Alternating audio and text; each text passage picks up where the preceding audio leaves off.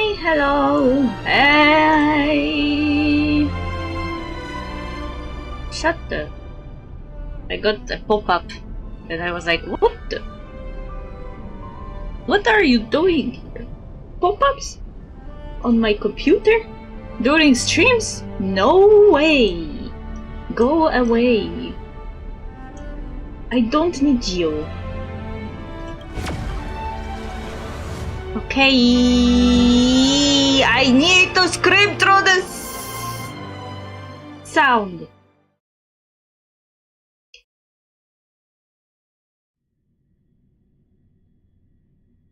Ah, it will start again. We'll need to skip it because we listened to it last time.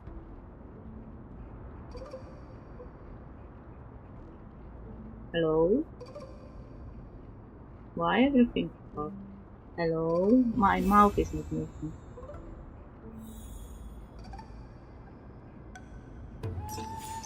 Give me a second. Because I had to remove my mic. Oh, now my mouth is moving. Okay, it looks like we don't have to repeat that section.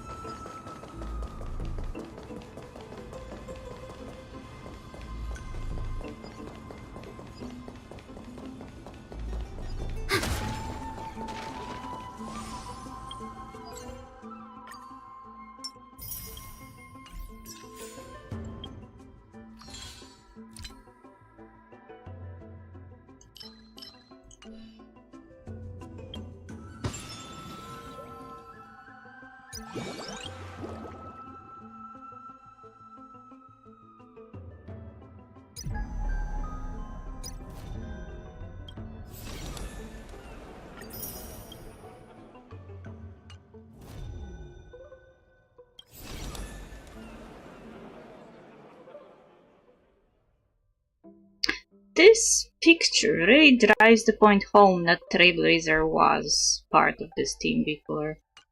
In previous cycle, let's say it like that.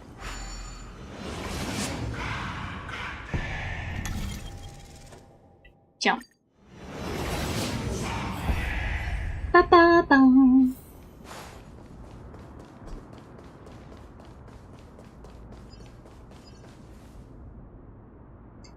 Black monsters are twisted in form, and their life has turned to ash together with their souls. It's impossible to figure out their form when they were still alive. These are the remains of a black tide monster. It does look different from the Titankin from up close. What's that underneath it? A scroll. A recorded debate between Venerationist and Nusporist scholars. Most of it is illegible, leaving only fragments of dialogue. Venerationist scholar. We all recall what state that dared touch the sky. Wait, what? We all recall that state that dared to touch the sky, but what were they really? Just blind masses manipulated by ambitious politicians who dared challenge the Titans' authority. Venerationist scholar. A completely meaningless attempt, an absolute mistake. Nusporist scholar. You Venerationists have bowed to the Titans for so long, you have forgotten a scholar's true purpose. Making a mistake does not mean the act was meaningless. Even those students new to the Grove understand this from basic logic lessons. An entire city-state reduced to ashes proved the skyship's construction was a mistake.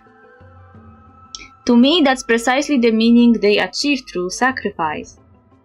Venerationist scholar. Am I hearing this right? Such a statement? Are you converging to Venerationism? Nusporist scholar. No, I am simply examining the matter from another perspective. Legible content ends here. This, what he said, reminds me about this entire debate that Kevin Kaslana had with that one ancient Greek scholar about why the birds fly. And they started talking about Icarus, and they draw a completely different conclusion from Icarus' fall. Because Icarus' fall is supposed to be a cautionary tale to not do stuff that you know are doomed, or risky, or dangerous. But the conclusion they drew from their talk was that Icarus, by doing what he did, opened the sky for people after him. He was the first to try flying, and he failed, but he showed people that it's possible, so people after him surpassed him and actually started flying planes.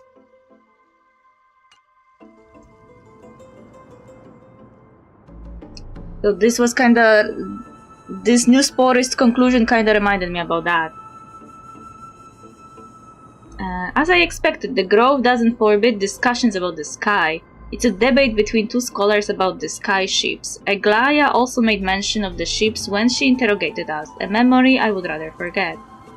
I will hold on to this for now. With any luck, this journey won't leave us empty-handed.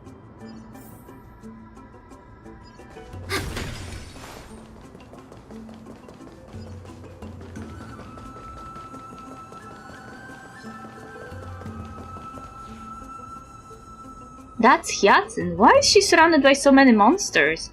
As much faith as I have in her, it's probably a good idea to help her out there. Really now? This is way more trouble than I could have asked for. Need a hand? Or you could sit back and watch. Lol. I can't tell if you're serious or not, but being hard to read isn't without its perks, I suppose. I'm kidding, Danny. Lend me a hand, pretty please? Alright, now let's get him!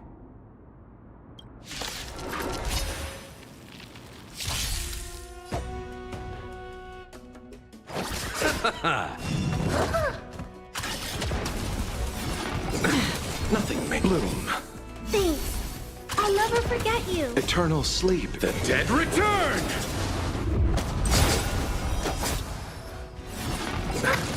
Stay back, Clara. Ouch! Ready for another? Net markers activate. Time for a good old counterattack. Destined for oblivion. I weep for the departed. It too shall fall.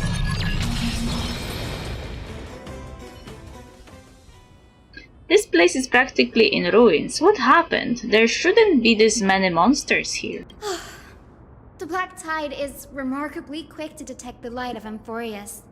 So or rather, the blessings of the Sky Priest in me, might have unknowingly called them to me. Okay. Anyway, never mind that for now.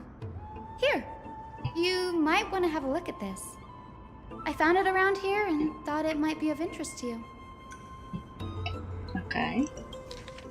Oh, another debate between scholars. A debate record between two scholars. Most are illegible, leaving only fragments of dialogue. Euthyphro. Well then, enlighten me. What exactly do you mean by examining from another perspective? Simple, you see. When we stand normally, the sky is above. When we stand on our heads, it's below our feet. Euthyphro, yeah, I don't even want to know what kind of situation inspired you to make such exalted theories. By the way, I have a student who loves to write satirical comedies and once wrote about a fool who could not figure out a question no matter what. As I said, there's no reasoning with you Venerationists. You're like dromasses, huge yet always gazing downward at the earth, while I want to be the wasp that stings the dromas. What if the state tyrant's defeat simply proved that among all paths to Aquila, the skyship was the wrong one?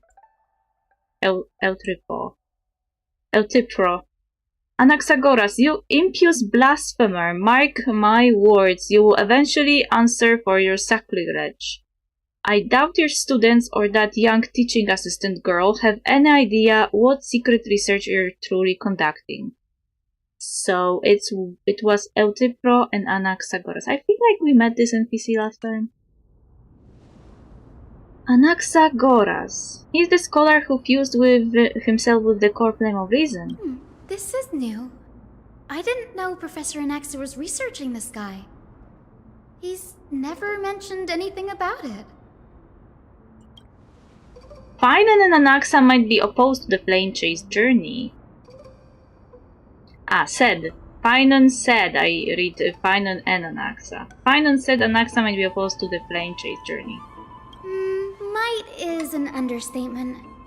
Anaxa has never been one to venerate the gods, nor has he ever found it within himself to put any faith in the prophecy. People have come to think of him as a heretic, even in a place as liberal as the Grove. Yet, it is also this very blasphemer that Circe's favors. Fate sure works in mysterious ways. I picked up a scroll on my way here too. It looks like it may be related to the one you're holding. Oh? Let me have a look. Captain combines both records together. By the looks of them, these scrolls are records of two conversations that took place in the same setting, one after the other. There's still much I don't know about the grove. Do you mind if I ask you a few questions? Sure, go ahead. Who are the Venerationists? The Grove of Epiphany is home to 7 schools of thought. While all 7 schools are founded on the ideologies of Thalesis, the first scholar, each is unique in its own way. Among them, the Venerationists revere and worship the Titans the most. As the sage of the Venerationists, Euthyphro has always been at loggerheads with Anaxa. If we were to place the 7 sages on the scales of Talanton, Anaxa and Euthyphro would be placed on opposite sides to achieve balance. Very illustrative explanation, thank you. Was it a mistake to build the skyships? Nearly everyone in Amphorius has heard the story of the skyships by now. Aquila's stature is loftier than the heavens, and their divine retribution is merciless. That's why it's no use building giant skyfaring ships. Oh, but I do wonder if a supercharged mini treaty cannon could slip past their watch. That was a joke, right? What is Anaxa's field of study? These forests primarily study the application of alchemy in soul repair. Ooh. That implies that there are people who have damaged souls. Everyone considers Anaxa a blasphemer, but that has never stopped him from sharing his ideas, no matter how taboo. If you must say that he's hiding something, then it's likely what lies beneath his eye patch. I don't have any more questions. Anaxa often says that every failure brings us one step closer to the truth. Perhaps, to him, the crash of the skyship carries a different interpretation. The firmament is not impenetrable. On the contrary, it was precisely because the skyship represented the first step toward breaking free from the shackles of the earth that it provoked the wrath of the Sky Titan and brought divine punishment upon itself. It's a shame that the majority of the Grove's research on Aquila was headed by the Venerationists, with sacrificial rituals making up a predominant part of their findings. Discourse about more esoteric subject matters in relation to Aquila dwindled even further after the skyship incident. So much so that even this scroll is completely new to me. See? Exactly what I said about Icarus. This is exactly the same example. Don't worry about it, we'll just collect everything we can find on the Titans for now. There is something else that caught my attention though. This says that Anaxa is conducting secret experiments of some sort? That's what I'd like to know. What are these experiments he's involved in? Even I, the assistant lecturer, know next to nothing about them. I have a bad feeling about this. Could there be more to what happened at the Grove?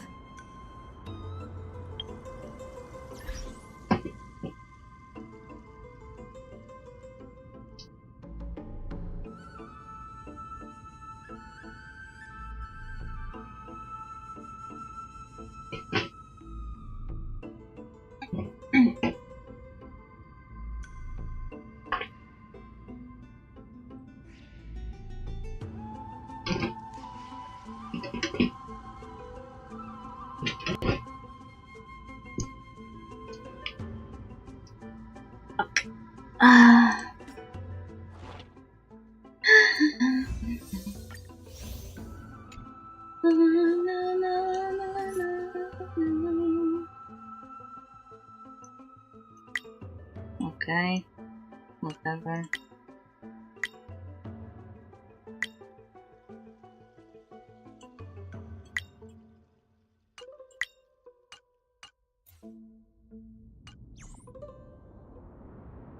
Let's go.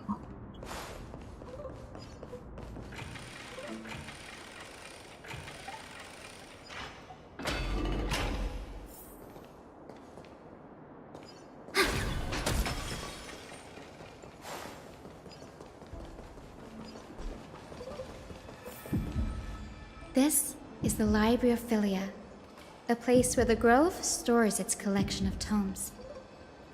Other than books written by the 7 schools, you can also find philosophical texts, ballads, and religious writings from the Outlands here. Cities that desire to learn from the Grove were apparently expected to contribute knowledge of equal value to what they sought. We've had more than our fair share of hilarious episodes over the years. For instance, it's said that the Erythrocheramists once borrowed a manuscript from a certain author, but ended up returning a copy instead of the original. What's more, the original manuscript was supposedly then hidden here. That doesn't seem like a nice thing to do. Nice? No need to hold yourself back, Danny. You can just tell it like it is. Their behavior was no different from bandits. Well, if you don't mind, did the Grove ever rob Castrum Kremnus? Whew. You've got me there. Some said you couldn't even find a dictionary in Castrum Kremnos, so I guess they were spared. Lol, what? That's not true! My D has the whole library. I mean, for his friends, but they have it. There are too many books in the Library of Philia. Flipping through them all will take too long. Why don't we use the Biblioslate to search for the texts we need? We can bring them back to Akama for reading after that. They have a search for books here. Agreed, this place isn't safe. We should leave as soon as we are done. There are still several more scrolls strewn all over the place. I will gather them while you pull up those texts. This way, nothing will be overlooked.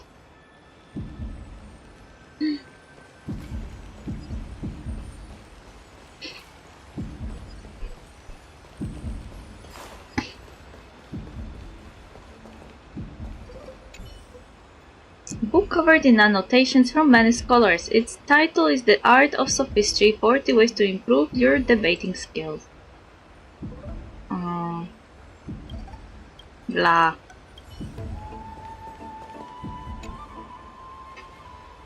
These are complaint letters from the scholars about Anaxagoras the Blasphemer. There is a cheek stack of letters. Based on the dust accumulated and the perfectly intact seals, the complainee did not even bother opening them and just chucked them aside into a corner. This is about Anaxa. I should read this. Hyacin, you should come have a look too. Ugh, it's so dusty in here. Whoa. Are these all complaints about him? I can already see what they must have written. Anaxa has no respect for the gods. His very existence undermines order in our society. They're probably all things like that. Does Anaxa hold that much influence? Why else would they call him the Great Performer?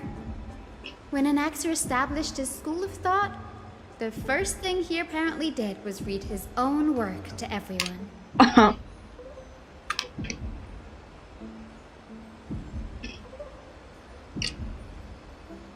Kinda narcissistic. Are the Titans truly an accurate reflection of what humans think gods should be? Worlds created by gods are indubitably perfect, but what of Amphorius? Only foolishness and insensitivity everywhere you turn. An uncanny impersonation. What happened after? They marched him straight to the seat of judgment before he could finish. Though what he took on in the end was more of a debate than an actual trial. He had to address every one of the scholars' allegations, or face expulsion from the Grove. The first allegation was... Do you agree that since the Titans created the heavens and earth, so the mountains, rivers, and seas must likewise be their creations? Am I supposed to put myself in Anaxa's shoes and answer that?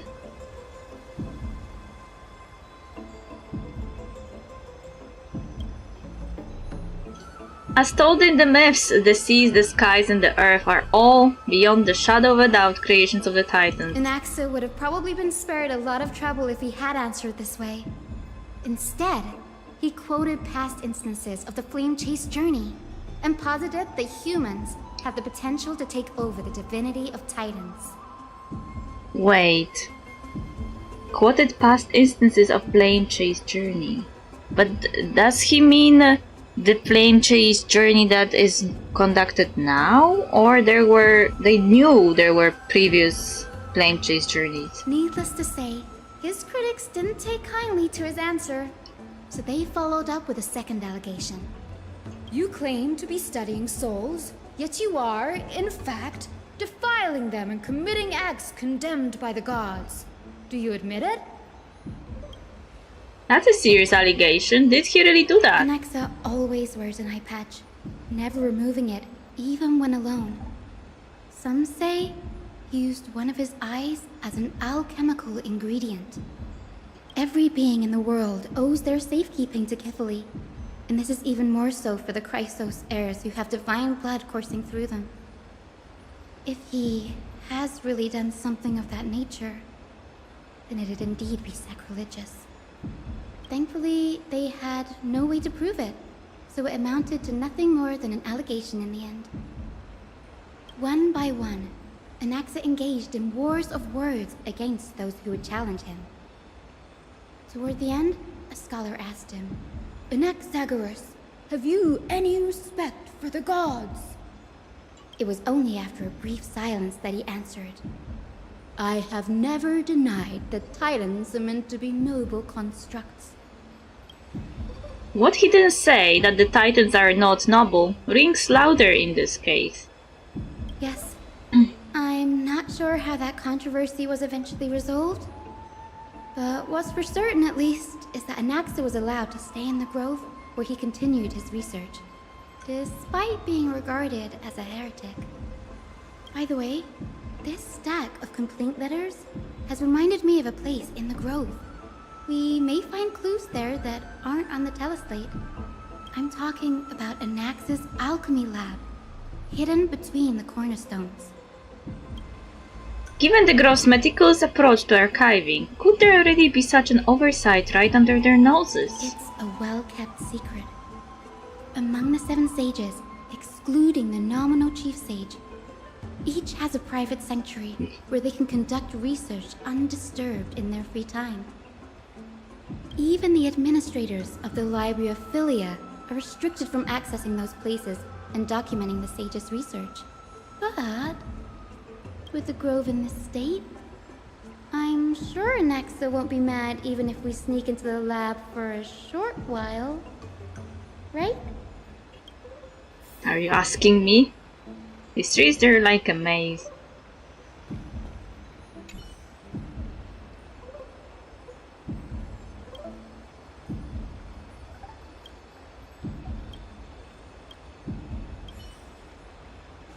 Oh, I can't read them again.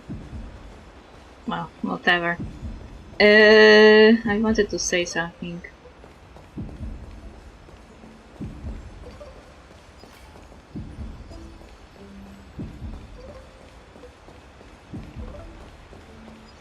But I forgot what.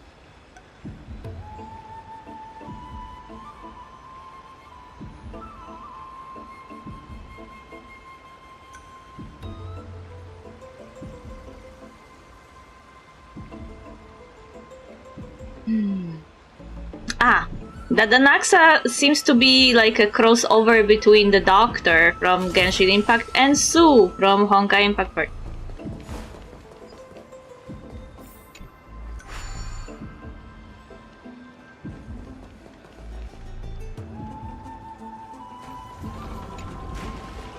Hey buddy, check out this cool thing! This water wheel is fascinating. I could spend forever here.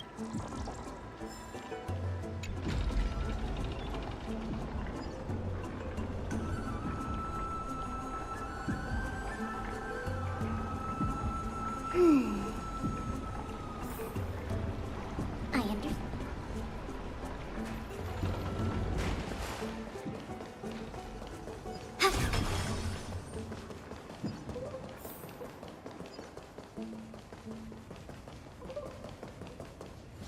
This is the place, but where is everything?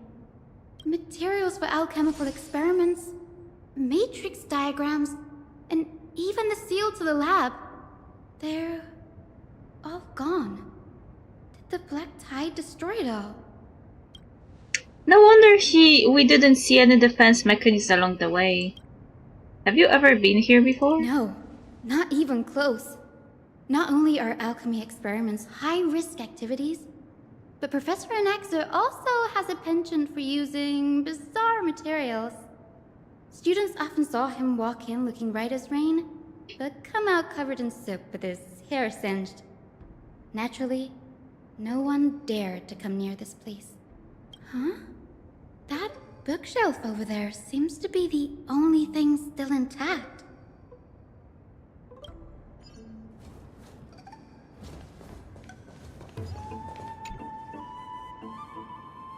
These are the materials requested by Anaxagoras. Documents from various fields have been compiled in one place, including Titan creations, the universality of the soul, alchemy doctrine, and so on. Most of the materials look to be within the research domain of the Nusporis school of thought. However, a document titled A Study on the Chrysos Heir's Background is mixed within.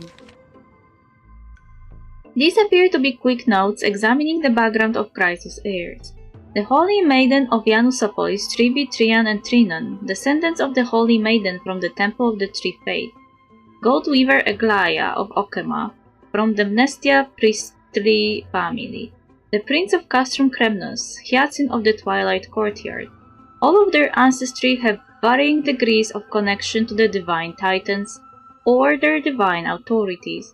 Does the Golden Blood come from the heritage of priest families or royal bloodlines? Anaxagoras, I myself show no such connection. Kephali the Creator, what criteria did they use to create the Golden Blood? To shape the Chrysos heirs.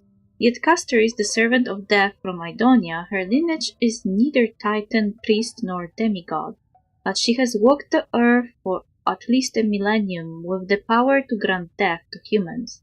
Where did this power come from?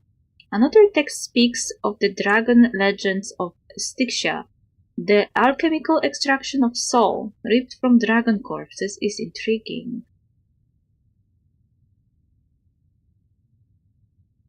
Souls ripped from dragons? That sounds Genshin Impact. Dragons appear to be the Titan's creations. Perhaps there is a way to reverse the process using alchemy to refuse human souls with Titan creations, increasing the purity and divinity of Golden Blood toward the Absolute. The theory must be tested, experiments to be arranged. Is Anaxagora making dragon people now? What's going on? Anaxa is conducting research on our friends in Okema and... me? This journal contains several intriguing points. Creations of Titans. From the Abyss of Fate to Castrum Kremnos, I've seen many a Titan creation during my time in Anthorius. Lifeforms created by Circes can also be found in the Grove. But fusing them with human souls through alchemical means, I can't even begin to imagine. The Chrysos heirs.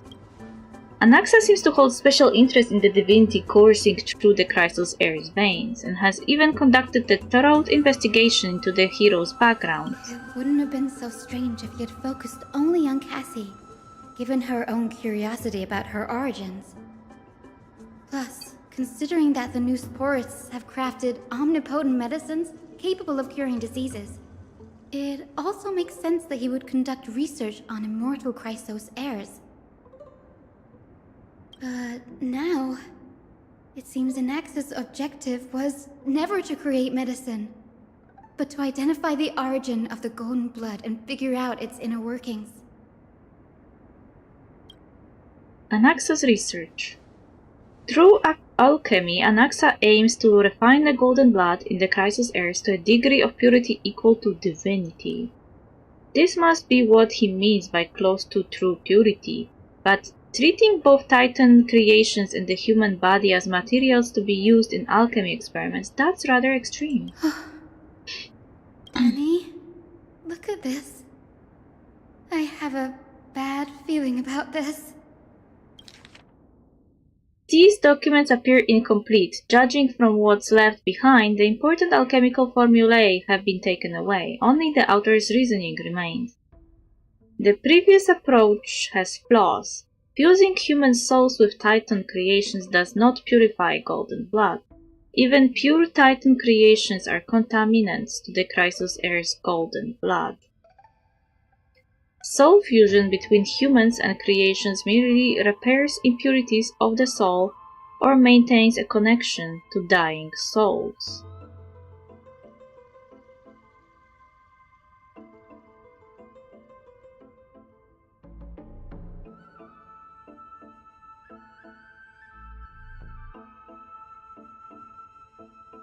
Okay, so the pure Titan creations contaminate golden blood, but at the same time fix impurities in the souls of the people who fused with them. While creation myths tell us that Chrysos heirs and other creations were all made by Titans, their nature differs fundamentally. The Titans' creations are no intermediate products of an alchemical process, and the Chrysos heirs are closer to the Titans than the creations. In other words, I should not have considered Titan creations equal to Chrysos heirs. The hypothesis I should focus on is one pointed toward the Titans themselves. Such rare chances to study Titans demand a meticulous selection of research subjects. Living Titans prove impossible to restrain, and dead Titans offer no insight worth pursuing. But dying Titans, they are the perfect research subject. Only by understanding the fundamentals of creation can we ensure perfection at the moment of everything's birth. Through my own hand I will melt a Titan and reach the true essence of the soul. My biggest fear. It's come true. After going through his notes, I think I can piece it all together now.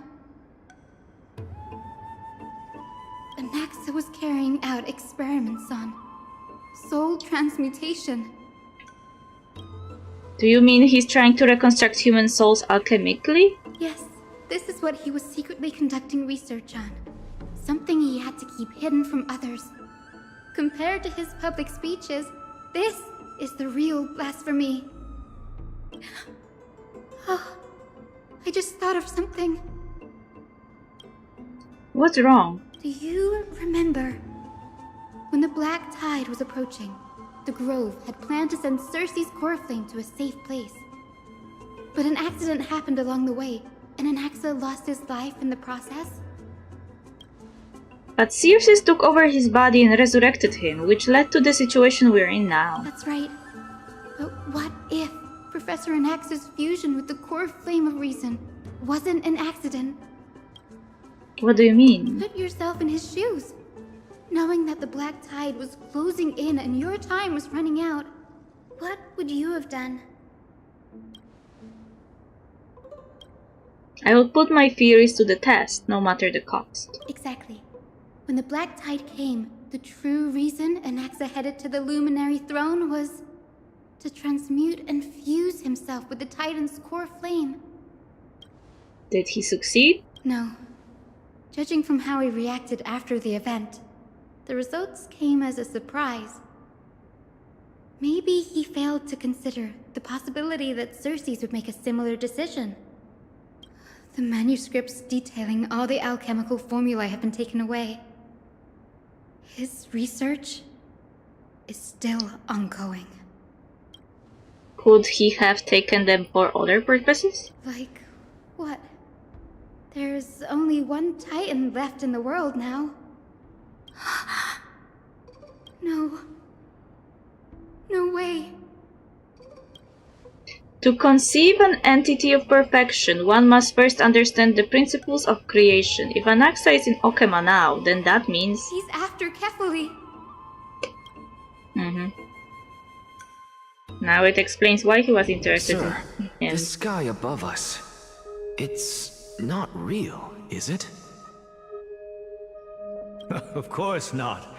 This is just an image from a projection device used for educational purposes. A simple trick. The day-night cycle has been lost to this world. So that students like you may still learn about the night sky, astronomers have harnessed the Titan's miraculous power to manipulate the light, projecting the nights of the past here for you. Much like how the sky above the Holy City is also illuminated by Kefali's dawn device. So, the skies of Akama are fake too. You mustn't conclude that, Anaxa. You should know that only a child would expose a trick and be proud of it. Often people know more than they let on. They simply choose to feign ignorance because they have no other choice. Then they're just deluding themselves. People believe in Kefali's tale of Genesis, accepting wholesale whatever the priests preach. But we're different. We've already walked out of the firelit cave of ignorance. Plato reference. We have already realized that we live in a world where Titans make the rules. Even when we look at the sky, we're only seeing what they allow us to see. Rather than gazing at this mockery of a night sky fabricated by them for the rest of my life, why shouldn't I be the one to take control of the projection device instead? So much time has passed since you sowed the seeds of doubt in my heart, child. Many a night, I find myself penning down all my theories and wild ideas, only to burn them to ashes when I open my eyes in the day. Why? Because we'll face death by burning if word gets out? As a sage of the Venerationists, my soul has already become inextricably linked to the great tree. Every word I say and every move I make is certain to influence every leaf, every branch, even the tree itself. Oh, they believe in the imaginary tree theory. What a surprise! But above all else, my days are numbered. Instinctively, I have my doubts about the golden blood and the human soul, yet I have no means of verifying them. The golden blood in my veins is woefully thin, and I am loath to waste what little time I have left obsessing over a hypothesis that cannot even be proven in the first place. But I can, sir. I can do it for us. The time is right. Give me all that I need, and I shall accomplish this grand feat on your behalf. You're right. I shall do just that. In the next meeting of the sages, I will spare no efforts fighting for the rights you deserve. What do you want to buy? Go. Establish your own school of thought. Find out what we are. Become the one who conquers the ultimate truths of the world. So, this question lies at the center of Newspori's school of thought. Which is ironic because Cersei also wants to know what they are, meaning the Titans. Child of humanity. You didn't go to such lengths for an audience with Kefali. Just ask him a few questions, did you? So, you figured it out. If I were as foolish as a Dromus, perhaps I'd throw myself down and prostrate before their greatness, begging for the gods' prophetic wisdom. Well, sorry to disappoint, but I'm no Dromus. Alas, I am a human, standing tall on 2 feet, possessing both intellect and pride.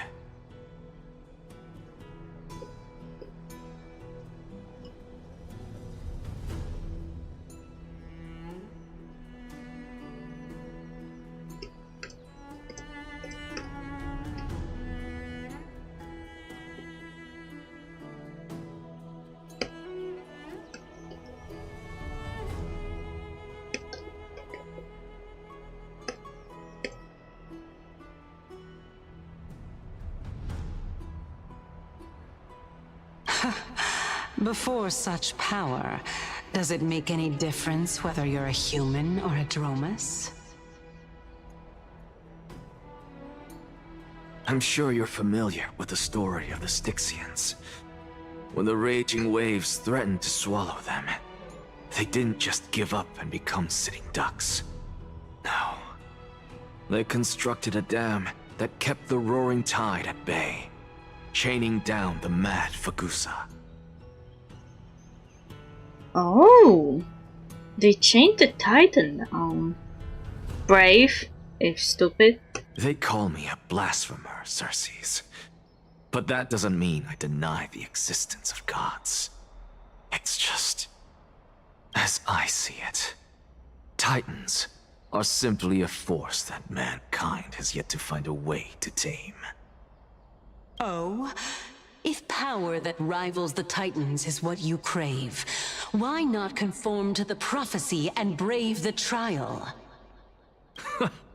Why stop at harnessing the power of the Titans when I can do so much more? The source of life is what I wish to grasp, to understand what makes up the soul, and to learn what we really are. Thanks to you, I've had the chance to personally verify, in more ways than one, that the soul indeed ceases to exist in death. But where there is death, there is life. And where there is an end, there must also be a beginning.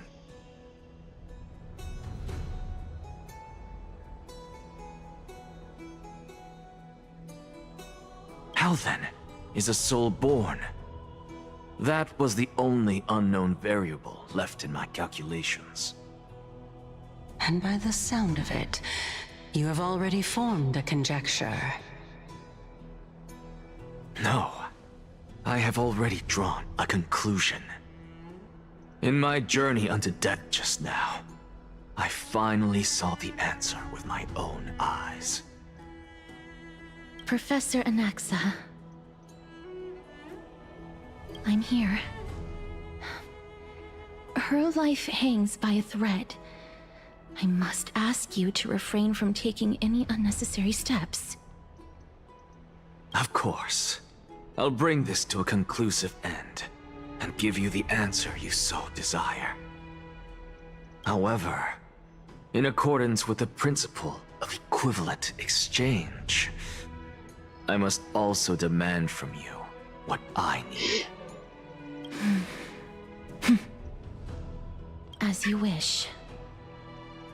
Don't you care to know what the price might be? It's a matter of uncovering the truth about the Death Titan and her survival. This may be the only time I can ever save someone's life.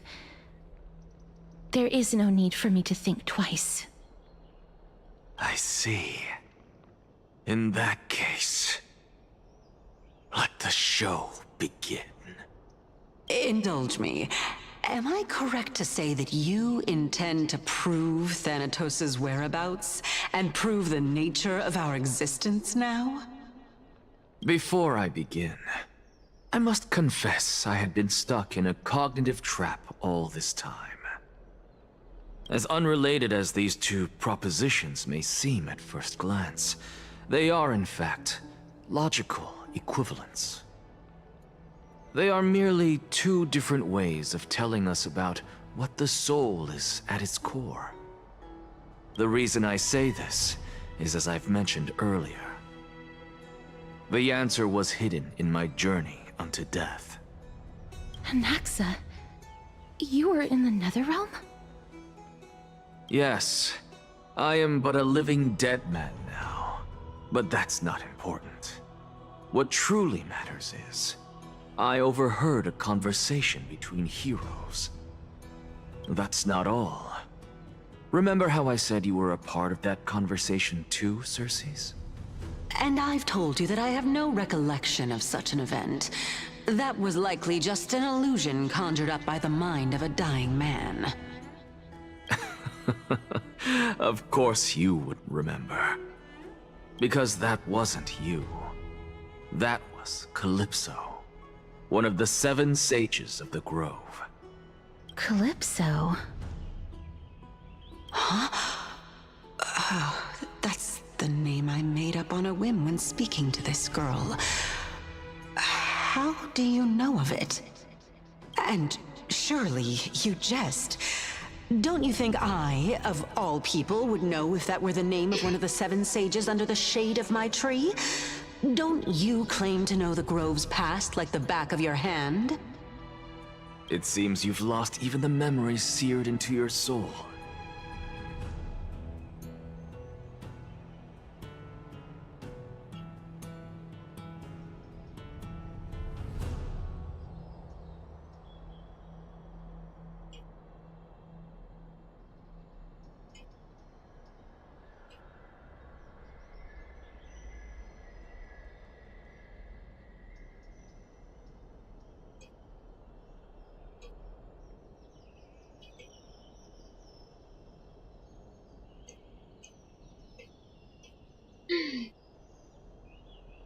Use your head, Circes. Since all of this took place in the realm of the dead, it stands to reason their likenesses are of souls from the past. The living cannot step foot into that world, so who could they be?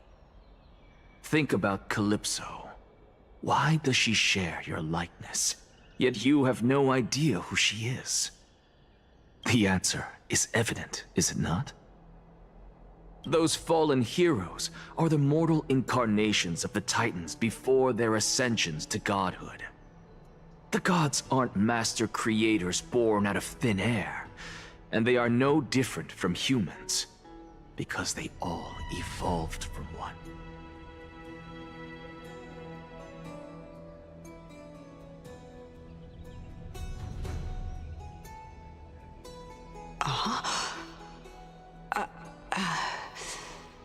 Does this answer disappoint you? Yes, because you've answered nothing. If I truly was once human, as you claim, then where do the children of humanity come from? Even on the off chance that you speak the truth, this brings us no closer to grasping Thanatos' whereabouts. How are we to find them? I knew you would say that. But it matters not. I know what I'm doing. Actually, why don't we have this supreme being standing before us tell us everything? You can revive a Titan? Humans cannot return from the dead. Neither can gods. But all we need to do is look at this from a different perspective, and the problem will resolve itself. The solution is simple. Just like what you did to me. If I'm reborn as Kefali, I can rebuild the world and all within it as they once did. Simple, is it not?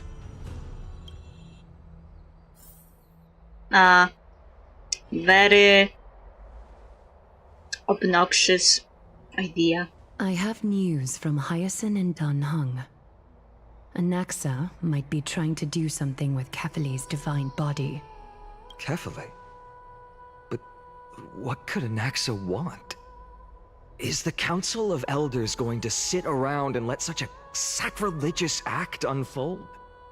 That is not possible.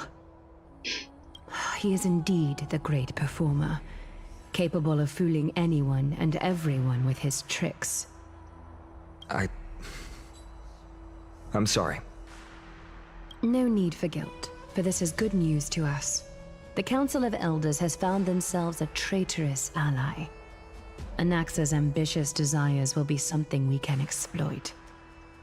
What we should be doing now is to keep our eyes peeled for whichever trickery Kynes is up to, and react accordingly to thwart her plans. Being Akima's political center, the Demigod Council holds just as much significance as the Vortex of Genesis. Someday, after my duty is over, this site will take the place of the battlefield where you hunt gods. Become the next challenge you ought to overcome. Till then, it's best to get used to this place as soon as possible. We'll be waiting here for your good news.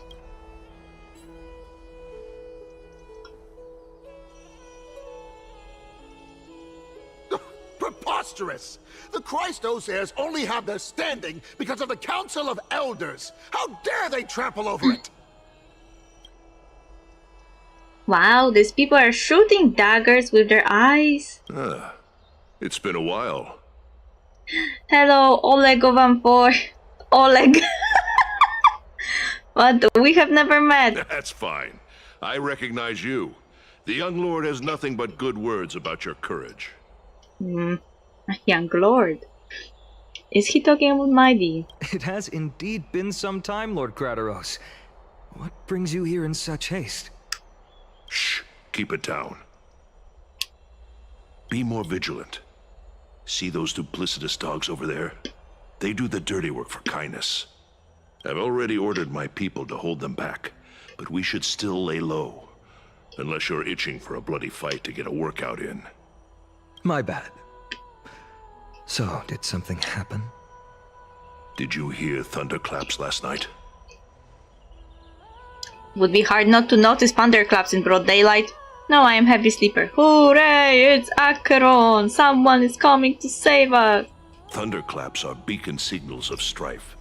They are a message from the young lord. He threw a spear bearing several words at Akama. Watch out. The Flame Reaver is back. I guessed as much. We didn't actually kill them back at the Kremnos arena. I figured this is something you would want to know. We Kremnoans never back down from a fight. So if you plan to take that thing down in a battle, reach out to me anytime. I guess Finan was adopted by Mighty's father figure.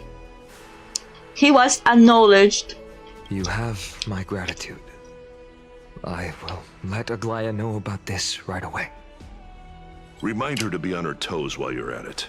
That vicious Kynes has been unusually active lately. Those lackeys she keeps undercover have been going in and out of the city a lot more frequently these days. Some even seem to be getting Kremnoans to defect to the council.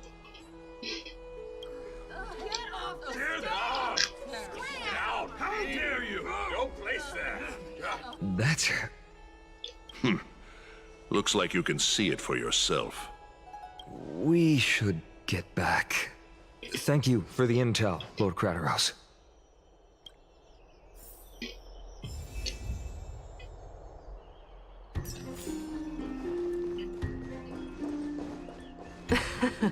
Someone trampled right over the Master's flower bed, yet the Master only fumes in silence.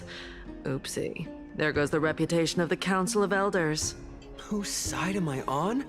Why, I'm all for the Council of Elders to reclaim their authority, of course.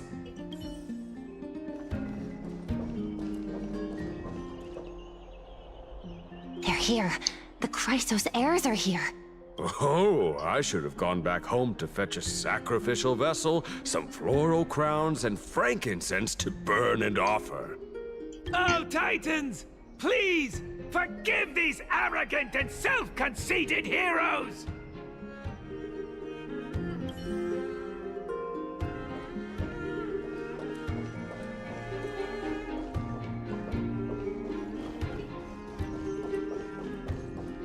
By Catholic into Lenten above, as the Theoros I have observed.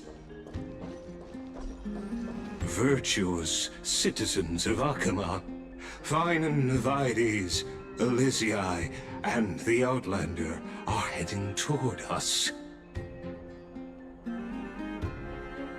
Wow, no shit, Sherlock.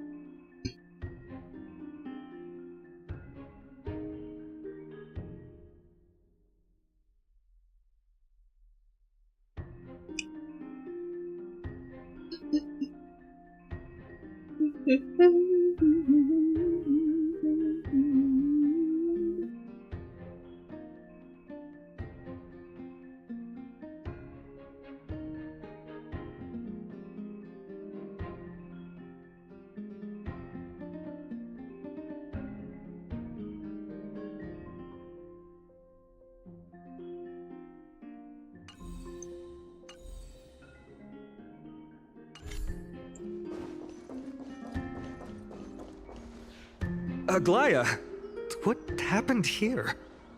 I know about the poisonous fangs of that king snake through the golden threads. In the past, I would be confident about keeping her in check, but I admit I am now unable to do so. What do you mean? It is no longer about eloquence or arguments. I have been a demigod for far too long that I hardly have any humanity left. Before I realized it, I have become no different from these hypocrites, no longer capable of relating to the people. This has come a lot sooner than I expected. But perhaps it is time. I need you to step up, Finan, in order for me to retreat behind the scenes. Wow, poor Finan. Yes, this is my duty, but...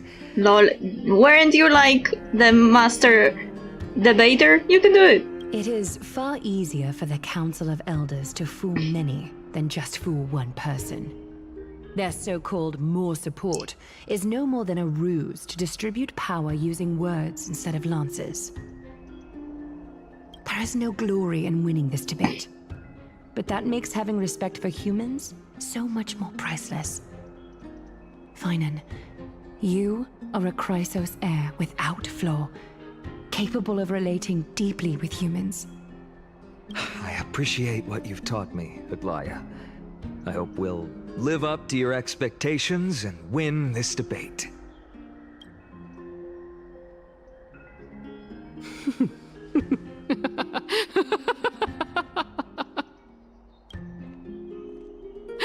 Oh, you've done well, Lord Calictus. Let me take over and personally close this debate for today. Dearest counselors, let it be known that I sorely miss the blissful times portrayed in lyrical poems.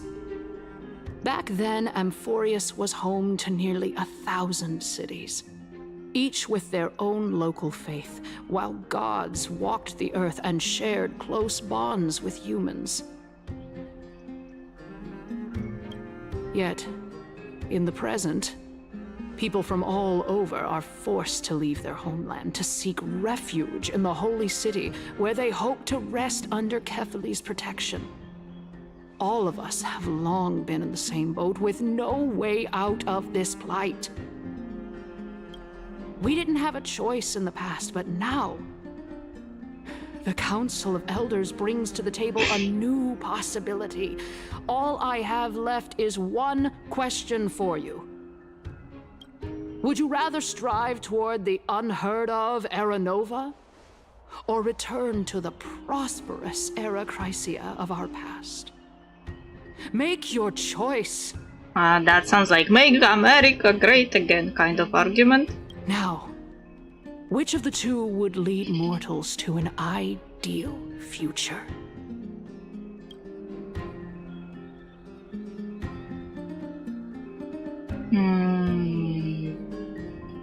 No hesitation, I stand by Era Nova.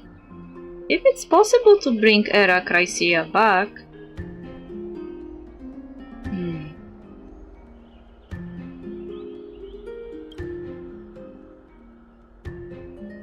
But how are we supposed to send Amphorius back to Era Chrysia? We all know that Era Chrysia is a thing of the past, Lady Kindness. Please, enlighten me. How does the Council of Elders plan to turn back time? Let the three Titans of Calamity be born, and Era Chrysia is nevermore. But bring demise to those Titans, and Era Chrysia will descend upon us again.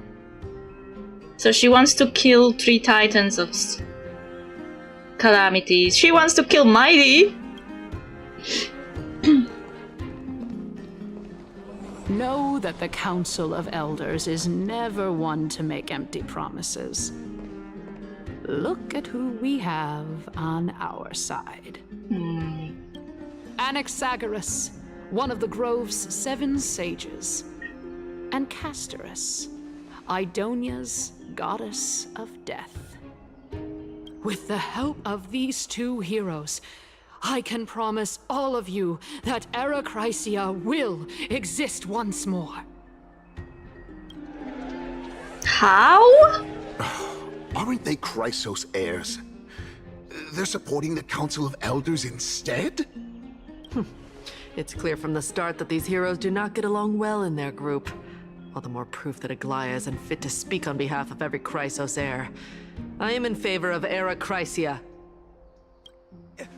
Era Chrysia! Era Chrysia!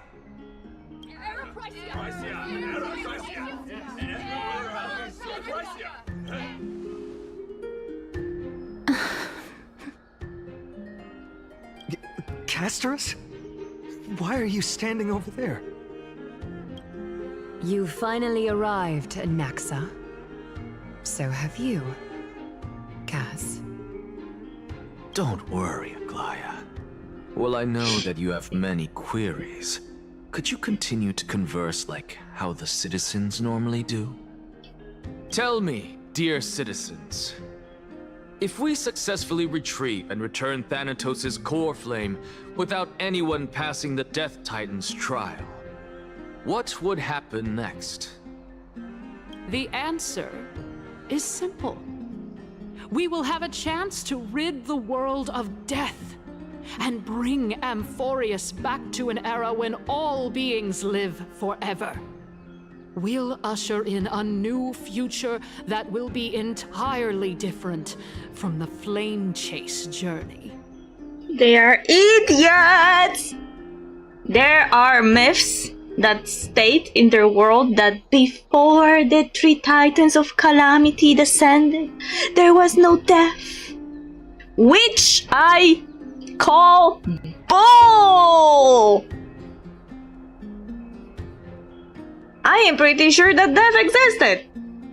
And I am pretty sure that Titans don't bring those concepts onto Amphorius. If they were so powerful that they would be personifications of concepts in the world, it would mean a lot of things. Also, their idea that world without death is perfect is stupid. I also don't like death, but death is part of life. You can't just remove it. Also, there are like historical accounts that stuff happened together with the appearance of the 3 Titans of Calamity, and I have a feeling that it was just a coincidence. That it was not causation. They didn't bring that thing, what came with them, like Black Tide and stuff. It was always supposed to come. They were just the only ones that came together with it. I don't know, maybe they were chased by it somewhere here. I don't know. Before I trusted in the world building of Amphorius, and now I refuse to trust world building of Amphorius anymore. I was fooled before. that, oh, this is just how the world works, this is just how it was world built. No, everything is sus at this point. Everything is sus. We don't trust any information we're given. I am not trusting any myths this entire place has. I am suspicious about your idea of the world without death and titans and the creation of the world. I'm pretty sure nothing like this happened. He's one of the 7 sages. That's impossible. I really don't believe it. Your proposal is much too idealistic. As long as the Black Tide still exists, how can we go back to the old days? Remember what I previously said? Kefali's core flame is guarded by the secret power of the Council of Elders. Plus, Fagusa's water curtain will be able to block out any external perceptions. What? So you want to imprison everyone? In a golden cage? Tell me, dear citizens, have any of you ever seen even a glimpse of the threat that this person is talking about anywhere within the walls of this majestic holy city? What the fuck? Are you now trying to convince everyone that Black Tide doesn't exist? But this place will become the Flame River's target sooner or later.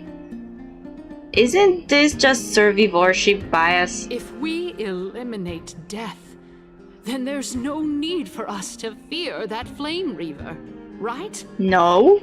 Citizens, let's loudly sing the blessed hymn. Oh, beautiful old world, where are you now? Oh, legendary Erechrysia, return to the mortal realm. After the destruction of the 3 Titans of Calamity, the Flame Chase journey will have to end. Erechrysia! Yes! This is bad. The masses are now totally riled up. Anaxa, pray tell. Everything that you've mentioned hinges on the premise that we can find Thanatos' existence, right? Thank you, Lady Aglaya, for still caring about this city. However, dear citizens, we are truly fortunate and blessed. For Castorus, Idonia's goddess of death, will surely find Thanatos under my guidance. What? With that, I solemnly promise that the core flame Lady Castorus brings back will be personally managed by the Council of Elders. Thereafter, if we are able to garner the support of all of you at the Citizens' Assembly, we shall spare no effort in ensuring that the Erechrysia will return to our world once again.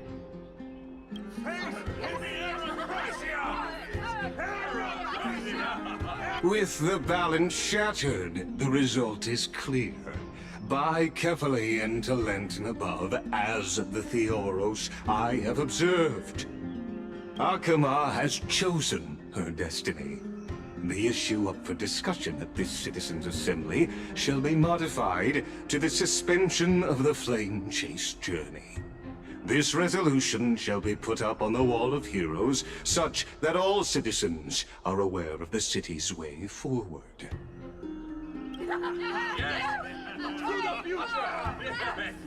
Aglaya, dear Aglaya, what has caused your heart to soften? You also don't seem to be as quick-witted as before. Wag your tongue as much as you like. Since the Flame Chase journey has been preordained by the prophecy, our failure has never been on the cards.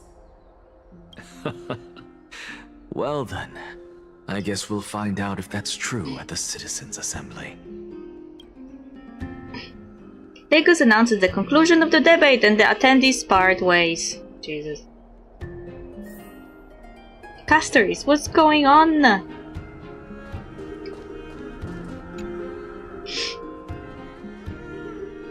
Well, it seems that when I sent you to look for Anaxa, I unintentionally facilitated your partnership with him instead.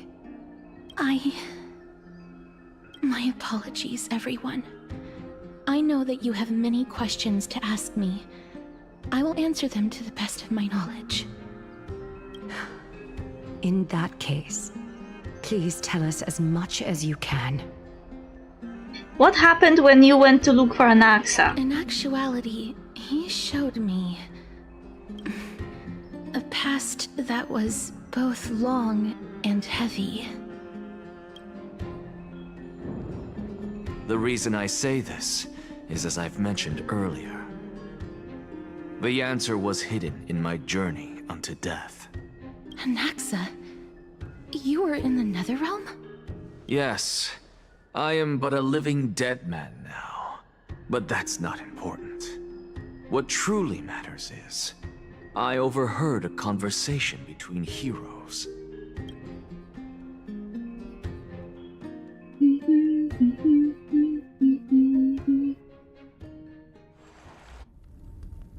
Have you heard of this tale before? A tale about the ocean god's treasured pearl, our hometown. It was a seaside town which enjoyed the ocean breeze and glorious, peaceful times, thanks to the wisdom of its ruling queen. Until one day, an evil dragon descended upon the town. Its wings were large enough to blot out the sun, while its claws were sharp enough to rip the waves apart. It barged into the tall tower and devoured the queen's beloved daughter. It even settled itself in her bedroom, like a tyrant king. The queen assembled 300 warriors who managed to subdue the evil dragon by chaining it up. However, when the queen slit open the dragon's belly, she realized that the princess had long since been digested, and all that was left of her was a pile of bones. Devastated, the queen wept for several days. That reminds me about something that I saw in anime before. It was then that a devious, smooth-talking scholar arrived at the palace and suggested that the princess could be revived through the use of dragon bone and dragon blood. That liar called this process the secret art of alchemy. The princess was reborn! The queen was overjoyed, blissfully unaware that the evil dragon's soul still lurked within the princess's body. As revenge, the evil dragon swallowed the poor queen, the glib liar, the courageous warriors, and all of the town's innocent civilians in a single gulp. Worse still, the souls of the deceased were refused entry to the Netherrealm because they were filled with regret. Forced to roam the mortal realm, these resentful souls ultimately converged into a river of souls that would not retreat for a long time. The terrifying death had consumed all. Thereafter, our hometown fell into ruin as well. Until... Until?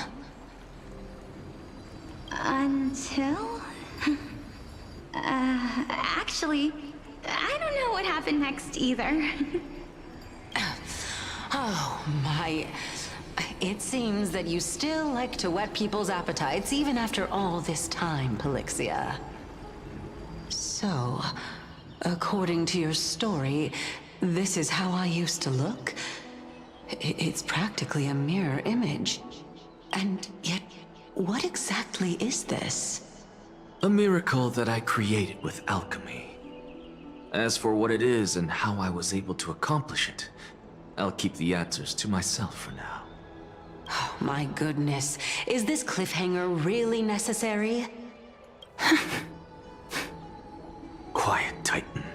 Continue to enjoy this splendid play, and the truth will naturally reveal itself. Dragon, huh? I've heard this legend before. In that case, what do you think of it? I think that this so-called alchemy was a tenuous analogy added to the story by future generations. After all, you've never heard of a tradition of alchemy in your hometown before, have you? Indeed. Before I left home to pursue my education, I never even knew that anybody was looking into this area of study. Therefore, we can just treat this tale as a fable told to young children. A fable, you say? If so, what moral is it trying to impart to the kids? I guess it might be the concept of equivalent exchange? Oh? I thought the moral might be closer to something like honor the dead. Huh. What? At a loss for words? No, I merely realized that we're both thinking of the same principle. If life is priceless, then there is hardly anything else in this world that is of equal weight to it, right? Indeed. As expected of the wisest scholar in the land. You flatter me. Why don't I ask you a question as well, as a form of equivalent exchange? Of course. What is your question? If I imparted my knowledge of the art of alchemy to you, would you use it to resurrect someone you loved? What? What kind of strange question is this? I got it. You're just trying to get me to tell you whether I like anyone, right? Lol. Let's just leave it at that. That was rude of me. Yes, I would. Oh? Death is inevitable. In the days to come, I'm certain that someone whom I cherish deeply will leave me for good. If such a mighty power really existed, I think I would use it without hesitation. After all, you, me, and the rest will all have to face that fateful moment eventually.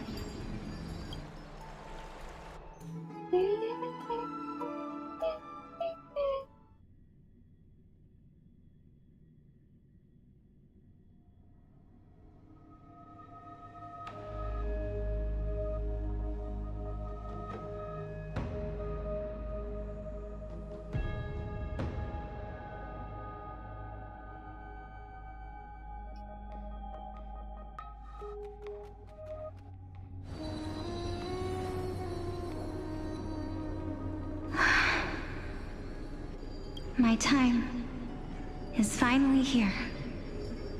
However, perhaps because of my firm belief in the immeasurable value of life, I am unable to complete the trial. You shall wither, and through that, the dead will sprout again from the remains, and be reborn with the dead flame.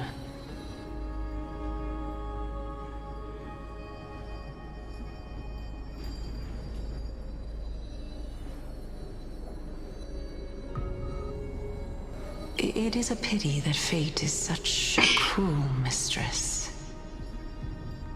Is there no other way of interpreting those words?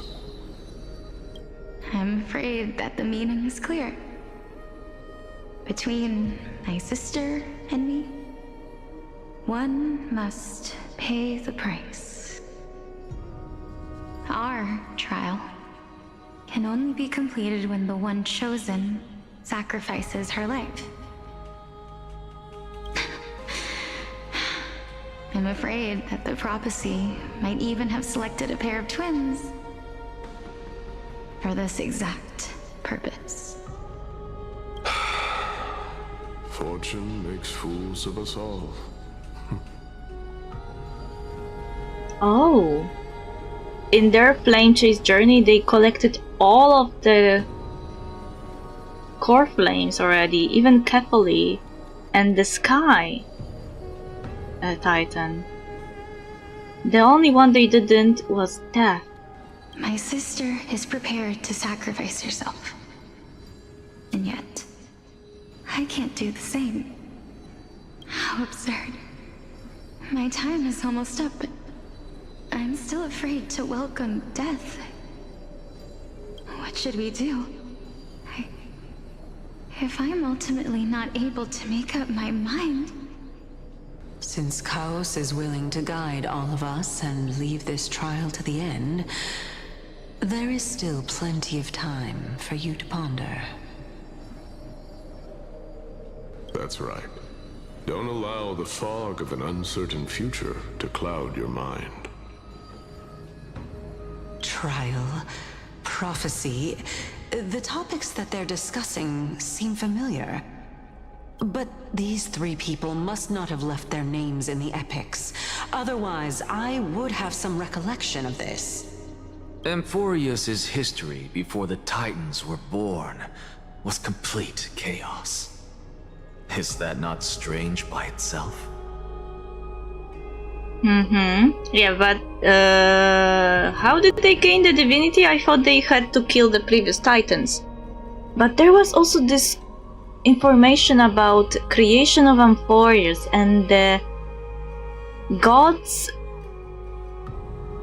releasing godly things upon Amphorius.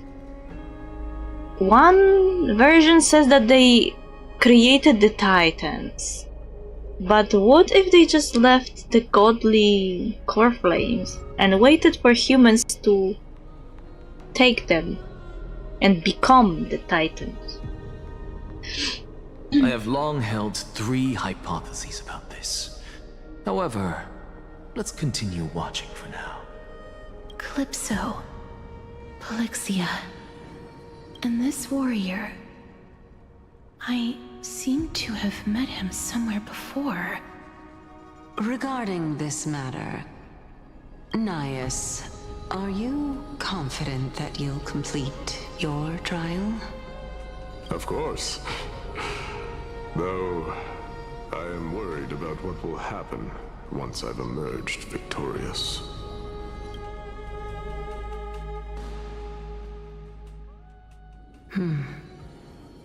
Looks like you have made up your mind. Yes, this is the safest course of action. Completely separating courage, honor, tenacity, sacrifice, and reason. What? You really know how to make things difficult. Please, young lady, witness my fall and demise. Lady Calypso, you shall host the soul-rending ceremony. I do not understand. Why would you dare to sacrifice yourself for a future that you won't get to witness? Because this is our destiny. The power that resides within me is so intense that I will one day be engulfed by it. Furthermore, a valorous death before glorious return has always been the path I chose to walk. A journey I began long ago.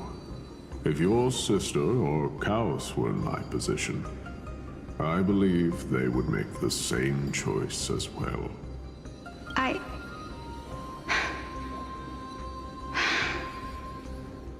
I'm not that brave. I don't know how I'm supposed to face such a serious affair. Despite being Death's chosen one, it seems you still don't know how to face it. They still talk as if the Death Titan or the Death as a concept existed in Amphorius even before the Titans were born. Is it truly the time before the Titans were born? Because that would put all the Council of Elders' idiocy in perspective. That there was never the time in Amphorius when there was no death. If there were people who were chosen by death to inherit their authority and divinity. Let's chat, young lady. Perhaps I shouldn't end my journey so hastily. Since there's still time, I'm not worried about letting fate wait a little longer. Of course. This warrior is Lord Anias. As the embodiment of Nikador's divinity, he entrusted his life to us and allowed humankind to end his madness. Yeah, but from this conversation it sounded as if he was the one who separated his divinity into 5 parts, not the King Euripen as I thought it was done before. That means that what I'm currently seeing before my eyes is in fact... Looks like one hypothesis of mine has already been proven true.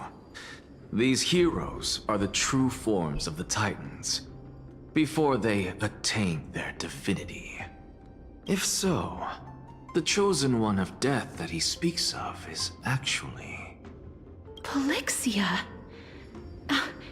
Is the previous form of Thanatos? But her appearance... If this is true, as long as we can find out where she went, we'll naturally be able to figure out the location of the Death Titan. But before that, we first need to witness what ultimately happened to Lord Anias.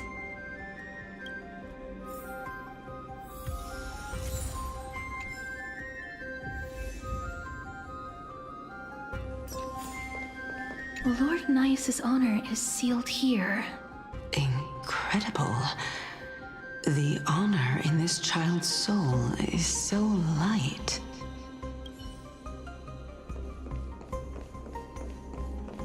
I believe that his tenacity is sealed within this statue.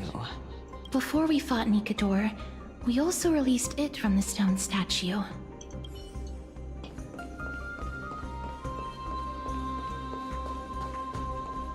Nikador's courage is a testament that they have never once retreated from a battle. I've heard that these words are still engraved in Castrum Kremnos even today. It didn't occur to me that they were actually part of an alchemical formula.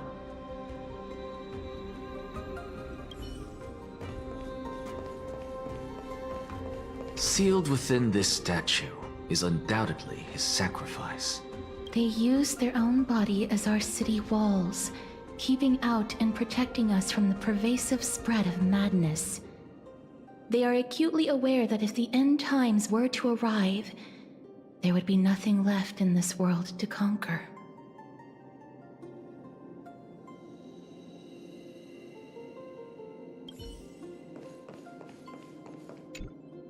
Honor, courage, tenacity, sacrifice. And finally, the only thing that remains is reason. Cheer up, young lady. There is no need to shed tears over a glorious death. All farewells in this world are sorrowful, Lord Anias. No, young lady. As a warrior, I have witnessed too many bitter deaths. But now, all I feel is peace. I did not know until this moment that mortals could live their lives in such a way. Although only a sliver of your soul remains, you remain so optimistic. Or maybe the truth is that you aren't able to feel sorrow anymore. To be honest, I don't know either. But I am certain of one thing. This is not an acceptance of death nor apathy toward it. It's not even a feeling of despair. I am just enjoying what remains of my life to the fullest. Enjoying? Indeed. Along this journey that we've taken together, not only have I changed the world, I myself have also changed in the process. And now I have reached the journey's end. When I look back and see the grand epic that I've personally written, how could I not revel in that fact? But when you depart the mortal realm, Won't all of your accomplishments be reduced to nothing? Separation and death are two sides of the same coin. Reconciling this doesn't come easily for a mortal. Finally, let me recount to you a story of mine, young lady. The first time I returned from the battlefield, I felt extremely hollow. The calamity had devoured everybody on the battlefield but me. When I returned to the city alone, the citizens held a banquet for me that was far from pleasant. I felt as though I was still on the battlefield, and the person who had returned was nothing but an empty shell. It was late into the night by the time the banquet ended. My head still reeling, I returned alone to the barracks. On the way back, I encountered someone. It was a crazed scholar looking at the night sky and muttering to himself by the side of the road. Although I tripped over him and fell, I wasn't angry in the slightest.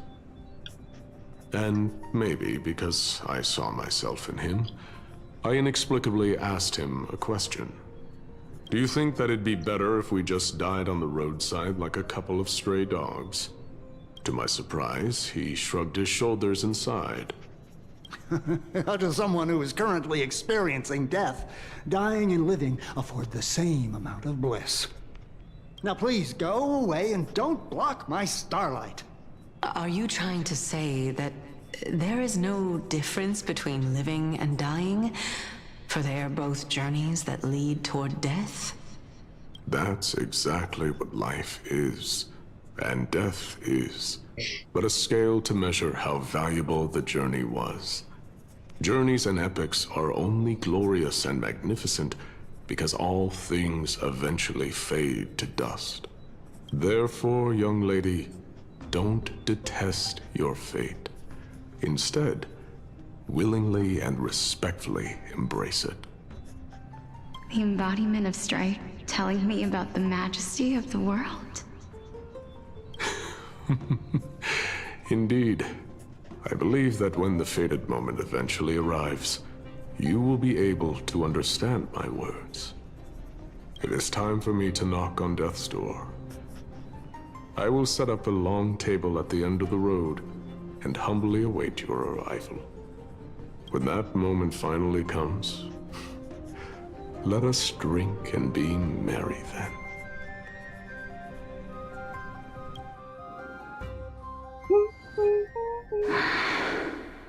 I knew this day would eventually come.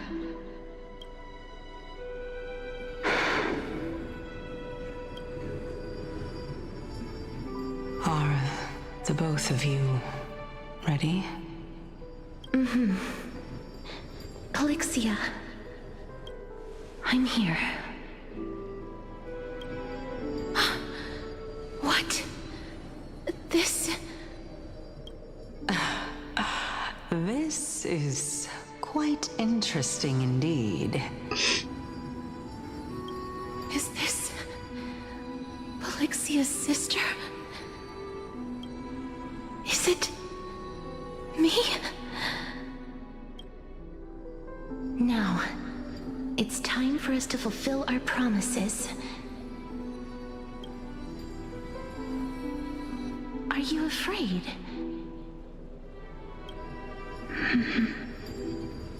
What are you afraid of? That I won't be able to do it.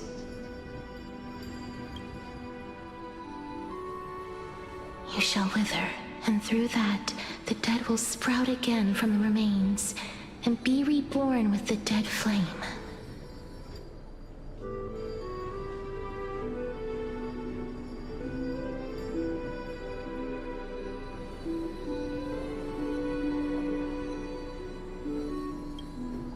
As foretold in the prophecy, and according to our vows, once it all ends, we must face our fated moment head-on.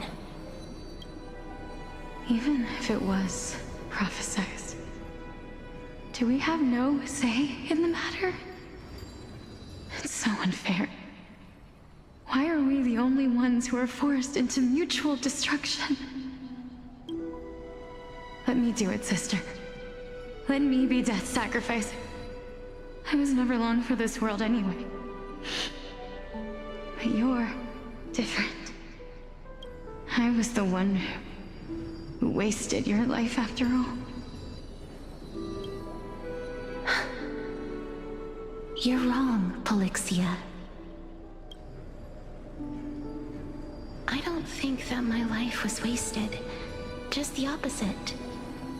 When I finally arrived at this destination and looked back at the journey I took, I discovered that flowers had long since bloomed along the path I walked.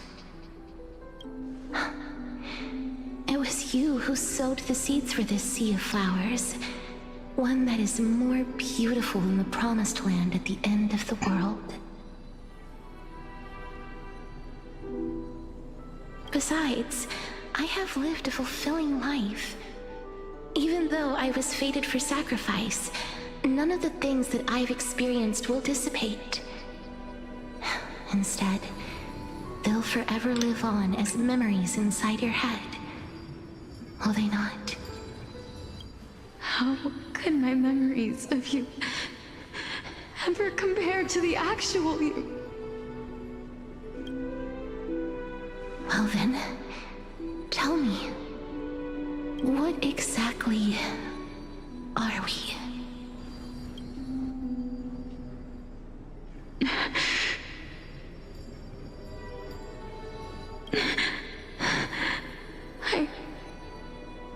I don't know.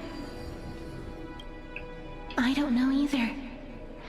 But regardless of what the answer is, regardless of how we're shaped by others, or even by this world, ever since we were born, the fact that we existed was predestined, and nothing could erase it. This is why I will always, always be by your side.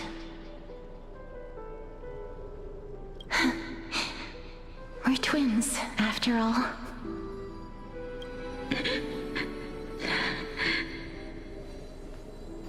All right, my dear Polixia. It's time to extract my heart and light the flame of death. After that, use it to plant the first bud in the prophesied new world.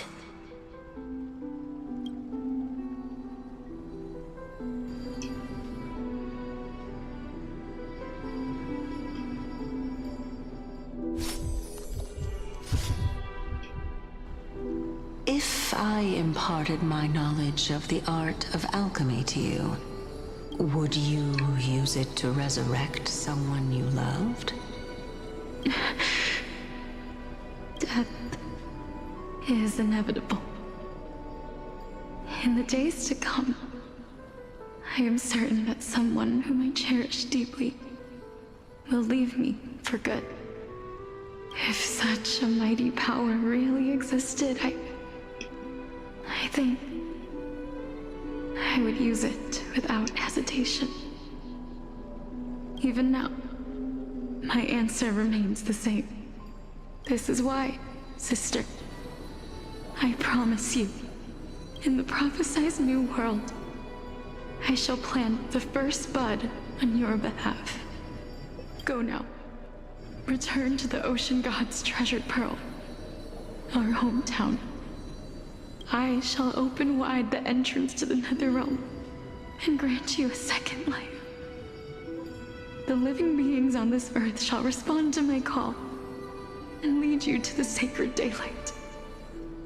Remember, do not look back on the land of the dead, and do not stop moving. In the new world promised by the prophecy, march toward your new life. Ask for the price of our equivalent exchange. Let me be the one to pay it. Everybody, we've come to the end. Unfortunately, I am not compatible with the Supreme Being, so I was unable to completely fuse their soul into my own body. However, being able to glean all this from them is exciting enough. Not surprised you are not compatible. There's someone else better for that. I'm certain of this now. Before the Titans that we are well acquainted with were born, a group of heroes roamed the land. These heroes followed a prophecy and took possession of divine authorities one by one, until they eventually became the pantheon of the New World. Just like the flame chase journey of today, Amphorius's history is cyclical in nature. Huh. What a startling revelation. This means that the demigods, who bear the core flames, will also become the new Titans at the world's end, thereby shaping a new world? I believe that this is the truth behind the Era Nova, as mentioned in the prophecy. This is utterly unbelievable. Besides, those twins in the past, even if they really are Thanatos, their whereabouts are still unknown even today. Are their whereabouts truly unknown? Didn't Polixia mention that seaside town, the birthplace of alchemy in the Tale of the Dragon? In our world, there exists a city which perfectly matches that description. Styxia. But the people there worship Vagusa and bear no relation to Thanatos. I have also never been to that place, as in the time of Idonia, it had long turned into underwater ruins. Take this. This is... the Nusporist masterpiece, the Philosopher's Stone. It was made by transmuting all of the sages' wisdom into a single entity, with their flesh and blood as its foundation. What? Did you just say that you used all the sages to make a stone? Remember?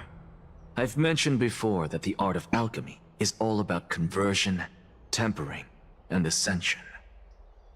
This process also applies to the pursuit of truth. Regardless of how unbelievable this sounds, the truths of the world have been refined from the impurities. Think about the story of the dragon. This stone will lead you to your real hometown, allowing you to reform the door to the Netherrealm and discover Thanatos' fate. You still look as confident in your victory as ever, but what if your conjecture is wrong? Simple. I shall merely admit to the entire world that my experiment was a failure. However, my line of thinking will not fail because I have already planted the seeds of doubt into the hearts of the masses. Okay. Actions speak louder than words, Castoris. With the assembly about to begin, don't forget the promise you've made. He is playing some chess 5D. He told the masses the complete opposite of what he knows. I've already searched for so long. I'm willing to try one more time. While we converse, her life is also slowly slipping away. But before I leave, I have another question. What exactly did we witness just now? That was the world imprinted in Kefali's soul. Yeah, Kefali is chaos. Is he... I wonder if he will be somehow related to Finan. Like, previous version? Or someone, you know, his ancestor? Because that feels fitting for this story, because Kiana, Kevin, maybe their roles will be reversed, maybe Chaos is some version of Kevin Kaslana. I was considering Kiana being Chaos for a moment, but I think they were using he, him pronouns for Chaos all this time. If we are to prove its existence, you must take the final step. Go. Do not disappoint me. I understand. Hey, child of humanity. Don't get antsy. I still remember the question you posed to me. As a scholar, I do not wish to offer up ambiguous conclusions. Let's discuss this topic again when she manages to find the evidence. I merely wanted to ask, was that stone transmuted from your heart? What? If so, rebirth is no longer an option for you. Why not? When I was a child, I lost someone dear to me. When I was a teenager, I lost my faith. A while back, although you saved my life, I also lost my soul in the process. Now I'm merely forsaking my body. What's the big deal? Why are you always finding ways to die? Isn't it good to be alive? This is but a necessary sacrifice on my path to transform into the purest of them all. Uh-huh. You sound like the doctor. Can someone who's dead even claim to be the purest of them all? Furthermore, if your hypothesis is proven correct, does it not just confirm that the myths are true, and thereby invalidate all your theories? No, it's just the opposite. If my hypothesis is correct, it means that I can actually ascend to godhood and reshape this absurd world that you all have created. Couldn't you derive that conclusion long time ago from Flame Chase Journey? Like, isn't taking the core flame basically ascending into godhood?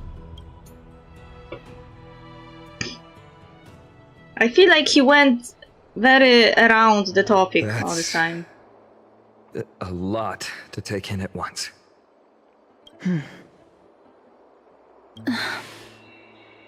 Lady Aglaya, please, let me explain. Go on.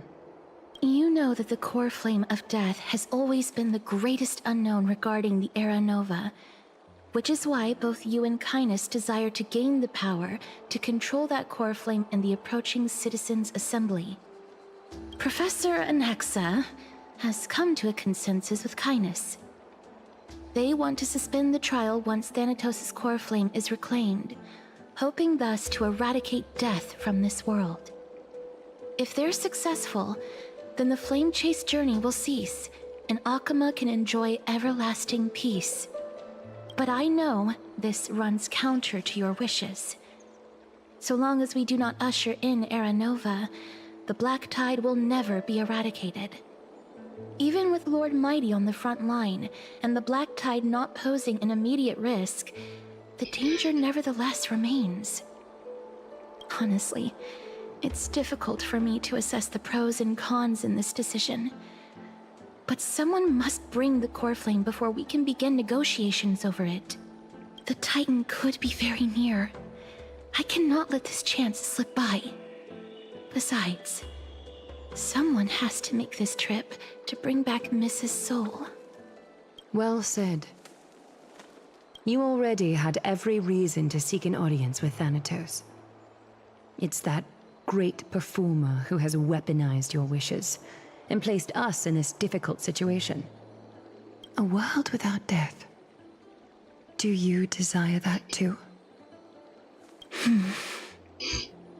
If fate dictates that my path must oppose yours, I will do all I can to resist it and protect what I aspire to achieve.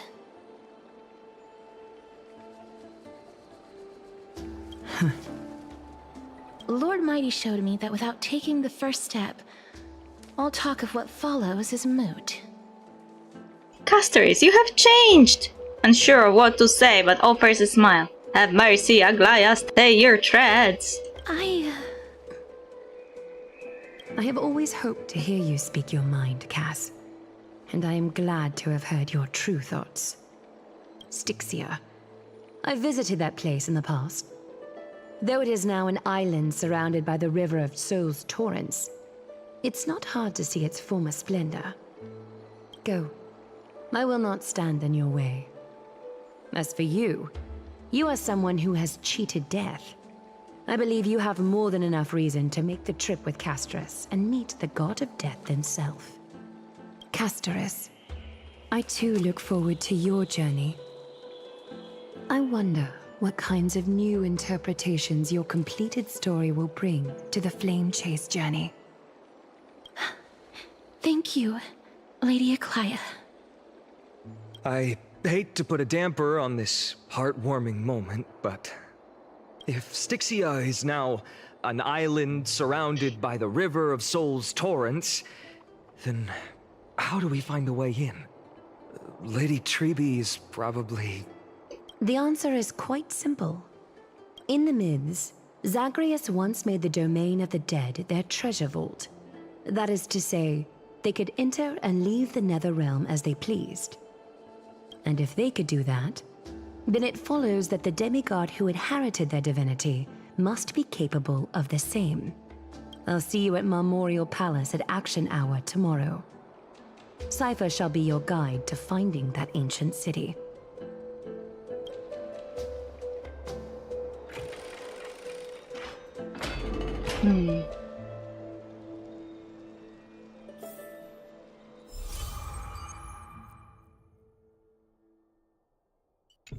I got new nameless recollections. I have to read them at some point, because I collected a few of them. Where we are. Past Rider set sail. There's still so much quests to do.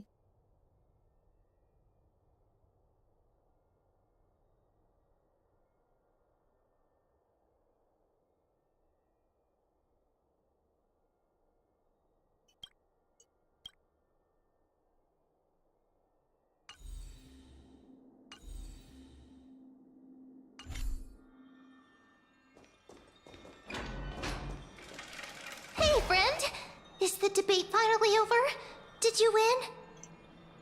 The upper hand is ours. We trashed them. We are tied with the Council of Elders. We managed to win ourselves a glorious defeat. What a glorious defeat. You sure know how to look on the bright side. Well, moving on. I was hard at work even while you were at the debate. I borrowed a mountain of books from Cass to see if I could find a way to solve your problem. Let's see. I still have only 32 books to go. It's okay, ma'am. We have found a way. Really? Oh, that's fantastic news. I knew it. Hard work always pays off. Especially if you're as diligent as ma'am. I feel like a huge burden has finally been lifted off my shoulders. Why are my eyelids so heavy all of a sudden? There is nothing more we can do for now. Let's get some rest. Oh, you're right. Then I'll go back to...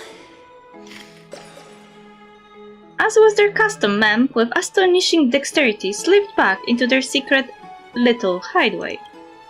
Good night, ma'am. Good night, Okama.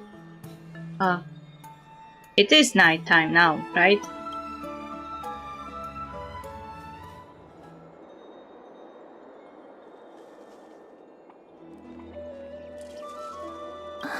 Cass? What a surprise. Lady Treby... Is something troubling you? I just wanted to speak to Lady Trian for a bit before I set off. No matter how breathtakingly beautiful Styxia once was, The place is now the domain of the departed. There is no telling what we'll encounter there. I don't want to have any regrets. Has anyone told you that your eyes are sparkling today? Is that a figure of speech? In the past, when you did smile once in a while, all of us could see that your heart remained troubled even as you smiled. Lady Treeby, you know perfectly well that see you tomorrow is nothing but a white lie. I hope your toughness is not a mask hiding a lonely heart. Cass, you hardly ever talked of your past. None of us knows what you went through, apart from Maggie. But we know it must have been filled with pain and hardships, as it is the fate every Chrysosaur is destined to live out. We are just happy for you that the core flame you're meant to inherit has finally surfaced. Isn't it a little too soon to say that? But you already know where tomorrow is, don't you? There's no need to rely on anyone else. Just give it your all and leave no regrets. We have always believed that your embrace is just as warm as everyone else's, because we embrace others to comfort them. And Cass, you're the kindest Chrysosaur we know. Thank you, Lady Treeby. This feeling... it's hard to put into words. I suddenly found myself with so many wishes. So much I want to accomplish before setting off. Then go do it, Cass. Trian was actually working on a surprise gift for you. It's a pity she didn't get to finish it. But now Trinan and I are working on it, and we'll make sure to give it to you. So, let's meet back here when you return from Styxia. Safe travels. See you tomorrow!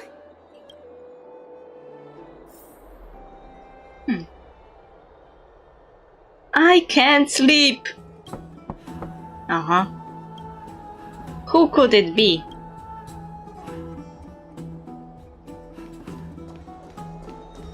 It's me.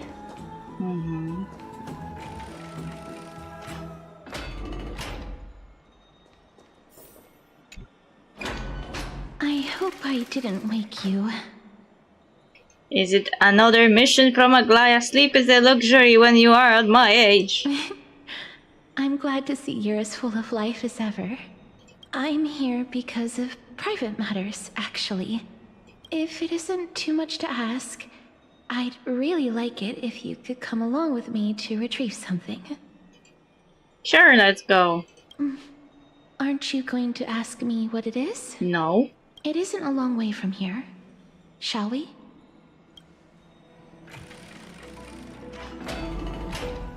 I'd love to go in and take a look. Have you heard? Seems like all the rooms are...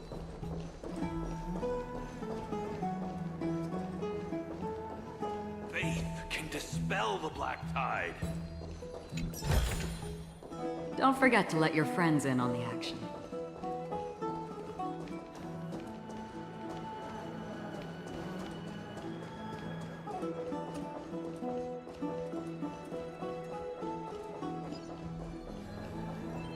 Have you heard? Seems like all the rooms are full.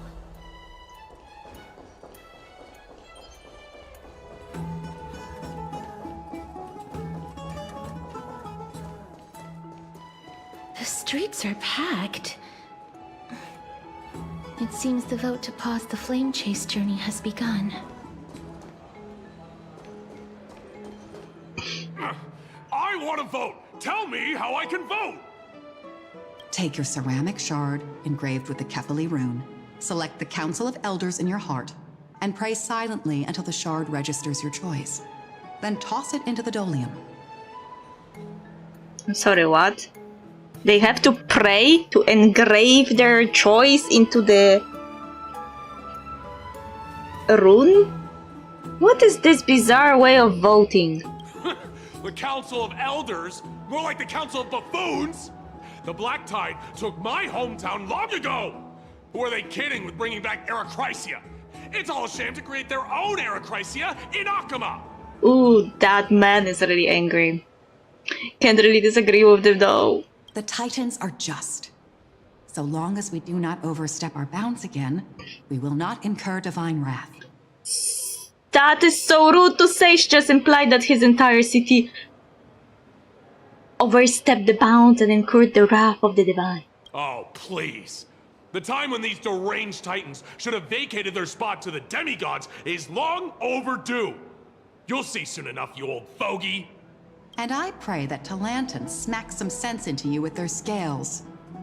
We shall see how this turns out. That was quite a spectacle. Just another peaceful day in Okama.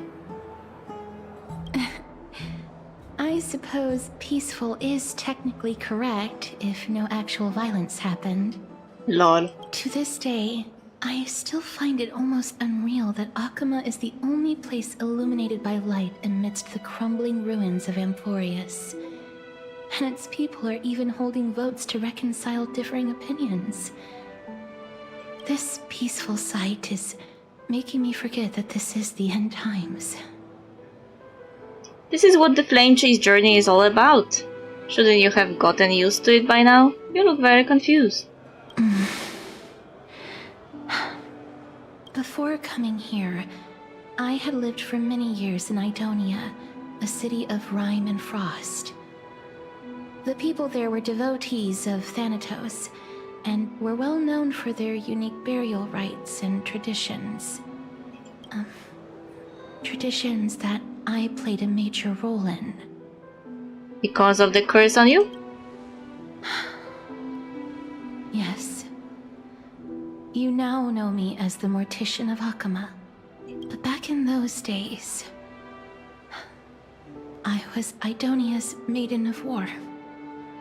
They were using you for war? Well, I guess this is some way to keep Castrum Kremnus away. Like, who normally would throw their army at a city that can kill you just by touching you? I was trudging across the frosty plains on my own when the Idonians found me. They saw the curse in me as a blessing from Thanatos, and believed that my hands could correct the Eracrysia's mistake and lead them to meet the great god of death. What? Eracrysia's mistake? What do you mean, Eracrysia's mistake?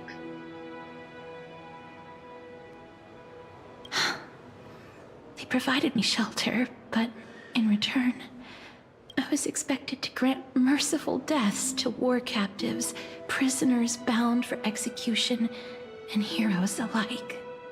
Oh shit. Is that some sort of end-of-life care? Is that how you see it too? But no matter how kind or cruel the means, nothing can change the essence of death. Taking away someone's life is never worthy of religious worship. It's interesting that she was so close with Mighty then. I mean, Mighty's... It's not weird, because Mighty didn't believe in the... glorious death... the death before a glorious return, whatever. That the Nikador believed in.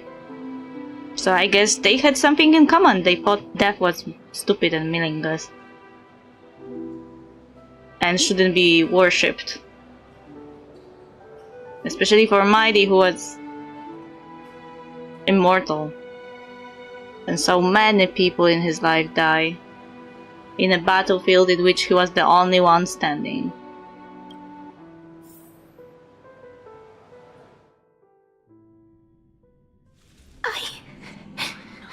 I can't do it!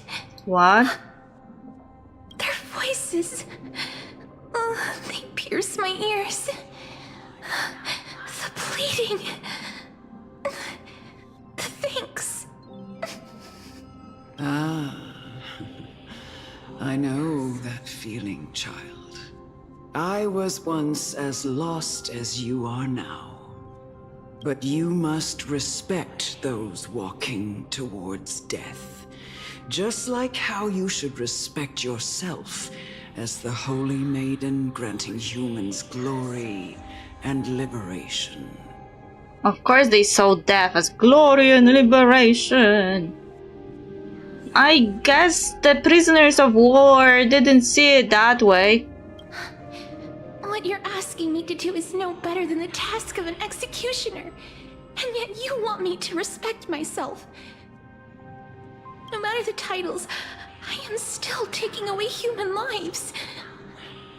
Oh yeah, I picked before the answer end of life care only because I wanted to be funny. I didn't want her to think that I actually agree with Thanatos supporters. But I also didn't want to tell her that what she was doing was executioner task, because it seemed cruel to say that to her face. That you were doing executioner's work. This won't be the first time that Edonia's fanatical nether warriors have faced death. On the contrary, recruits new to the battlefield often run away from their first fight. Death is the mightiest and gravest power in this world. The fact that you can wield it means you are deserving of respect. That's such a twisted reason. And also stupid because everyone can wield death. I just can take a knife and wield it. I don't need a special power for it. Then let me tell you a story.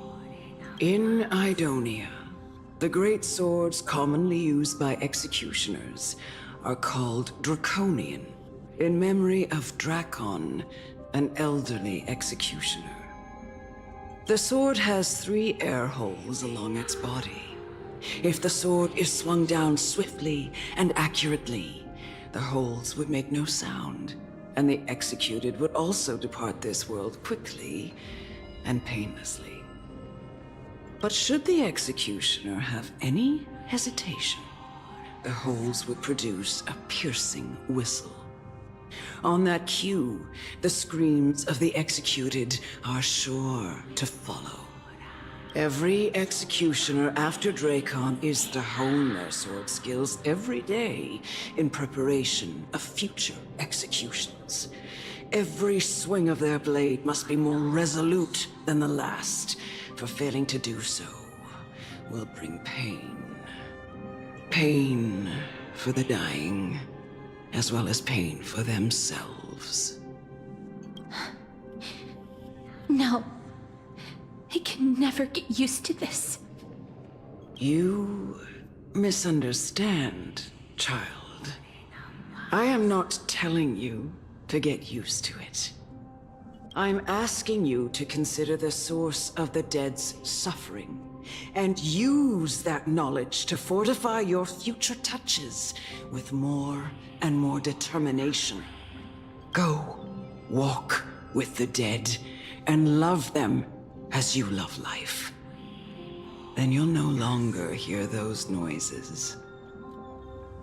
So she's supposed to literally embrace death in love? Kinda? Please, don't kill me. I don't want to die.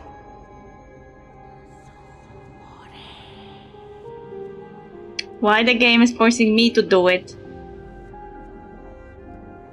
And why is it red? Is it what actually would happen? No, I can't do it. This is your duty. Remember, consider the source of the dead's suffering, then give them the respect they deserve. They don't want to suffer! But they also don't want to die! Can't you understand that? The supporters of Thanatos are weird. They feel like death is like a gift or something. And they want to make it as painless as possible. But but it doesn't change the fact that they are still killing people. Thank you. I beg you, don't listen to her. Okay. If you cannot learn to accept death, then Idonia has no place for you. This is your last chance. Do it. What will happen if I don't? No, please, I don't want to die. Please, I'm begging you.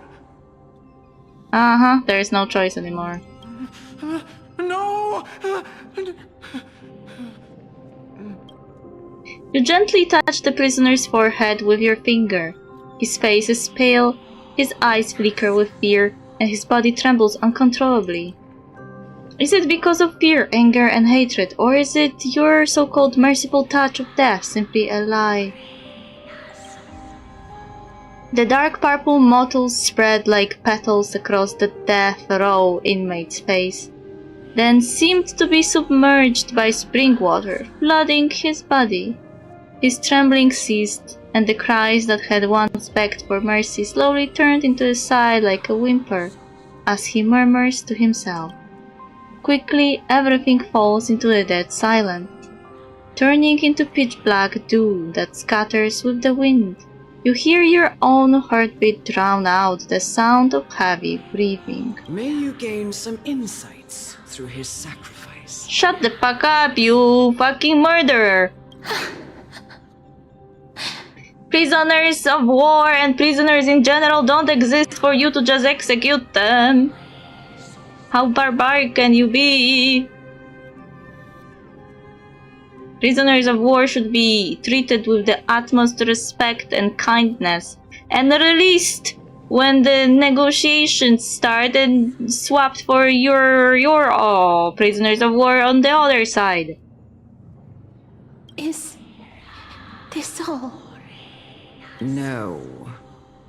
Come with me. Fuck you, I am not going with you anywhere. This is just the beginning of your life as the Maiden of War. Maiden of War, my ass. You executioner! This is not even a Maiden of War. They basically make her execute people that can't even protect themselves. If she was on the battlefield, it would be a completely different story, but she's not on the battlefield. She is in a room with a person that can't run away because they were captured.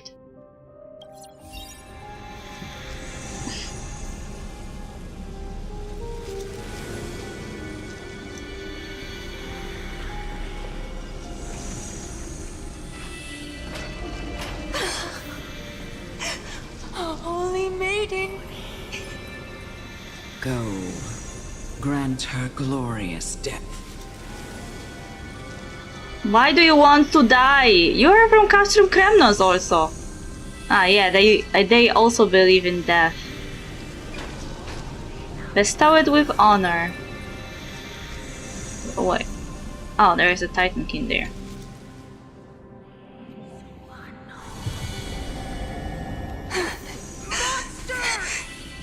Thank you. It would be pretty if she only had to kill people who really wanted it, like this person, but not all of those innocent people. Do it then, executioner. You heard him. Well, I guess he was a sadistic murderer, so I guess he deserves it, but I don't believe in the capital punishment. I feel it's barbaric even in such cases as this guy. Imposed with punishment.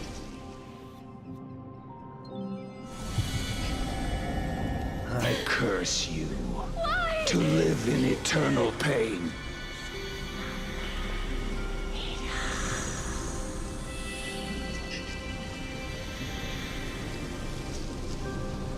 Am I supposed to attack this Titan King or just bypass them? Please, grant me release. And this is another person. What to do? This is another person that really wants to die, but because they are in pain. And they can't live with it. And I suppose there are no medicine that can help. This is far different case than any other. Gifted with slumber.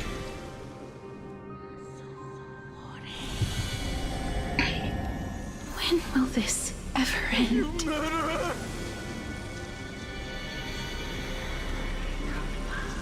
Even a child! Why did she have to kill a small child? What did they tell her to do? There's also another child here. This is horrific and wrong.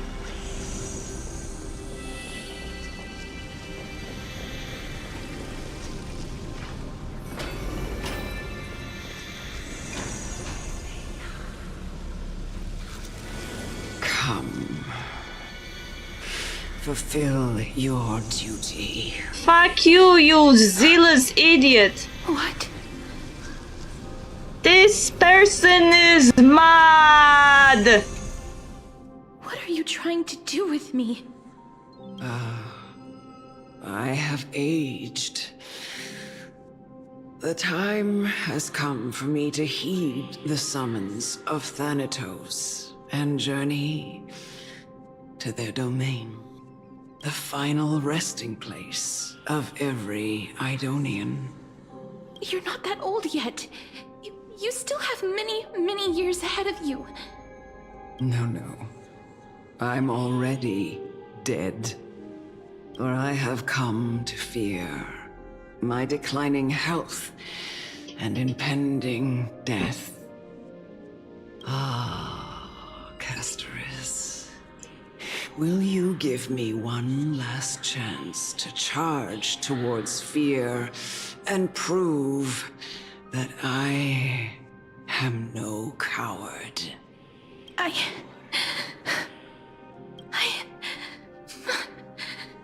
can't take this anymore! Child, it was I who brought you here from the frosty plains and set your farcical fate in motion.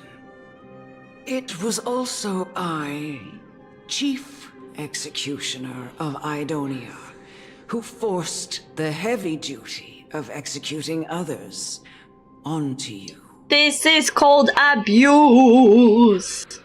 Not only did she find Castoris as a child, she also raised her, abusing her, and teaching her she should kill people. Because of Thanatos' will. Thanatos is the best. Everyone must die to get the glorious release of the mortal flesh. Fuck you. I've always known that you have doubts and even anger about my faith and about me. I never had a choice. Indeed. We essentially abducted you. Yeah, you did. If Thanatos, I mean Polixia, knew about this, you would be so screwed. Yet you can end any sinful life with just a touch of your fingers. Shouldn't it be easy for you to escape from here? She doesn't understand. Castoris doesn't like killing. If she wanted to run away, she would have to kill people, and she didn't want to do this. But at the same time, she was staying here and was forced to kill people. There was, no matter which path she would take, on every of those paths death was awaiting her, and she wanted a path with no death. I'll never do that. It doesn't matter how lightly the Idonians take death, or how readily they accept it. I simply can't do it. I knew I was right about you. What do you mean? I've taught you and cared for you as my own daughter all this time because of this blessing that's been with you since your birth. I know no one else in the world would understand the weight of life and death more than you do. In the eyes of an Idonian, death is the end of all life. A destination we will all eventually reach. Humans should not resist it, but learn how to face it. And this is why you are putting prisoners of war through death executions? Because that doesn't sound like teaching how to face death. It's really just executing people. You can only live your life to the fullest after understanding this principle. And yet you killed countless people who didn't even get a chance to live their life to the fullest. And when you do, even if you eventually leave Idonia's protection, even if you must carry the curse forever, you can live with your head held high, like everyone else. How? After she killed so many innocent people, how? No! How can I? Come now. It's time. I've already taught you all that I know. Show me that you are a fitting holy maiden. Or at least that you possess the resolve to become one. Why is her title in quotations? That sounds sus. Is she not actually an elder in Idonia? Come now. It's time. I've already taught you all that I know. Show me that you are a fitting holy maiden. Or at least that you possess the resolve to become one. Emerge from your cocoon.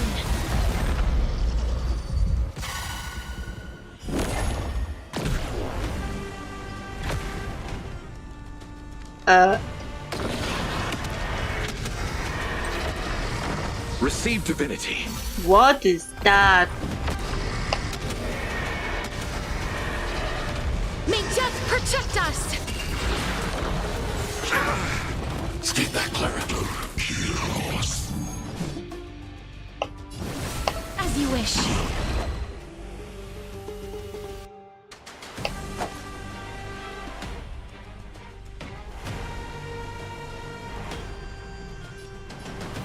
Bloom.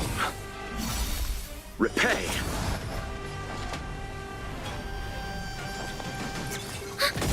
Enemy data secure. Net markers activated. Time for a good old counterattack. Annihilate. Stay back, Clara. I want to protect everyone too. Help me, Mr. Sora.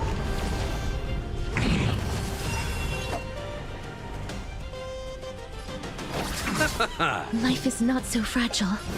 Wilt here. Ready for another? Not good. It's a command. Embrace a new life.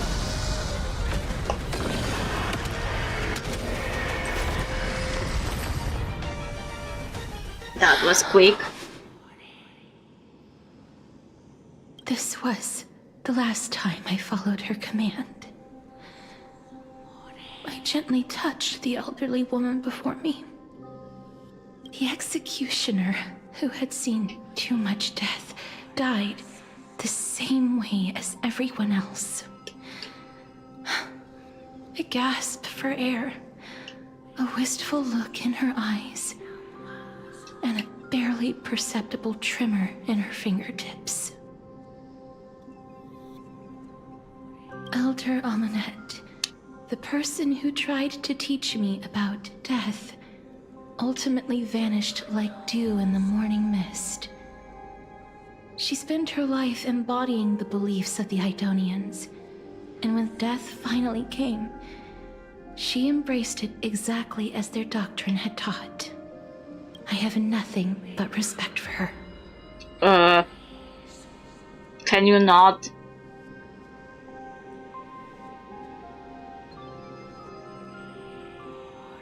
Can you please not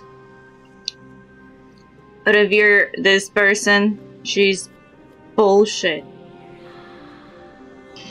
She's an abuser! She doesn't deserve any respect. I erected a cenotaph in her honor in the marshes outside Idonia's city walls with the others I had laid to rest. Then, I set out once more in search of Thanatos. It was a long, long journey. I heard so many discussions about death along the way. Life finds meaning in death. The world improves because there is an end. It seems the most terrible darkness in this world. Everyone talks about its heavy weight. Some resist it, some worship it, and some even revere it. How did a disappeared titan become the deepest fear of humankind? And why do they haunt my dreams? I continued my travels to seek an answer. Initially, I was running away.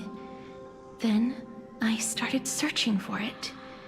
And now, at the end, I just want to know if my touch, if my embrace, can do more than taking things away. Can I make anything?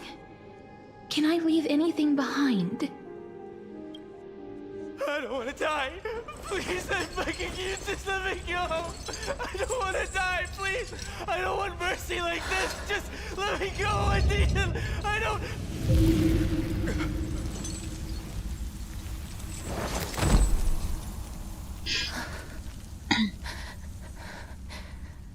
I hate these icy hands.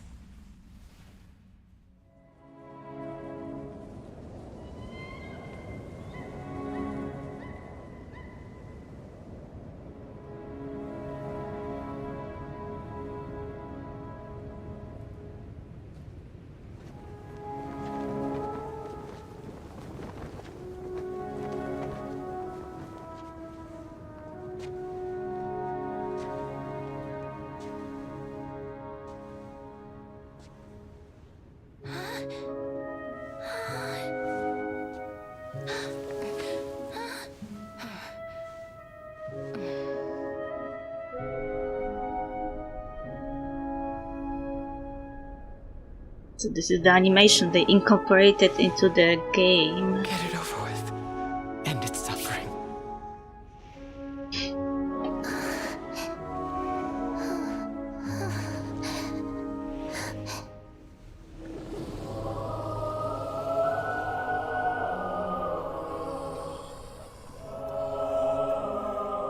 The Reaper has blessed your hands. Only you can grant them peace.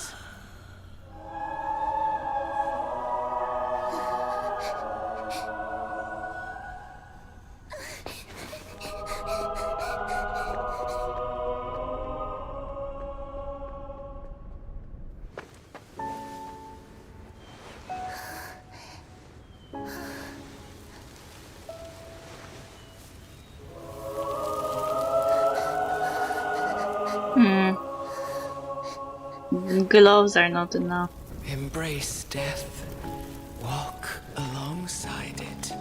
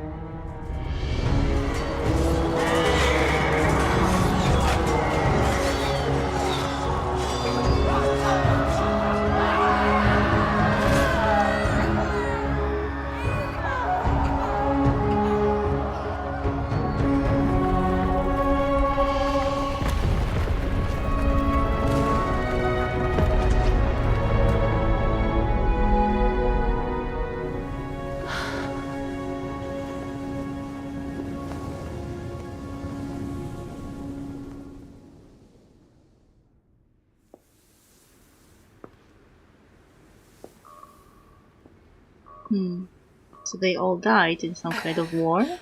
Is that you, Castorus? Is that the girl? It's the girl! All of them have gone, heeding death's summon, crossing into their domain.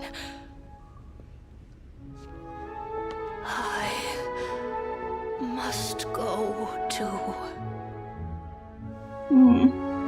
I don't fear it, just I have some regrets. Watching people leave this world again and again, it must be lonely for you. You must want to desperately embrace them before they go. I can't. These hands, they're too cold.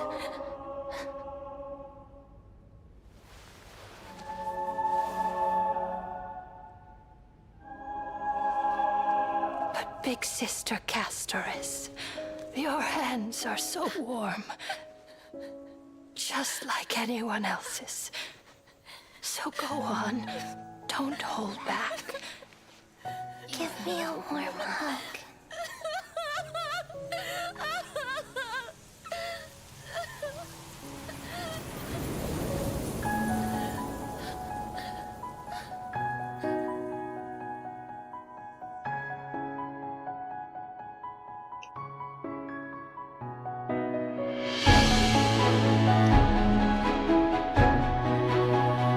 This is so bittersweet!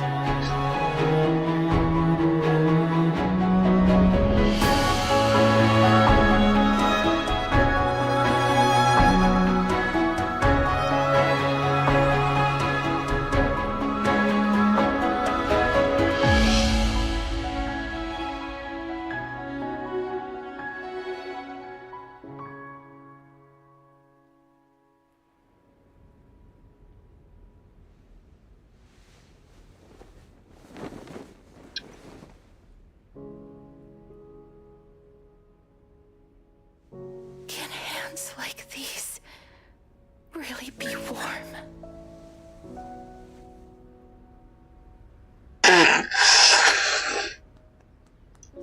Those stuff that happened in that embrace, they never actually happened. That's the saddest thing. She had to experience it only as an imagination. On the day that Oryx's trial ended, you must have had many questions. I felt just as confused. Why, as someone from beyond the sky, were you so cruelly dragged into Amphorius's fate? I wished I could take action, but no matter how hard I try, I cannot simply interact with the living as ordinary people do. Even when we brushed against each other unintentionally in the grove. And it was obvious that nothing had happened. When an almost unattainable hope finally welled up in my heart. When I thought that perhaps my touch would no longer bring sorrow, fate declared to me, it wasn't that the curse of death had finally been lifted, but that your soul no longer belonged to this world. And there was nothing left for my hands to take. Nothing. And did I really think this time would be any different? It's not that I don't understand this reality, just that I'm unwilling to accept it. Having walked such a long road, I am still unable to find the answer to life and death. I am resigned to eternal despair. Anything I wish to hold on to, death will inevitably wrest from my grasp. From that moment on, I lacked the courage to confirm it again. Until Oryx laid bare the cruel truth before us.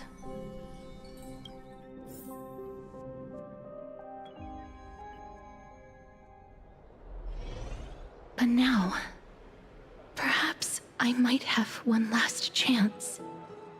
Long ago, Trinan read a prophecy to me. At the end of the Sea of Flowers, the souls of the living shall warm thy fingertips, and after an embrace, there shall be eternal separation. I found no surprise in it, for her words sounded not like a foretelling, but a perfect reflection of my past. Embraces in this world are born of reunions, yet my touch speaks only of farewells. In that moment, I had no doubt that this destiny would weave itself through the entirety of my life. And yet, things have taken a turn for the better. Now that I can finally have an audience with Thanatos, perhaps I can rewrite the meaning of that fated prophecy. I have no reason not to give it my all, for your sake, and for my own. Okay, thank you for telling me your thoughts. With that, I won't have any regrets. Castor talks to you about the gift she gave to other Chrysos heirs, and before you know it, she arrives at your gift. Let's put that aside for the moment. We've arrived. I want to retrieve a small gift I specially prepared for you. I made it myself, like the trinket I gave Lady Trianne. I want to leave something for everyone, if possible. The journey to seek an audience with the Death Titan cannot be an easy one. I want to make full use of every moment I have before we depart, so that I don't have any regrets. Is it a brooch with my face on it? That sounds kind of ominous. Then, perhaps you can have a look at it first. You don't have to take it if you don't like it. Oh, I didn't want to be unkind. Look, it's right there. Where? Huh? Where did it go? What's going on? Looks like someone left something behind. This is the coin of Zagreus and a slate. So it's her. Who? Holy moly, a kitty thief! No doubt about it. This is her favorite symbol. It's a lady's cipher, the demigod of Zagreus whom Lady Aglaia had spoken of. She's a master thief who's left legendary tales all over Amphorius. So many years have passed, yet she's still announcing herself in such a crass manner. Castor is getting angry. Angry face! That's so cute and weird on her face. Let's just do as the slate says and look for Lady Cipher. Ah. Dear Princess Homebody, walking through the busy garden, I discovered the remarkable gifts crafted by Princess Homebody. They are truly splendid and I am most impressed. I'm also taken with your charming presents prepared for fellow Chrysos heirs. In your right parlor, I observed the beautiful felt dolls, the beige and lavender strip tapestry, the classic Idonian tripod table, and in the left parlor, the jewelry and exquisite art pieces meant as gifts. This time, I've claimed only this modest gift. I fear it would attract tasteless little thieves, so I shall safeguard it for now. Naturally, I've left appropriate payment, a single coin. If the price displeases you, feel free to negotiate its return. Though should that happen, I won't be satisfied with merely one coin. Should you wish to find me, visit the Marmoria Market. There lies a golden short spear I've left. You know what to do. It shall guide you to me. And before you ask, I won't accept any questions. Please forgive this small intrusion and accept my highest regards. P.S. Who displays biological specimens at home are quite unsettling. You might want to store them away when entertaining guests. PS. Despite your considerable investment in the Idonian ossuary hanging in our parlor, I regret to inform you it's a fake. The original was craftily switched by those cunning scholars of the Grove of Epiphany. The full story can be found in the yet unpublished memoirs of Cyphera. Sincerely, Kitty Phantom Thief. Is it your title? Are you for real?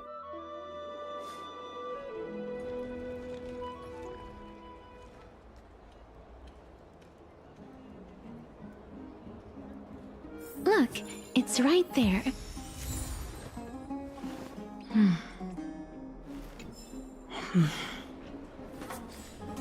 Okay, where we are on the Atlas. Still on the Past Rider? This will take forever. Because there are still 1, 2, 3, 4 parts left of this quest.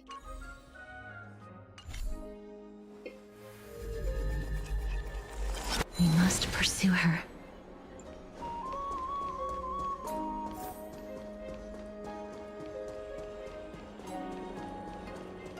Huh?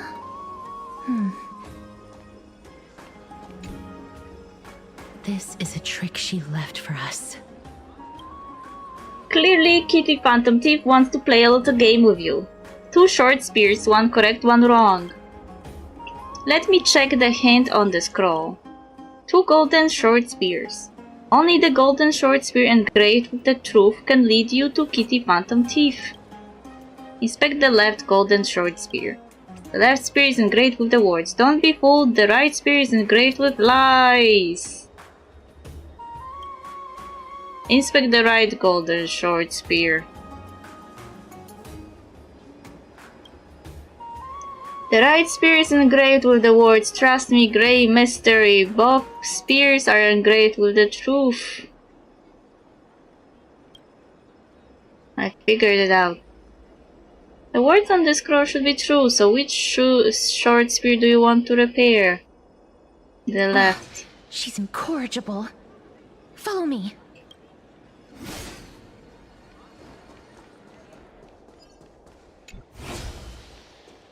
This is how it should be. We must pursue her.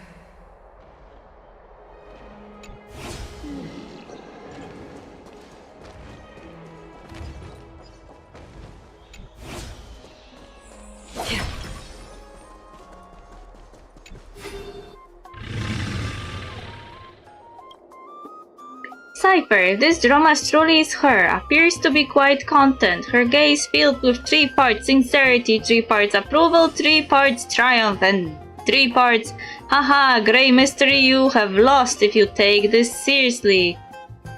I see. So Adromas is a cat. What did you just call me? She seems to be saying, ahaha, Cypher does not know. So she says she doesn't know. Lady Cypher, please come on out. You're still careless as ever. Shouldn't you keep such a precious gift near your bosom? Since you know it's a gift for someone else, please give it back to me. Stop hiding among the people and letting the wind carry your voice. Now, since I know it's a gift, that just means I need to milk its worth. The children of the wind never stay for long in one place. Unless your offer is tempting enough to steal the wind. What say you? Name your price. I'll give you however much you want. If you don't want the money, I'm gladly it off your hands. Wait, what?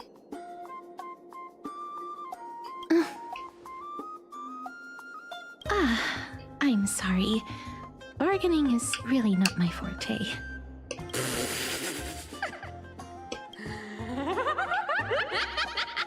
No wonder they call you Princess Homebody. Why don't you two come over to my place? It'll make a better venue for proper business discussions. You can find where I live through the winds I've sown. Right.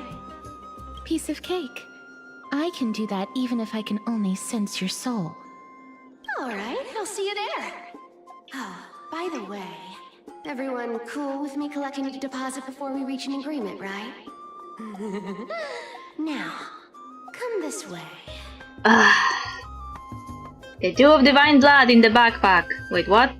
Where did my Dew of Divine Blood go? She stole my Divine Blood! Not that I really needed it or anything. She's incorrigible. Follow me. Dear Princess Homebody and Grey Mystery, you probably guessed already, I had no intention of showing up at the Pack Beast workshop. This means, of course, I had no plans to return the gift there either. This was just a warm-up for our little game of cat and mouse. But surely you have realized that the kitty phantom thief never cared about stealing a mere trinket, right? No, what I'm really after is your heart. Just kidding! I have no interest in your heart. If Princess Homebody can track my path, then by all means try. I'll be waiting at the end. And rest assured, we'll meet face to face this time. P.S. Grey Mystery, where did you get that Dew of Divine Blood? Don't tell me it's a gift from the seamstress. I will taste it for you. Sincerely, Kitty Phantom Thief. She is incorrigible.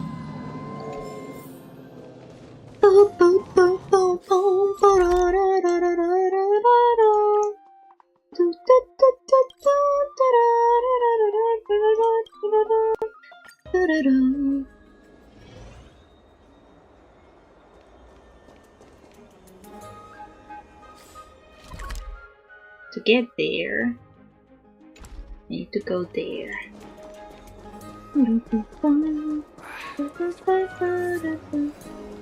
Does it really work?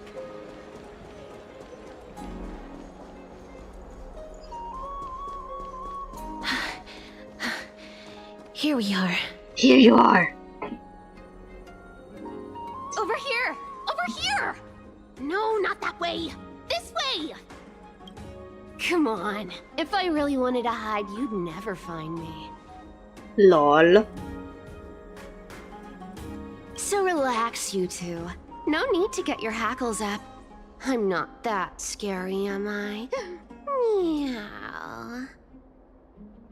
The voice actress for this character really needs to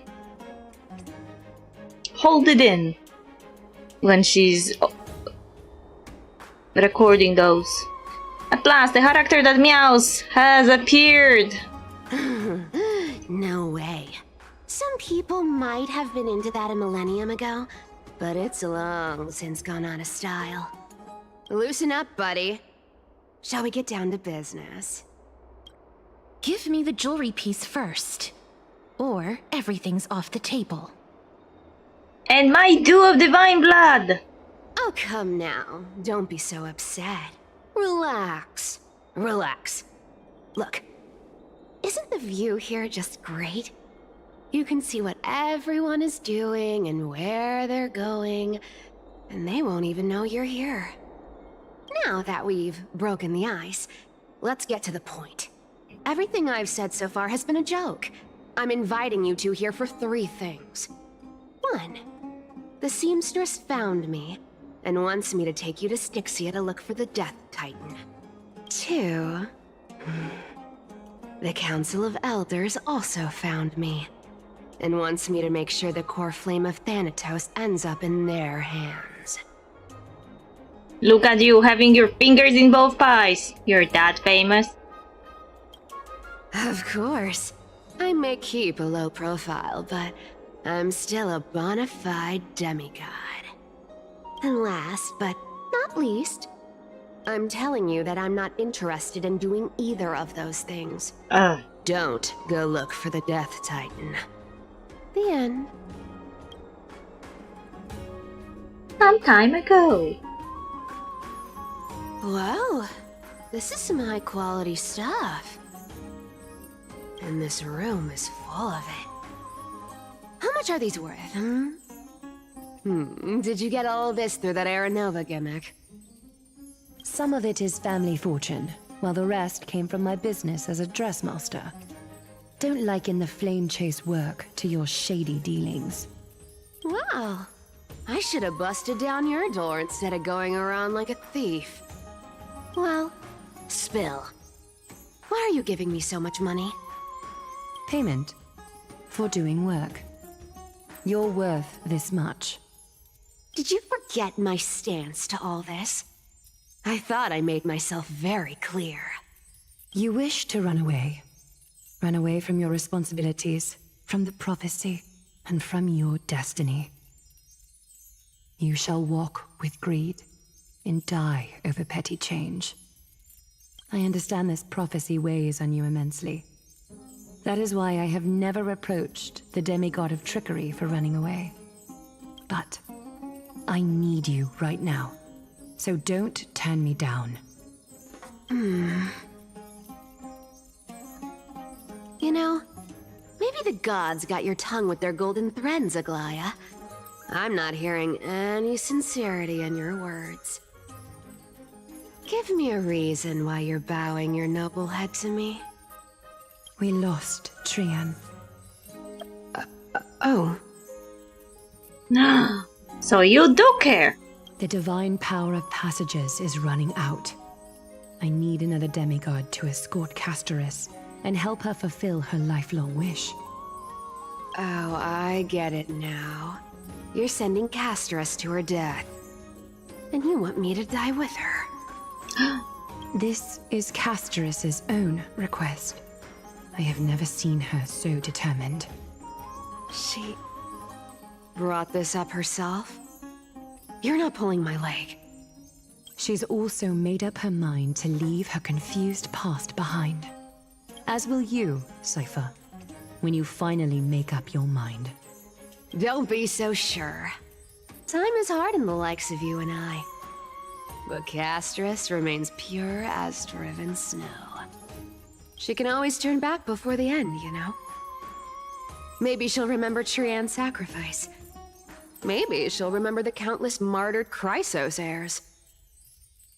Maybe she'll remember you, with your one foot in the grave. I ain't as optimistic as you about what she'll want to do. Tell you what. Why don't I take this room of treasures as a security deposit, and we make a bet? Go on. I bet she'll change her mind and turn back. Now, if I lose, I'll do what you want me to do. Return this deposit to you, plus giving you another room full of treasures. How does that sound? You sound like you have all the confidence in the world. In that case, let's make a pact with those conditions. I hope you're prepared to lose it all. In conclusion, I want to win. So I hope you two can give up on going to Styxia. I'll give all the treasures in that room to you. And you can split it between yourselves however you want. That's cheating. What do you think? Tempting, right? I'm almost dead. What use do I have for money? The currency I use isn't the same as the one in Emporius. Maybe I should consider it. I decline. If we don't find the Death Titan, her soul will... Oh, so Aglaya didn't tell you. I can't go into the details, but we have to go to Styxia. I really don't get how. Princess, homebuddy, you keep talking about needing to find Thanatos, about getting rid of your curse, and you don't care about anything else. But did you ever live for your own pleasure? Even for just one day? How can you live for pleasure when everything dies when you touch it? What are you trying to say? I'm saying, contrary to your beliefs, Aglaya didn't take you in just so you can die for her Aranova. The flame chase journey walks hand in hand with sacrifices. Isn't that why you're always running away from Lady Aglaya? Fine. Never mind. We all have our own problems. I ain't gonna say anything anymore. It's not like I was gonna honor that bet anyway. Oh no. Liar! But listen to me. Styxia is no tourist destination. Sure, the treasures buried in there are 10, no, 50 times richer than Aglaya's vault. Yet, I've never been there. And I never plan to. Because even a demigod can't be sure they can walk out of that place alive. And now I'm supposed to escort you to Styxia. Sure. Pay up. I'll give you however much you want. Aglaya has already paid for me. Is ripping people off the authority of Zagreus, demigod. You know, you're not wrong. At least it's part of my responsibilities. I don't like this. However, I have lived a longer life than most people. Though I'm not as good at doing business as Lady Aglaya, I still have some savings. What? I can give them all to you. Then how are you going to live the rest of your life? Then I'll give you 90, no, 80%. Well, don't mind if I do. 80% of Castrus's savings and a bottle of dew of divine blood. Not a bad trade. Don't forget to give Caster's Jewelry back. I will show you who is boss once I've recovered with full HP. Okay. I didn't know you hold grudges, Grey Mister. I have a baseball bat. Do you want to feel it? Here! Catch. Be careful with that! A minor change in plans, though. Don't go to the bath tomorrow. Come look for me at Akama's city gates instead. So, why are you changing the meeting place? Oh, nothing really. Just a bit scared of the seamstress's frosty face. I wouldn't stay a second longer in Akama if it were up to me. Well, now that we've struck a deal, why don't I give you guys a lift back? It's gonna be a long ride. So have a good rest. Did we teleport? Next day, Okama. Where am I? Is this my room? How did I get back here? This is a coin? It was Cypher. And she even tucked me in! Never mind. It's getting late. I would better get going. Grey Mystery. These formal addresses at the start of letters are such a hassle, and you have already read 3 useless Phantom Thief letters. I left Princess Homebody's gift here. Take good care of it. Remember, skip the paths and come straight to Okama City Gate to find me. You know I have no patience. Come late and I will leave without you. Clear? P.S. Yes, I am the one who took you in. You're welcome. Sincerely, Kitty Phantom Thief. Jesus. Oh, I got my dew back.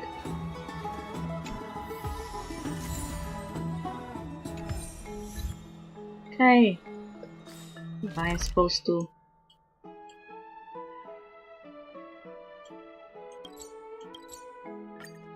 Don't go into baths. Whatever you want.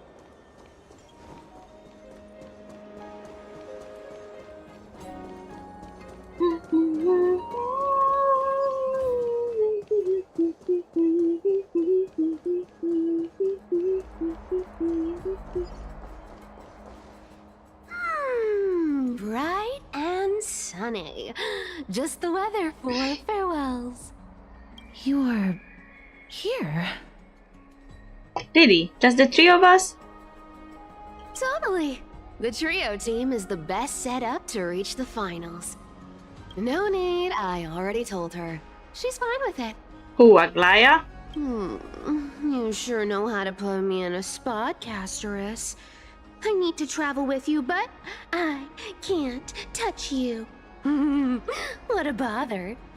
Sorry. Oh, I was just teasing. Don't take it to heart. Did you know that the legends say you have to put an obol into the mouth of the dead or over their eyes if you want them to successfully cross the River of Souls and enter the Netherrealm? That's the fairy fare for entering the Netherrealm. However, I honestly won't ask you to pay this time. I'll pay. And then we'll just have to go through the motions. You sure are helpful when it doesn't cost you anything. They already paid you so much. Just how much have you swindled casters of? Hey! I'm just trying to make this journey feel more special, okay? Don't read too much into it. Alright, pass me the coin. It's time to get the gods' powers going.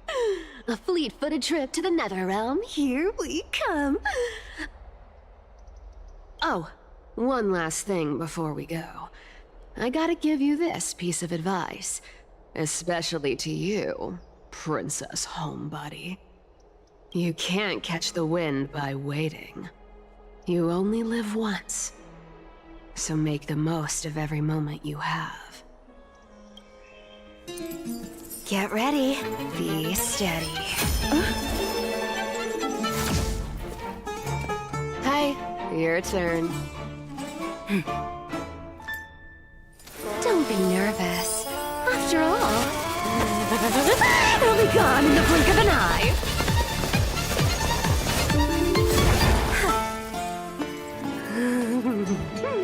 All done. Bye. How did she touch casters though?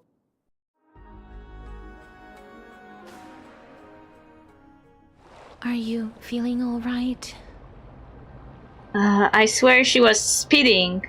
She's the demigod of trickery. When she flips the coin of whimsy into the air, she gains incredible speed that lets her travel anywhere in an instant. Just like how she clearly had no intention of lingering here for even a second longer. We can only depend on ourselves for the rest of the way. Don't worry. Mem's here to help. Yay! So you came! Can you teleport too? Being cute isn't my only forte. I'm strong too. And you can speak full sentences now. This is Styxia, the city of dragons and waves.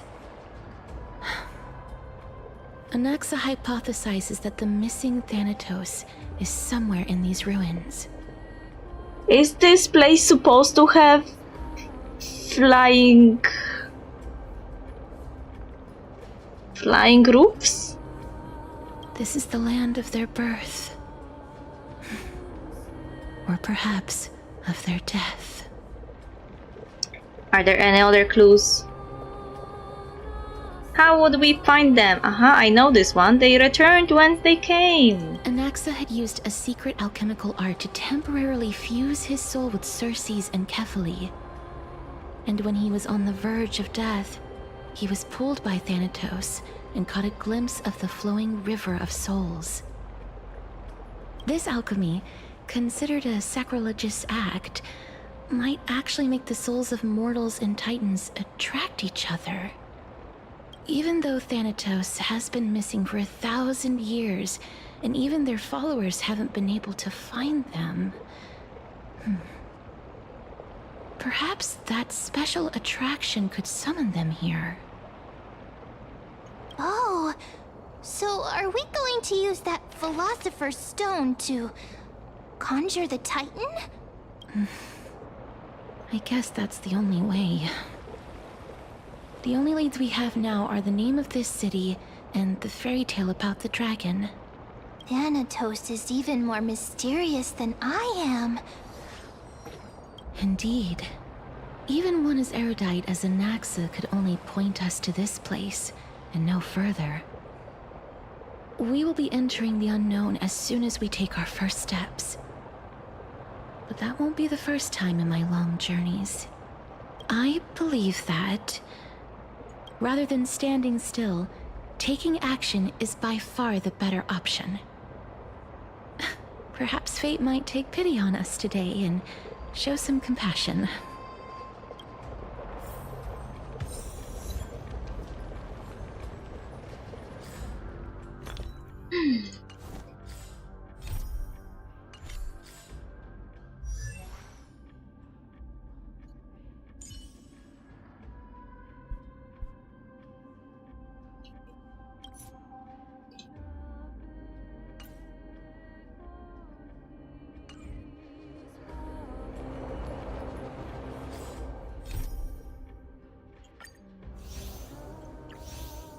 Okay, we finally entered the ferryman.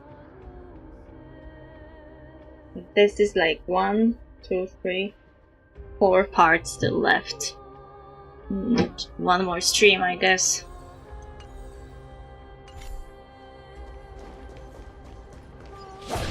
Go back whence you came. Go back. Ahead lies the realm of the dead.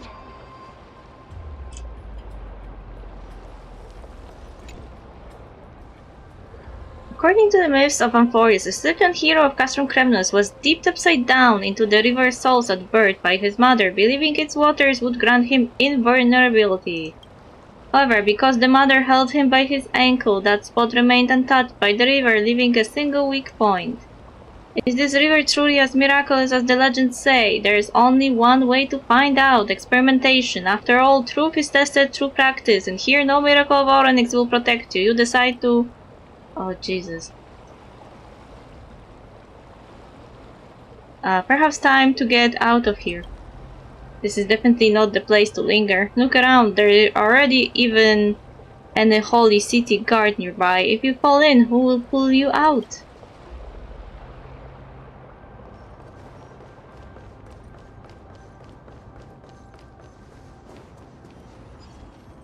What a beautiful butterfly.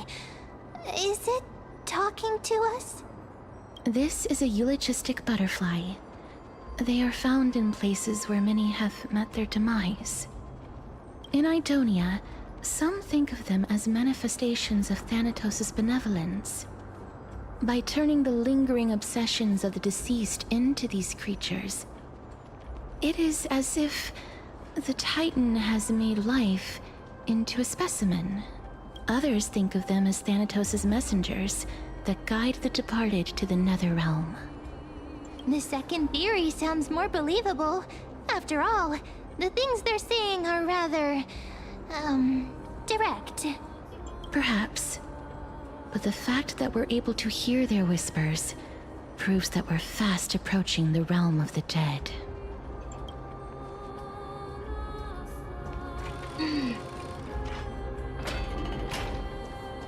These shadowy figures... are they illusions reflected by the River of Souls?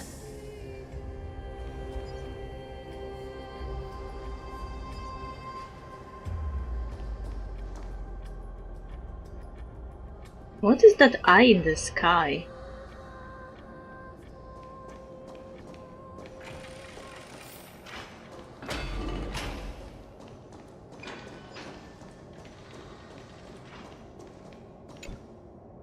Mommy told us to go ahead first, but she's still not here yet.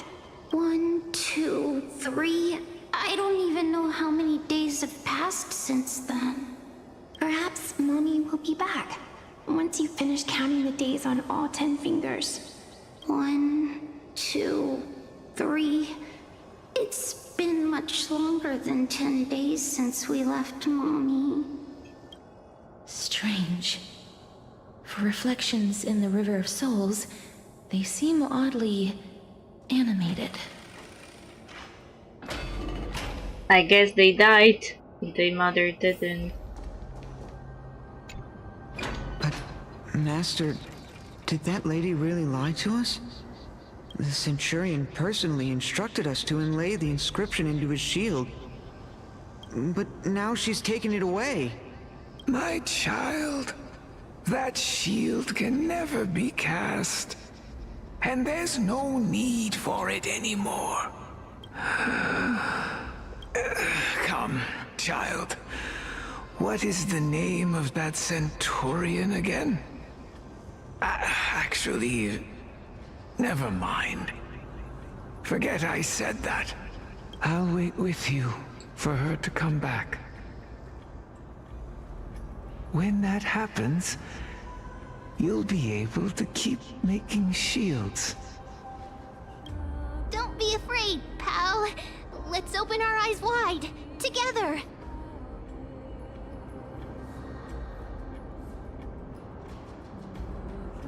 Why the moon is so close to this place? It also looks oddly As if moon was not in the sky. And it was instead flying above the city. Do you want to buy any fish? Huh? He can see us? Wait. More living people. I'm not selling my fish to living people. You lot are too shameless. Buying fish without paying. If I ever see her again, I will... Could it be that you're all dead souls that never achieved rest? The Nether Realm does not exist. Titan rejects you. Me. So, do you want to buy any fish? But there aren't any fish nearby. Are the fish gone? The people are gone too. I can only keep selling fish. So, do you want to buy any fish?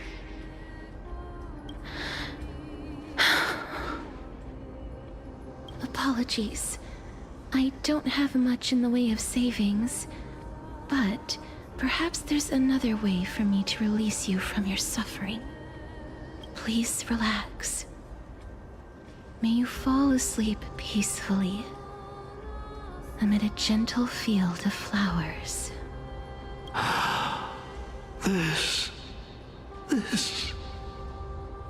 I knew it. These people aren't illusions. They're the souls of the deceased. They're supposed to reach the end of the West Wind by floating down the River of Souls. Yet, they have floundered upon the shoals of the stream, unable to move forward. Did Thanatos reject them? Or perhaps they didn't really die at all? Are they in the same situation as me? Hey, how are you, Blue? Perhaps all of us can still use some CPR, lol. I have no idea. This circumstance is completely unprecedented. Hang on. Didn't he say more living people? So that means he's seen other members of the living apart from us? Well, then you have fell for the Hoyover scam. Because Casters is the newest unit that is destroying the game, actually. But I hope you enjoy the story at least. And I don't know if I should be happy that you got Casters or I should be unhappy because of the controversy around her. Could it be that these souls are stuck here due to someone's deceit? If something is done out of goodwill, are you really gonna call it deceit? What? Goodwill? I can't see anything good out of... Wait a minute. Lady Cypher? That's me. What are you doing here? Could it be that you are the living being that those souls met?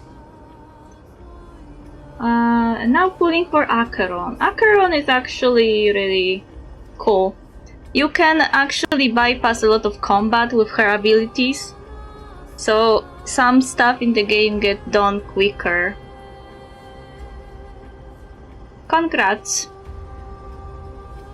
You mean the Acheron or Casters? Because I usually don't wish for weapons, but in Honkai Star Rail I sometimes give it a go if I have enough currency saved. So I have Acheron with her light cone, I have Mighty with his light cone, and I have Fei Xiao and her light cone. Let's say I am only getting light cones for the characters I really like, or think they need them, and I have enough currency.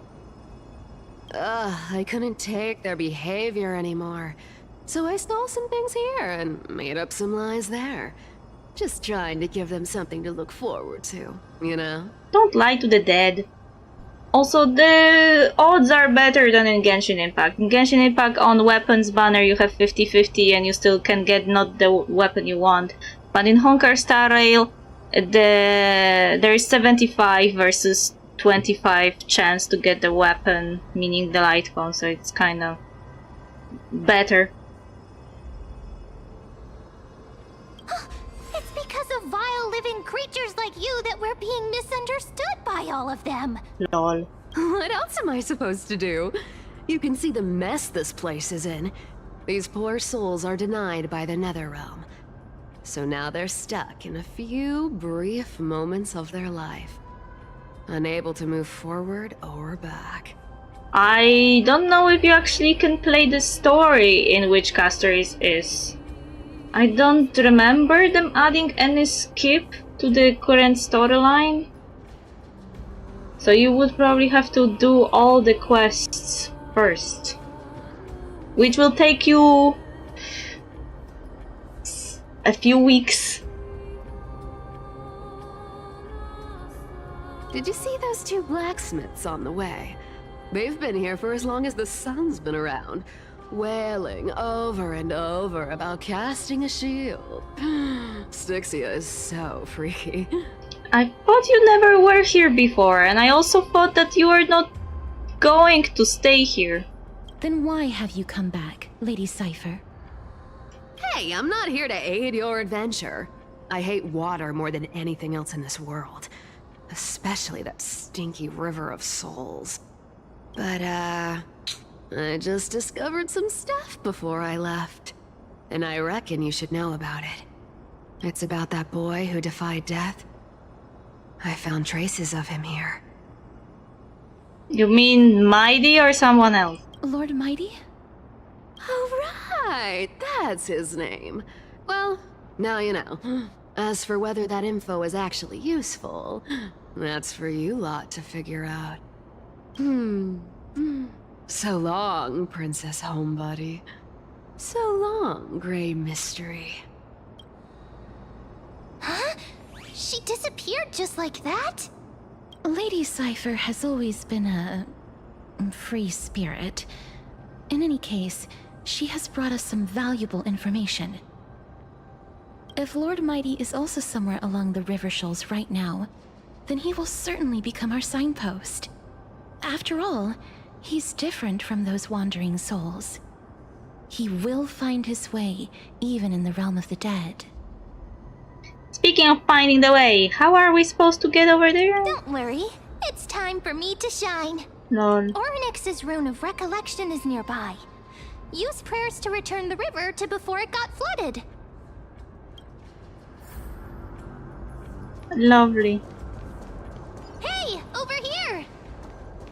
I can see it.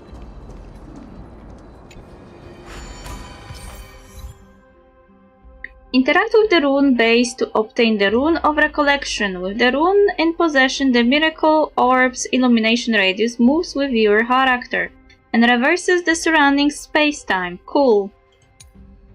With the rune of recollection possession, interact with the rune base to drop the rune, and the miracle's orb illumination radius will stop following your character. Okay.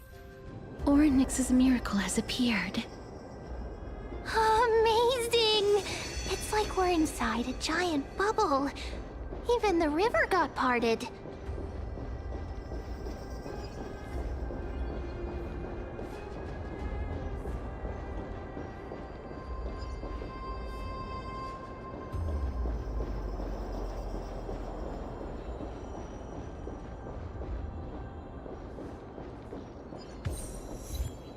Time is not your friend. Okay.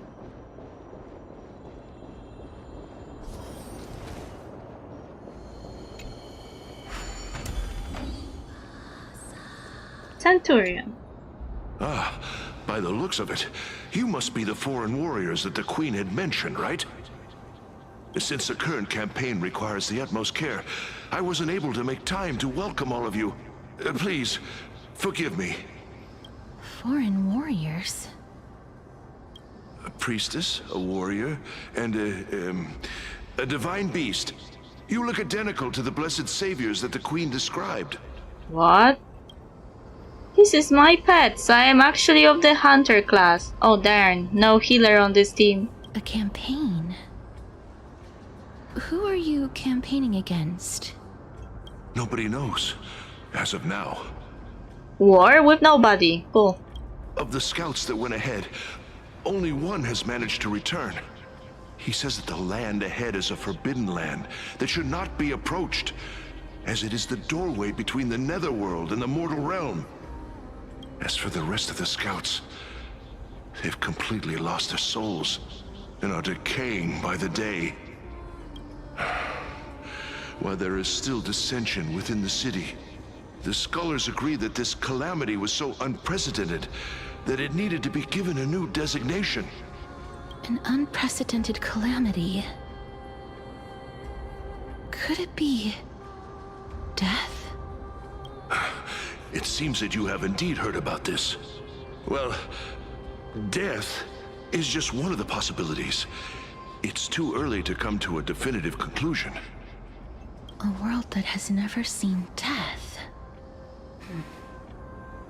Looks like these people lived in the era Chrysia before the Calamity Titans descended upon the land.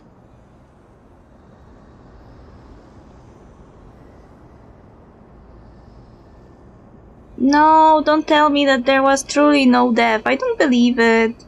Also, how could you be chosen of death if death didn't exist? Because you also lived in this city. So you were chosen by death. So death had to descend at least somewhere around the time you were alive. So you were chosen by death and then death descended. How can death descend into the world in which death doesn't exist? When at the same time death has you as their chosen in the land without death. I don't get it.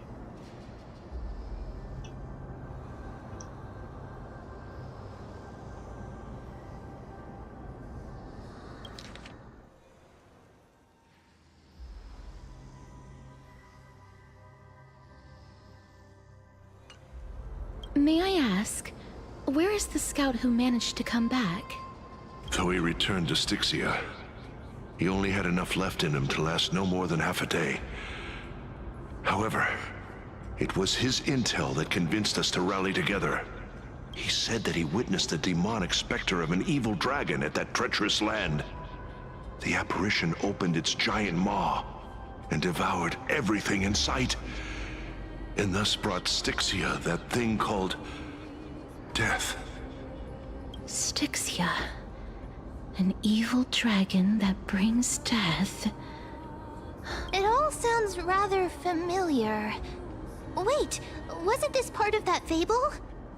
Sir, could I ask how the Queen and Princess are doing? The Queen?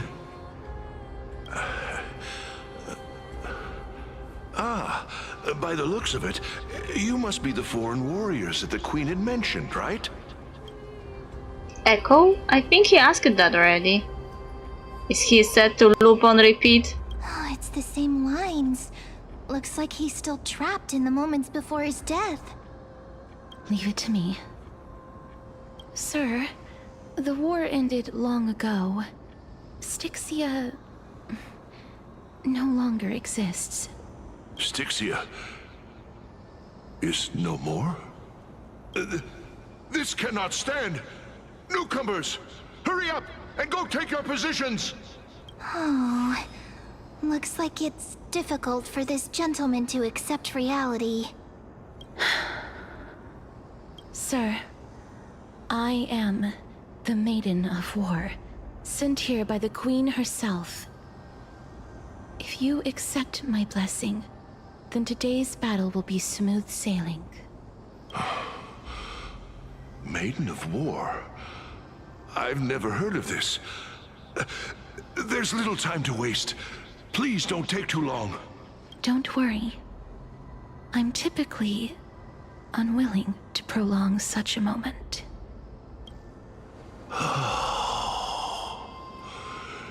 Is it over? Have we won? Cass, oh, are you all right?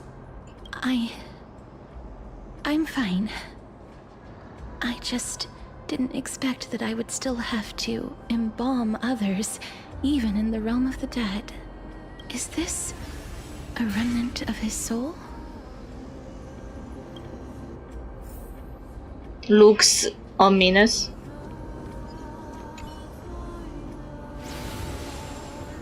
Well then, why should I place my trust in you?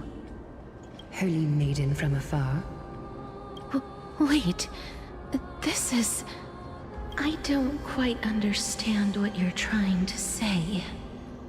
Since the prophecy has already pronounced your name as Chrysos, heir of death, Akima ought to treat you as an esteemed guest.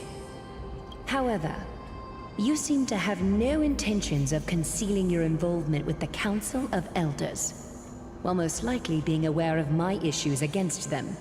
I cannot deny your claim. It was the Council that offered this room to me, and they had only one request. They want the curse of death to be completely subjugated to your will. I was agreeable to that request. But why? I am unable to rid myself of this innate curse. However, from this day onward, I shall use it according to your will. I will never make any superfluous moves on my own. I see. So that is how they plan to control the Flame Chase journey. They have shifted the heavy responsibility of granting death over to me. If I ever become obsessed with executing people, they will then have ample reason to terminate the Chrysos heir's journey. And yet, you seem to... not mind. This is quite surprising to me. No shit.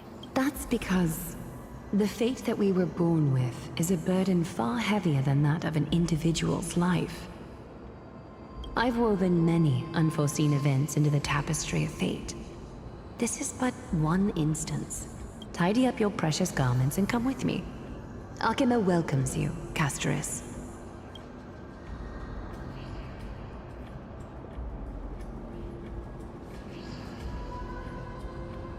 I didn't think we'd find vestiges of memory here. Maybe they've got something to do with Orynyx's rune? Perhaps. But I do not need a reminder from them. This memory is one that I will never forget. So it seems that the Council of Elders has manipulated you once already. Indeed.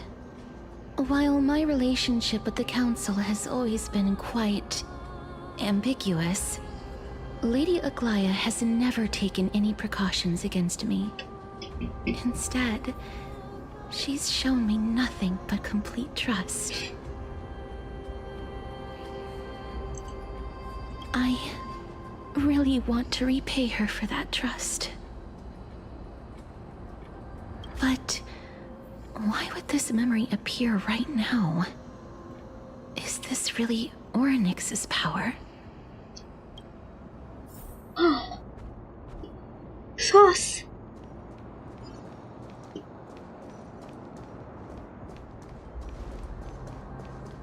Could these dead monsters actually be... If Lady Cypher is to be believed, this could be the handiwork of Lord Mighty. He's still fighting against the Black Tide, even in the Netherrealm. Why are the Black Tide monsters here too? Can they swim in the River of Souls? Even Thanatos wouldn't be able to accept Black Tide monsters into their realm. These traces seem to suggest that anybody who trespasses upon death will pay a heavy price. Well, we suffer the same fate as well. We are also here to trespass upon the Titan. Since the realm of the dead must remain peaceful, it's imperative that we rid the place of such discordant noise. Please stay back. Let me deal with these enemies. Cool. Okay. Whatever you want. Hey, where are you? Aren't you supposed to deal with them? The dead return!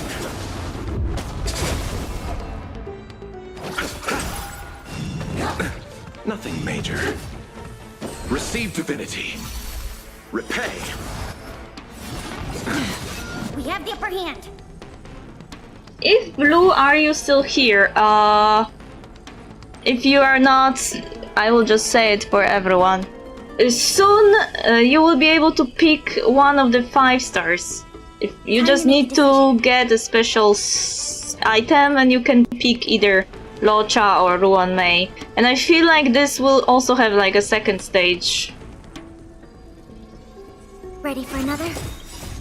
Net markers activated. Time for good. I think I didn't yet get that item, to be honest. Still waters of oblivion. I weep for the departed. It too shall fall. Okay. Another blood debt repaid. The path ahead is blocked by the River of Souls again. In that case, let's go back to the past.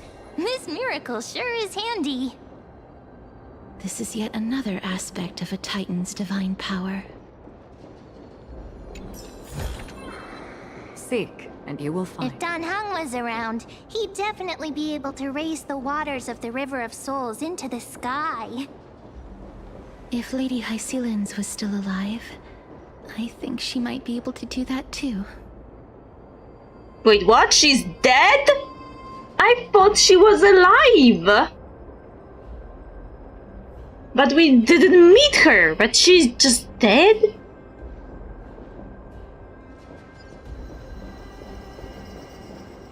Oh, it disappeared.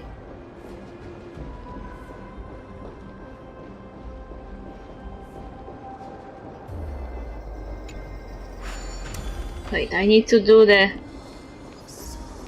puzzle.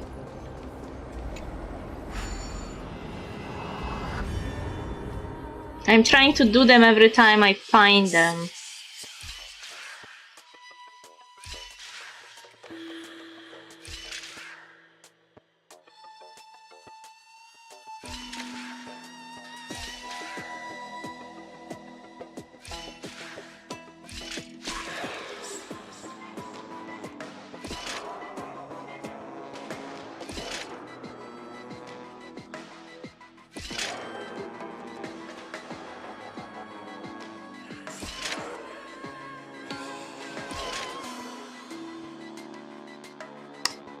Damn it.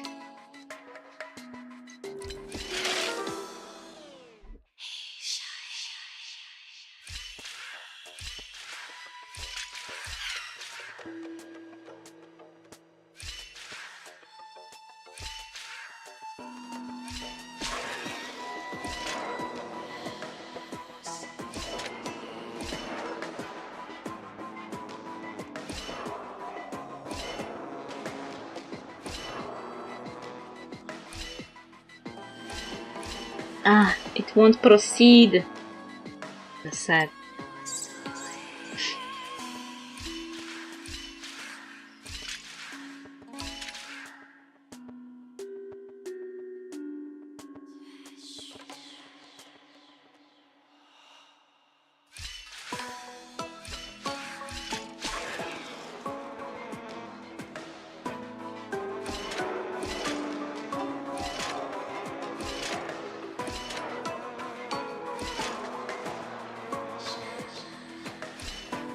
Ah.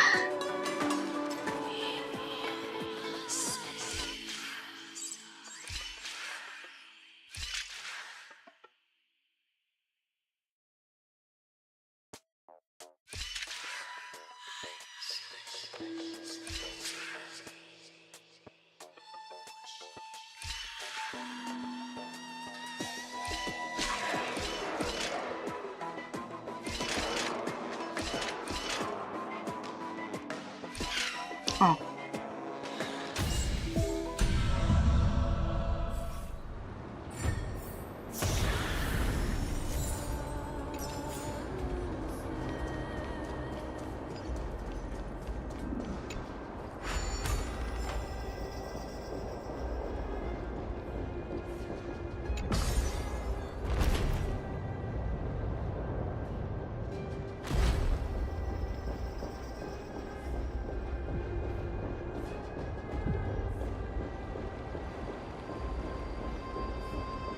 We can't get through here.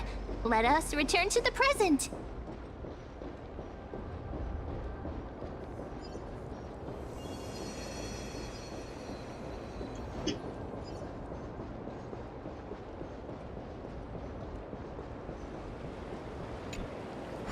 You seem to be able to discern both the past and the future. No shit. It's really easy. One is dark, one is light.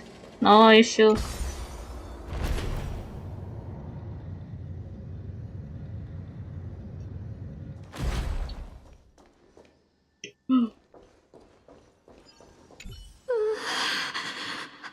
Why isn't there a god yelling in the distance? Indeed, my downtrodden fellow, your sorrow and joy are but means for me to amuse myself. I will at least derive some comfort. If all the tears that I had shed were determined by some mightier being above. It's you people. Who people? Oh, this place. Must have been a beautiful courtyard in the past.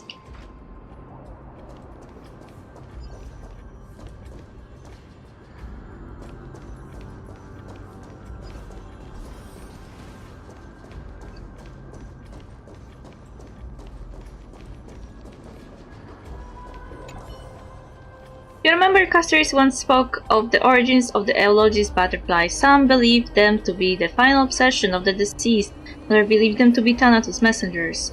They are always found in places where many have met their demise. Lost human, if you can say one last thing before leaving this world, what will it be? I'm going to do a deep EP. I want to live 500 more years. Farewell, Honkai Star Rail. I left my triplets Glegatiat. I live if I stay quiet, right?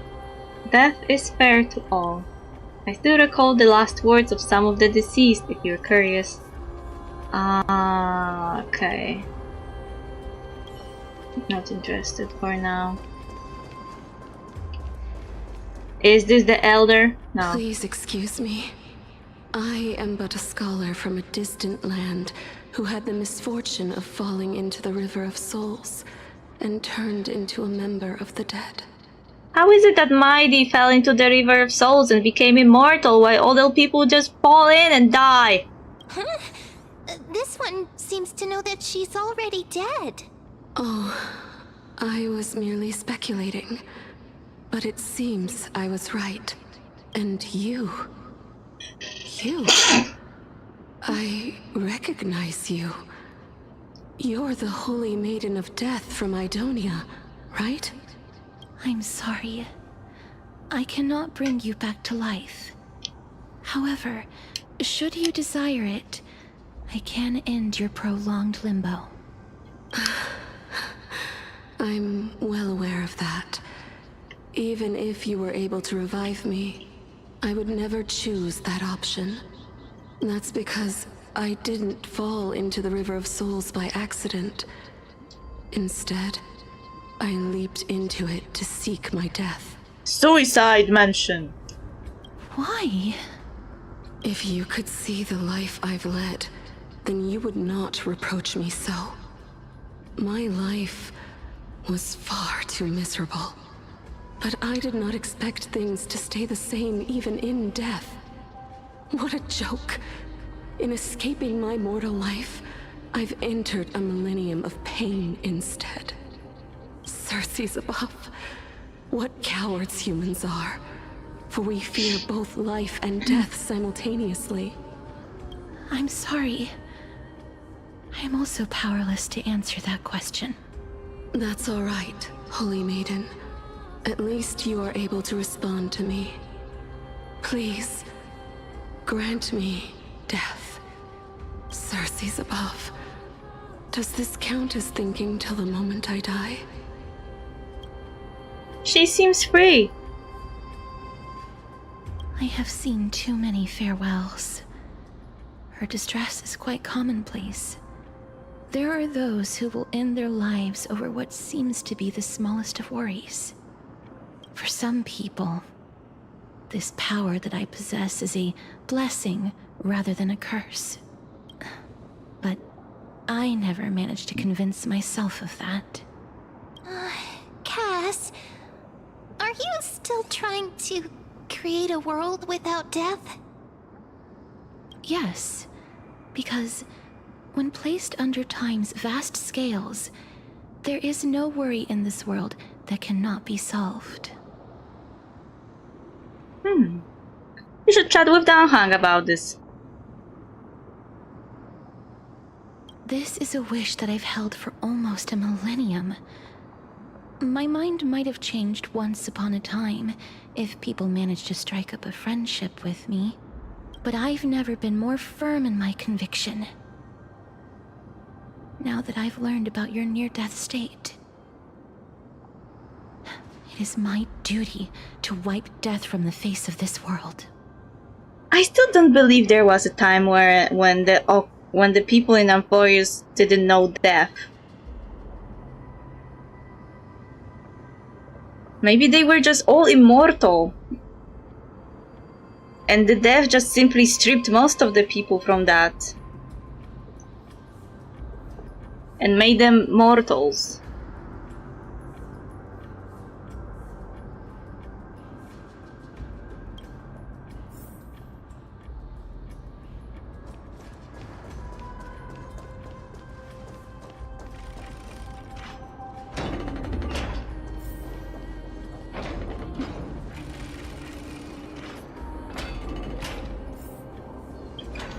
Wow, this place is so spacious. Is this the kingdom's vault? It's time to use Oronik's miracle. I get scared when I see these vertical structures. Broken stairs, blocked paths. This place is gonna fall down soon. Do we need to enter that doorway to climb even higher? There seems to be a person. Oh, more like a soul guarding it. But how should we get up there?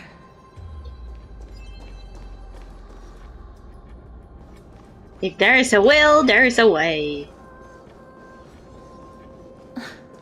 The path is blocked yet again. Oryx's 8 always appears in times like this. How convenient.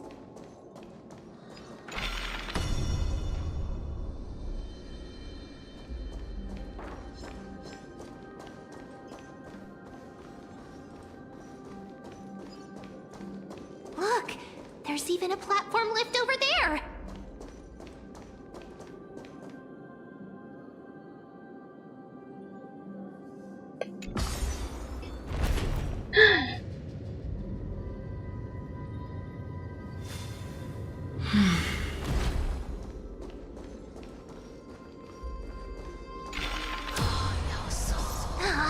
A chest of the past has been left behind, but none of its treasures remain inside. What? What do you mean? Seek, and you will find.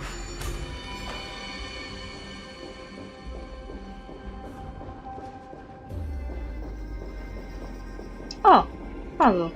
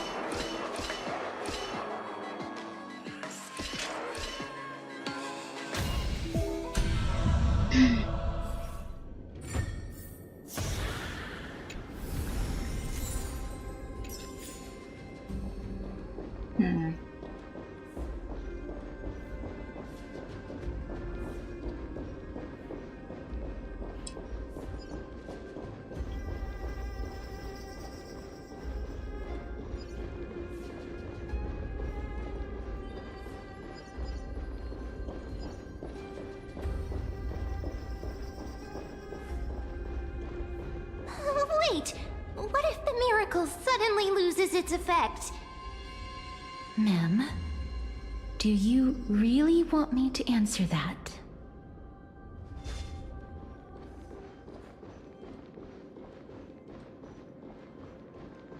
What is that weird blue thing below?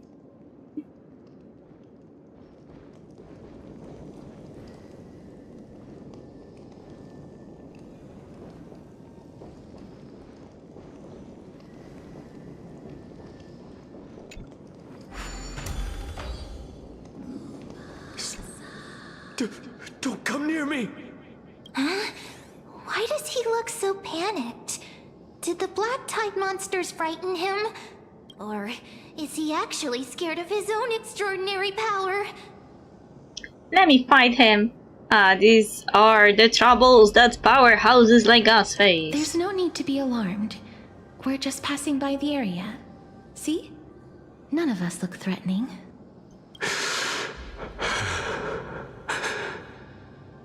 You have a point. Although, while this might once have been the royal vault, it's since been plundered empty. So please, go away right this instant. You've misunderstood us. We simply heard your shouts as we were passing by, then decided to come over to find out what happened. My goodness. Did I really yell out loud? How rude of me. I'm sorry to have bothered you. I merely saw a warrior. While that spirit didn't harm me, his blows really packed a hefty punch. Mighty! A warrior? Could it be? Wait a minute. You seem to be quite different from him. Are you actually alive? How can you walk around here while alive? It's a long story. We're here to seek an audience with Thanatos. Thanatos? Who's that? Is it possible that he's also living in the era before death descended? Death? Could it be that you are here to defeat the evil dragon Pollux? Pollux? Is that the embodiment of No. Death? According to the warriors under the Centurion's command, that evil dragon has been dead for quite a while. The curse that condemns people to death didn't originate from it.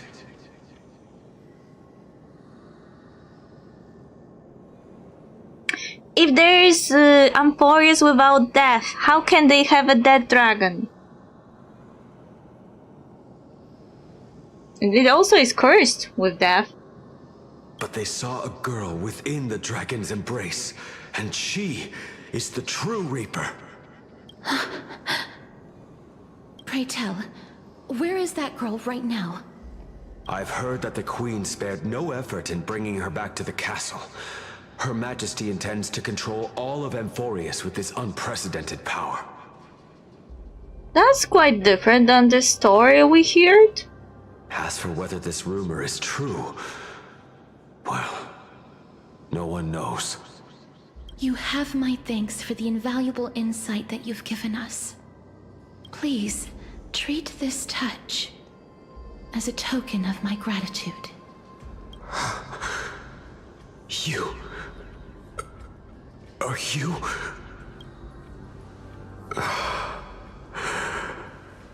Thank you. This is his...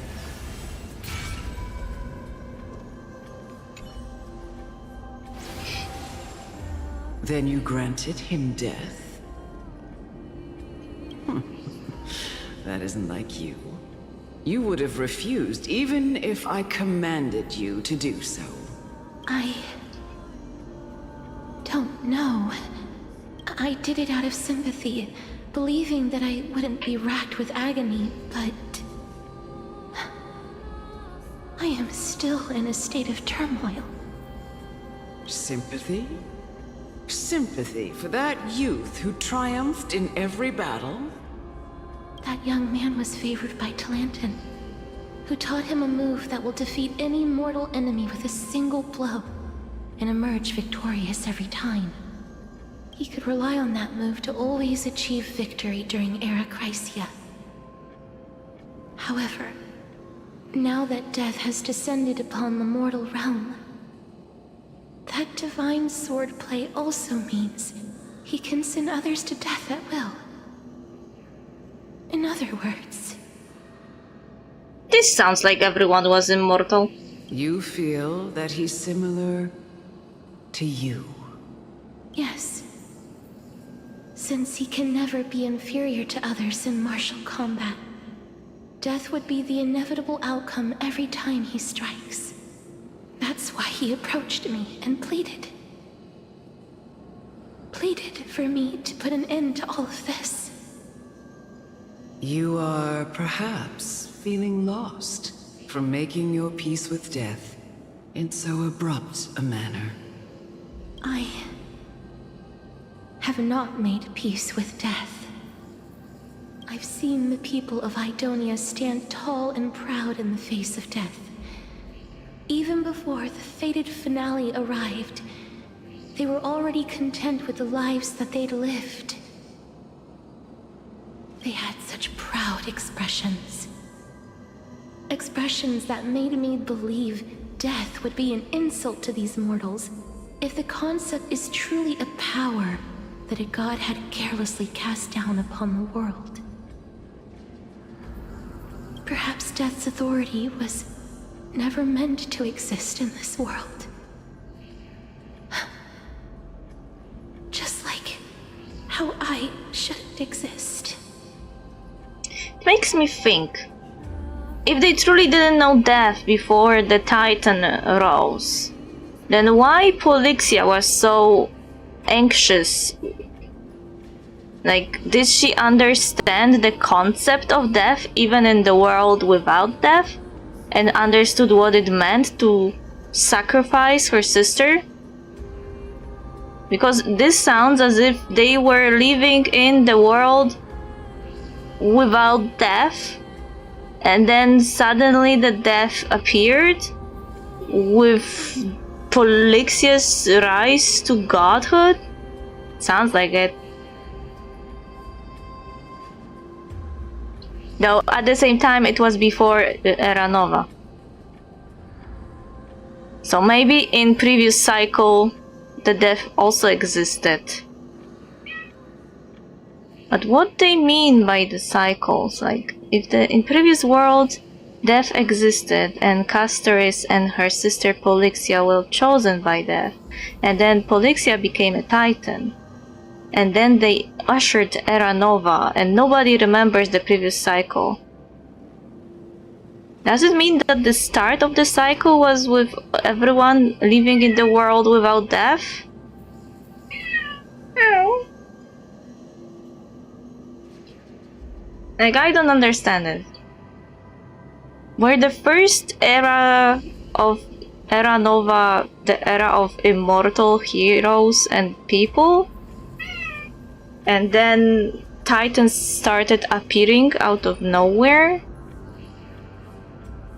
Because they already were created in the previous cycle, but they didn't yet appear to humanity?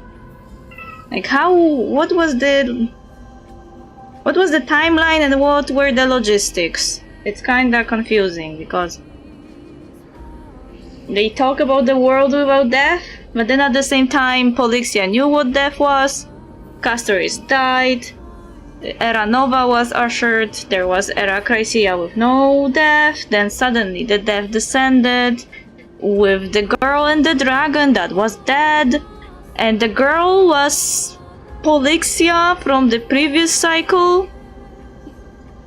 So I guess that all the Titans, despite ushering Era Nova, didn't appear at the same time in the newest era, but were always meant to appear if they existed in the previous one. I mean, in the previous cycle.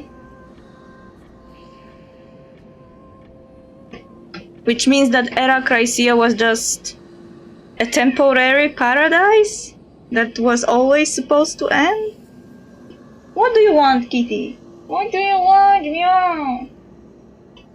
I won't refute your beliefs for now, but would you be interested in listening to a story of mine?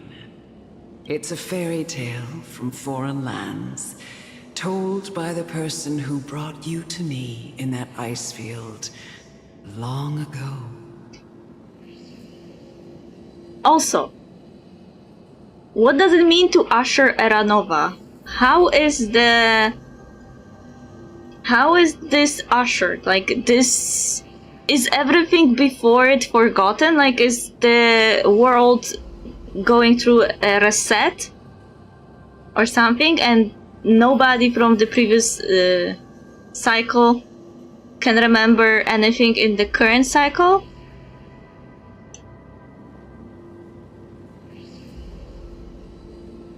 But it seems that Circe doesn't remember being Calypso. There's just a vague memory of a name in their brain. But Polixia seems to remember the previous cycle, because I assume this is the person that brought Castoris to Idonians. A tale told by the Queen of Styxia. What? Wait a minute. That means the girl born in the dragon's embrace, the personification of death these souls talked about. That's you, Cass? I've already had an inkling for a while now. But I honestly have no memories of Styxia. So the dragon is Polixia and Castoris was the girl that people were talking about. My memories only begin after Amunet brought me to Idonia. So some memory reset was performed. So complicated. I want the timeline, please. Please give me a proper timeline. I'm confused. Don't look back. Keep moving forward. Always. It's you. Shut up. Just shut up. Even if that girl is evil, there's no reason for you to absolve that monster. It was the both of them, who trapped us in this crevice between life and death. Don't be scared. They haven't noticed us at all. Ah, I just lost the dialogue about the butterfly.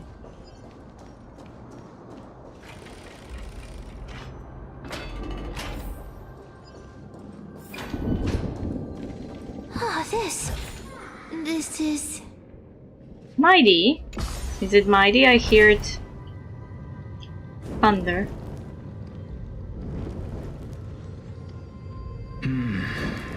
Living ones?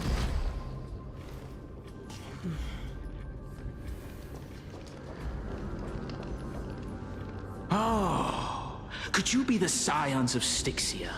Did you hear about the great work that I'm doing here, and have thus arrived to give me the last material that I need for transmutation? Great work? Have you heard of the great name of Pollux, perchance? I've definitely heard that name many times today. You have? Then that's good. During the Age of Myth, a time likely before your birth, I was the unsurpassed zenith of alchemy that none could reach. On the shoals of the River of Souls, I shall make Pollux soar again and bring death back to the world. Why? But didn't that dragon already bring death to the world? Oh, looks like you don't know the whole picture. Yeah, please explain, it's confusing. Well, it's true that the missing girl can grant death to mortals. Pollux, the one who delivered her onto this world, makes it so that humankind cannot die. Oh. Yeah, Polixia was so disturbed by the idea of death. So it makes sense that the dragon can make people immortal by negating the death authority? But didn't they say before that it brought death to the world? So Era Chrysia was just a hoax. Like, it was real, but it was temporary thing. There was never world without death. There was world with death that temporarily got death turned off.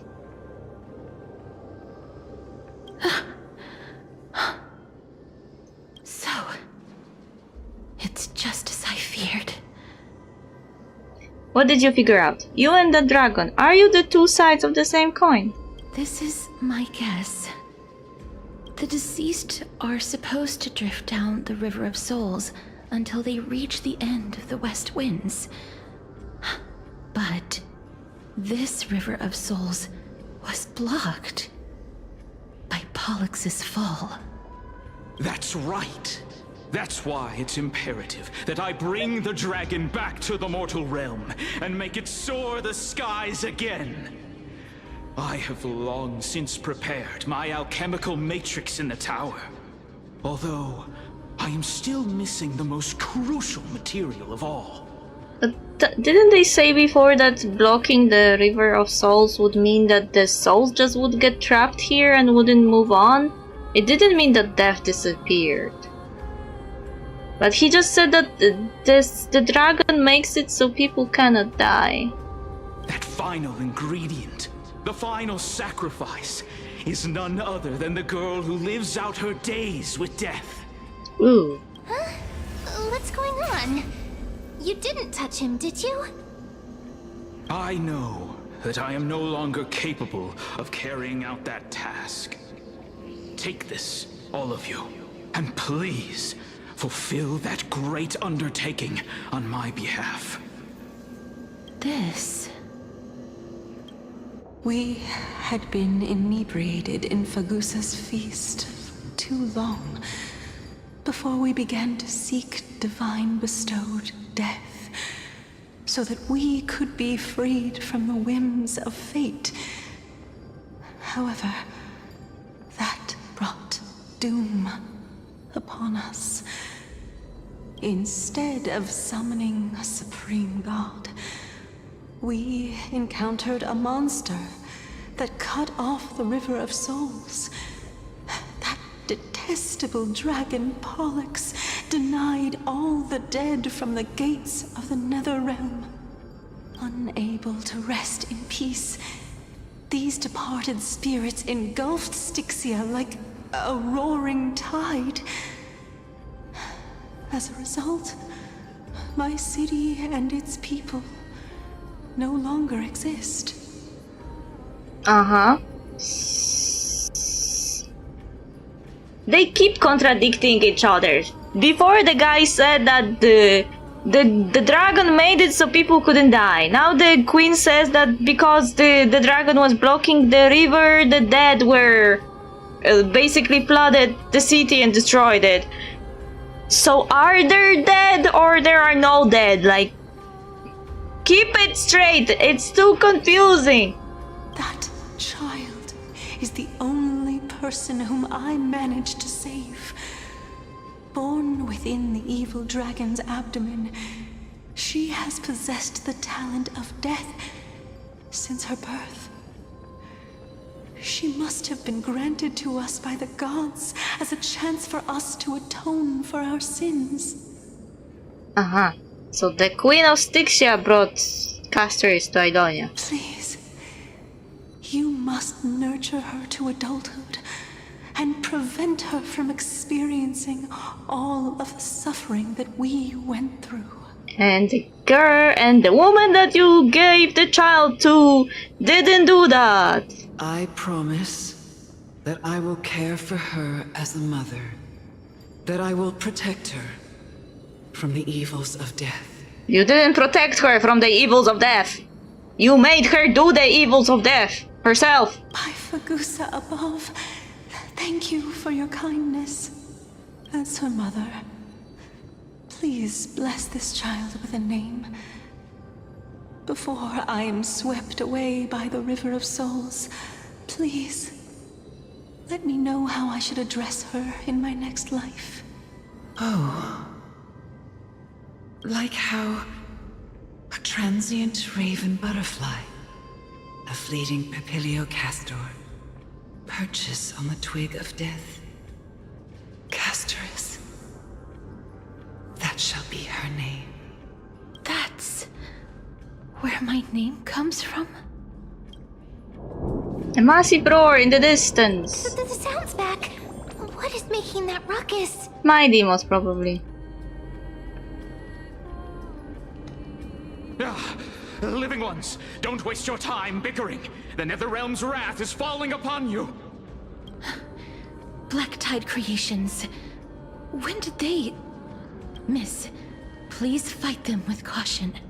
Be careful not to suffer the same fate as those Black Tide creatures! Everyone, hide behind me!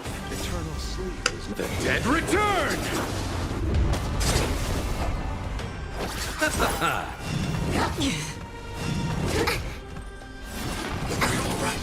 Receive divinity. Thanks for the support. Repay. Stay back, Clara. We have the upper hand. Ready for another? On the still waters of oblivion. Target threat index lowered. Hide. You chose the wrong enemy.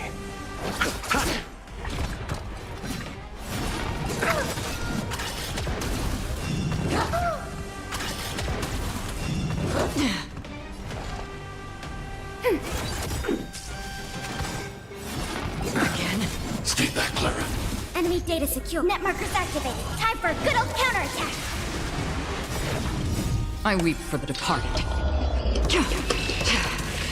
It too shall fall. Oh, there's so many of them. How are we holding up? How familiar. Mission command. I'll see you off.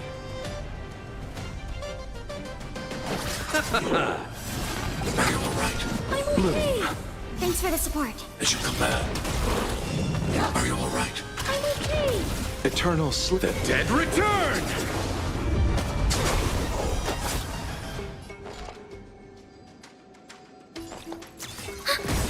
Another Enemy journey data begins. secure. Net markers activated. Time for a good old counterattack. Destined for oblivion. I'm not afraid of you. Annihilate. Stay back, Clara. I want to protect everyone. Help me, Mr. Sora! You chose the wrong enemy.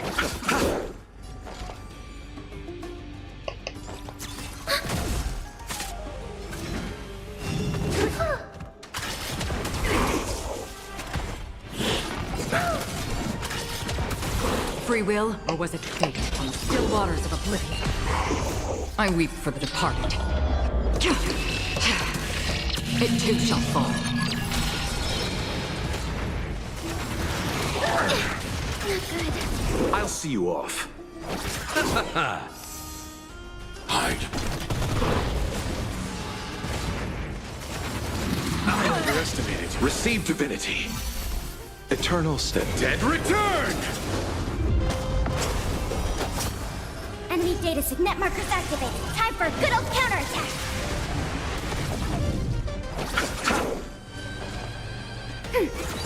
Another journey begins, destined for oblivion.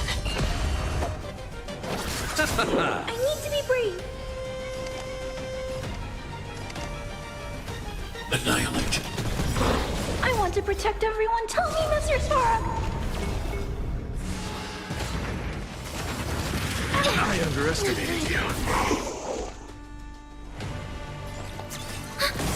Free will, Enemy or data was it secure. fate? Net markers activated. Time for a good old counterattack. On the still waters of oblivion. I weep for the departed. It too shall fall. What? For the feast of strife. Upon their triumphant return. Mighty!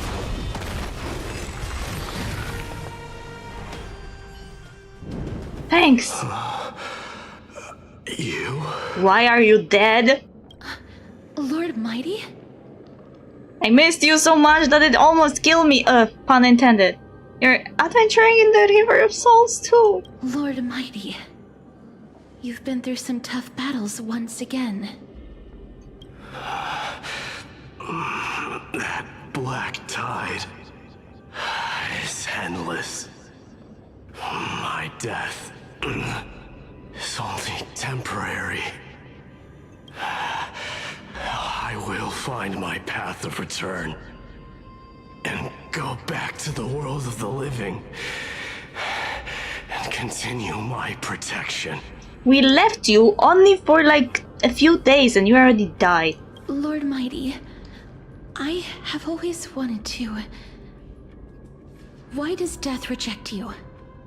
I'm the one resisting it. I must resist the temptation to go with the flow. Were you doing that as an infant baby too? Because I can't imagine that. I'll go against the current and kill my way out of this cursed nether realm. Are you doing it every time you die? You die in battle and then battle in death and come back to life to battle and die and... I can't imagine infant doing that. Like, imagine the infant baby resisting the flow of the River of Souls and fighting his way out of the realm of souls. That's impossible. That sounds like a retcon. That is my destiny. He seems to be stuttering. Is this really the Proud Mighty? It seems like he's completely focused on resisting the temptation of the dead's whispers. He's working hard every minute to deny death. It seems his battlefield is not limited to the world of the living. Bullshit! Explain how he did that as an infant baby then! Lord Mighty, are you willing to travel with us? We're headed for the Matrix inside that tower, to summon Thanatos from their prolonged concealment.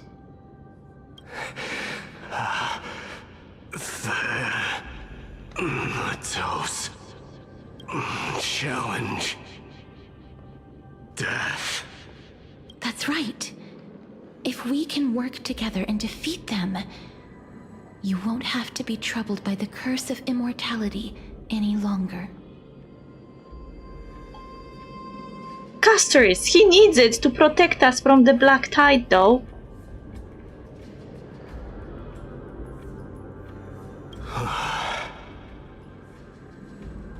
Let's go together, Castoris. So, is this a curse of immortality or he is simply resisting death? Is this one and the same? I don't get it. This game keeps confusing me, giving me weird explanations. Now I don't know anything anymore. Before it was simple, but now he appears here as the ghost. She asks him a question, why he doesn't die? And he's like, I resist death. And I am like, how did you do that as an infant? And then we come back to the curse of immortality. So, what is the curse of immortality? In the end, I thought it was something he didn't have any control over. But now you say that he's resisting death. So is this the part of the curse, or is he resisting death for some other reason? Let the person who has brushed against death countless times guide your way. Cass, are you sure you want to do this? The alchemist said he wanted you to be a sacrifice. I'm not afraid. There's no reason for us to turn back anymore. Rather than standing still, taking action is by far the better option. Perhaps...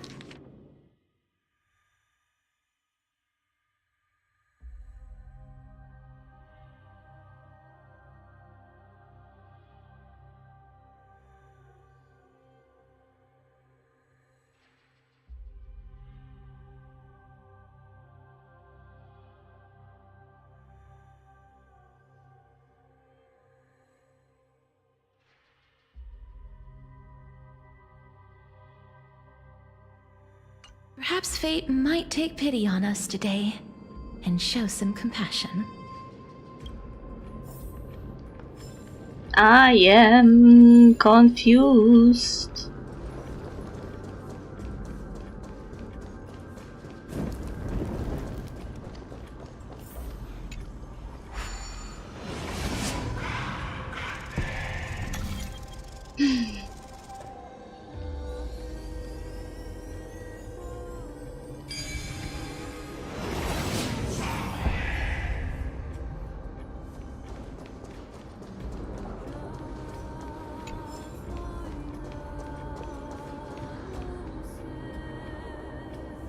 Oh, there are 2 moons here. Before you are rusted and broken chains, remnants of a path that once led to the tower. Ah, before you. Before I read it before, like before now, not before you, like in front of you. This is going to be difficult. Didn't Classroom Kranos also have this? I'm familiar with this kind of mechanism, but I've never repaired broken chains. If I was more powerful, I would be able to carry one person with each limb and fly the 4 of us to the other side. The Rune of Recollection is here, but I can't find the miracle orb anywhere. So weird. Oh, could it be in that collapsed tower in the distance? Looks like it's our time to shine. It's still up to me to step up in a crisis. Wait here. I'll go check things out.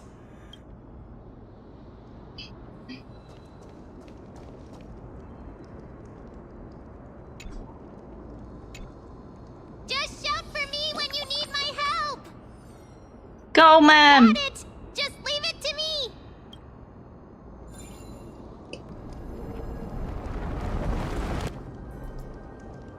Mem did it.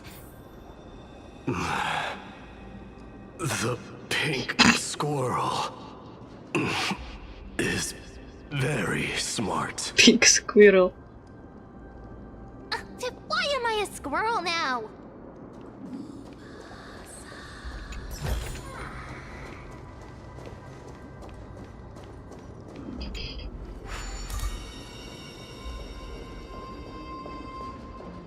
The miracle's range is limited. Please come a little closer. Aren't I a good fit for Ornyx's priest? Of course. You're the most competent priest ever.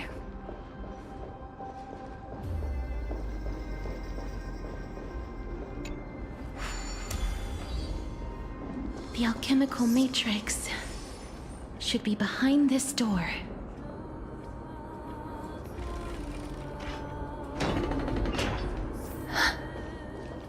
Is that... Chrysos' heirs have different color in the afterlife. Wow, there are so many of you! Trian! It's little Cass and little Gray. Oh, there's also little D and the pink puppy! Trian? Aren't you... That? Trian and Mighty, I get it now. Get what? I'm getting even more confused.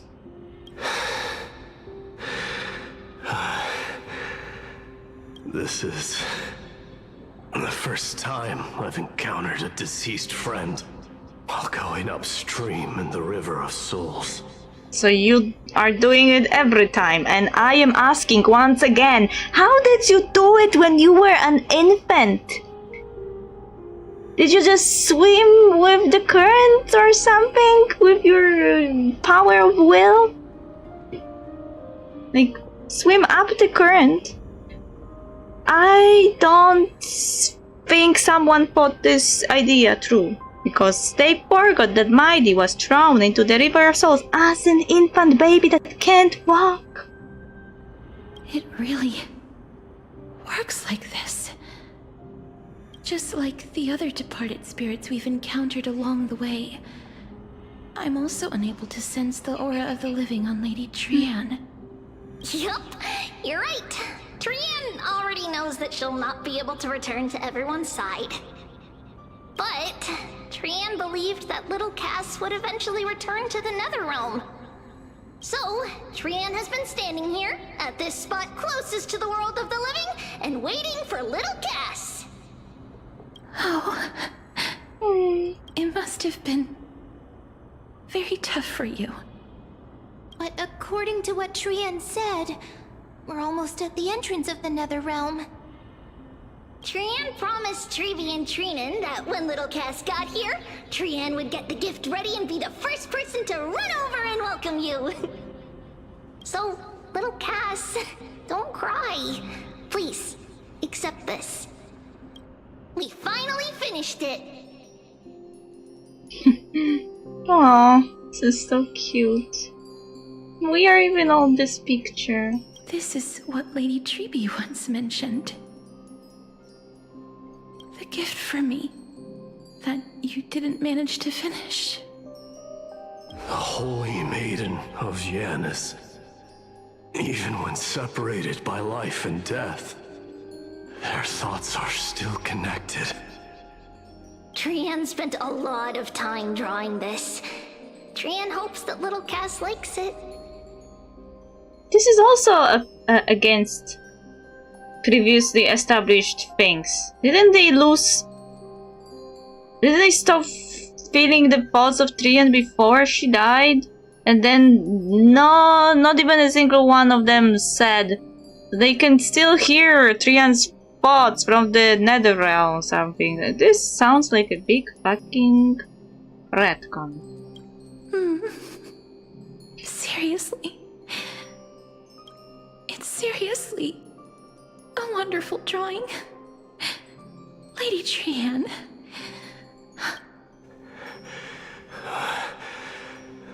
This is our flame chase journey. Little Cass, we don't know what your journey was like before. Trevi has always said that it must have been a very harsh and frightening journey. But little Cass no longer has anything to fear now, because everyone is here with you in this flame chase journey! That's right. Only now, when I see Lady Trian's gift, do I realize that I've already obtained so many things I would never have dared to dream of since I embarked on the flame chase journey. It's the first time I've gained so many companions. The first time I picked up the hobbies of crafting and photography. The first time I had dinner with someone else. The first time I went to the market to buy the Chimera doll I'd liked for a very long time and hugged it to sleep. The first time I wore a dress personally made by Lady Aglaya. The first time I went for a walk with Lady Trevi, Lady Trian, and Lady Trinan. The first time I enjoyed the night breeze and looked up at the stars with Miss Hyacinth. The first time I took care of Dromasis with the Trailblazer. Looking back at all these experiences I never thought were possible, it feels as though the scales of my life had shrunk from centuries and decades down to minutes and seconds. And all of them are so precious.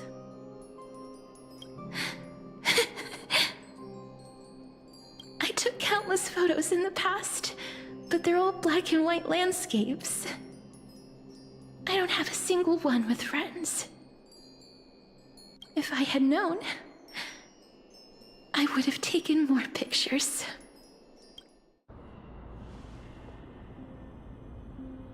Now I have a thought.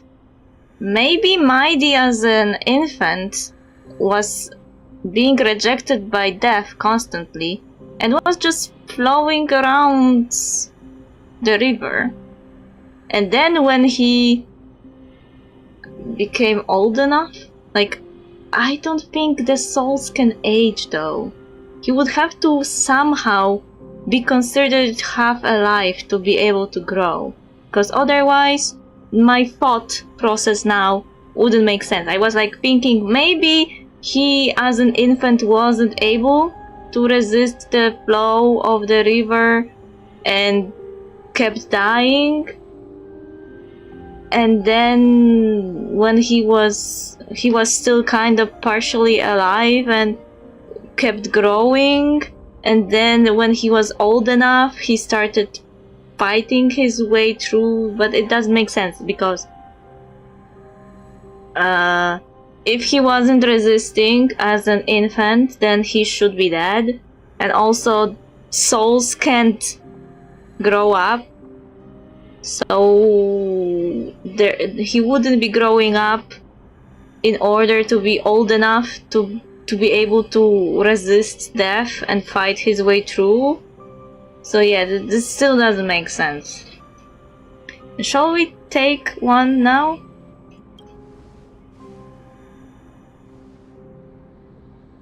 Trian says yes!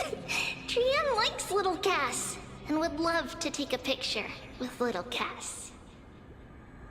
Sadly, being departed souls, our images cannot be captured in the world of the living.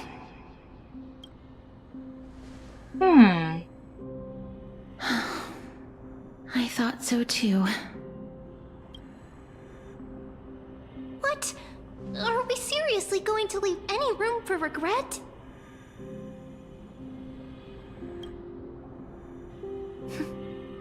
There won't be any regrets. This vivid drawing surpasses any photograph from the world of the living. Little Cass smiled. Treevee, Trinan, and Trian's wishes finally come true! Also, how did the Trian got a hold of that picture? I remember you once said that fate is not the flowers that bloom at the end of the road, but where people tread beyond the gate.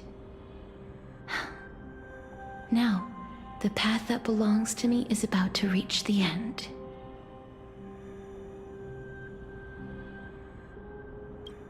Thank you for bringing me the final key. Key? Little Cass, why are you talking in riddles all of a sudden? I have a feeling that soon, this gift of yours will become the key to saving Mrs. Life. Wow, that's amazing! Then keep smiling and carry on bravely! Little Cass, Little Gray, everyone, see you tomorrow! Aww. But we won't see you tomorrow. She disappeared. Lady Trian. Oh. I see Cyphera behind us. The aura of this place. We have indeed reached the end of the stream of souls. And I once again ask how Mighty as an infant reached this place. If I go any further, I might lose myself. I must leave now, for the black tide still wreaks havoc in the realm of the living. Oh, I thought he was going here because he wanted to re-enter the world of the living. But he was going here with us?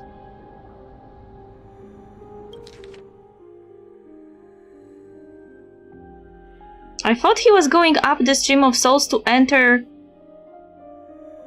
the mortal world. And Trian also said that this is the place where stream of souls is the closest to the mortal realm. But now he said it as if he only... Like, he said it in a way that kinda implies that he only came so far with us because he wanted to help us? But even before we met him, he was already very close to this place, so was he trying to reach this place so he could depart to the world of the living and he can't go further beyond the stream of souls? What is beyond the stream of souls? The nether realm?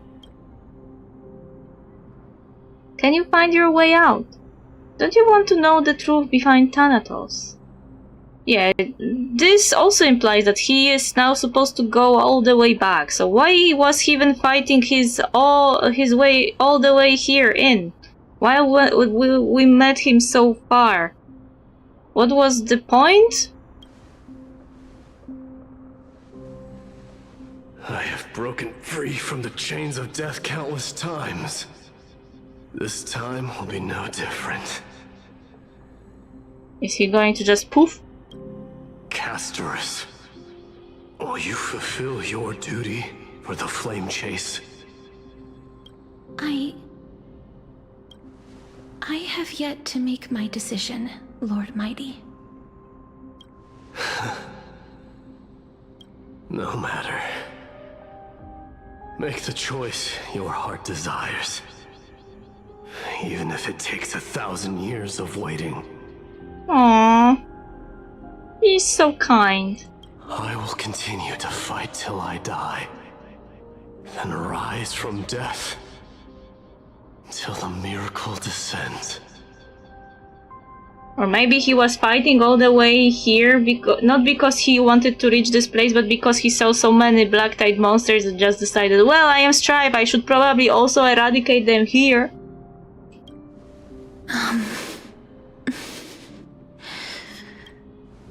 There is one more thing you should know, Lord Mighty. Ah, yeah, about becoming a Titan.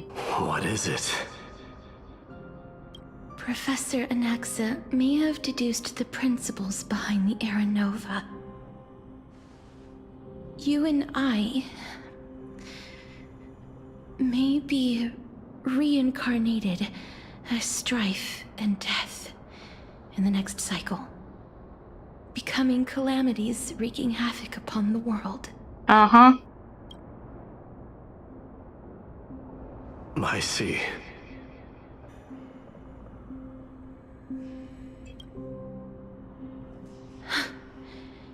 Is that all?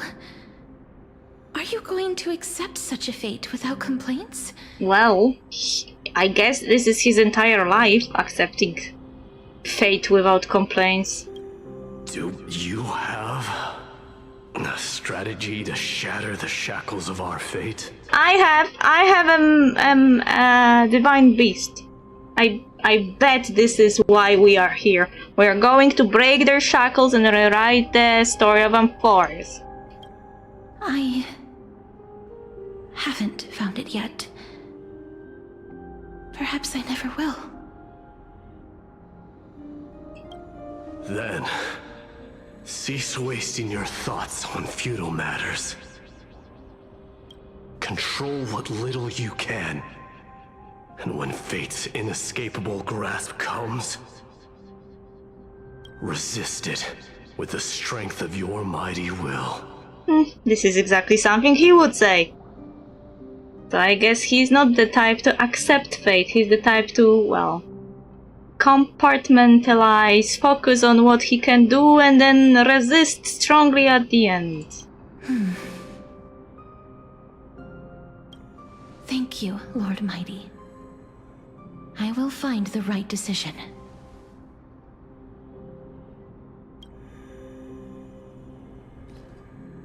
And now he's leaving. I guess he never wanted to reach this place. Of strife, may you meet a fitting end. Lovely. This must be the alchemical matrix the spirit mentioned. Let's see. We need to insert Aquila's sky, Georios' earth, Kephali's fire, Fagusa's ocean, and Nestia's love. Wait, what? It seems our sweet Princess Homebody has made up her mind. In that case, seamstress, I suppose I no longer need to deliver your message. My time is rather precious after all. Whether you wish to break free from death or not, please, follow your heart.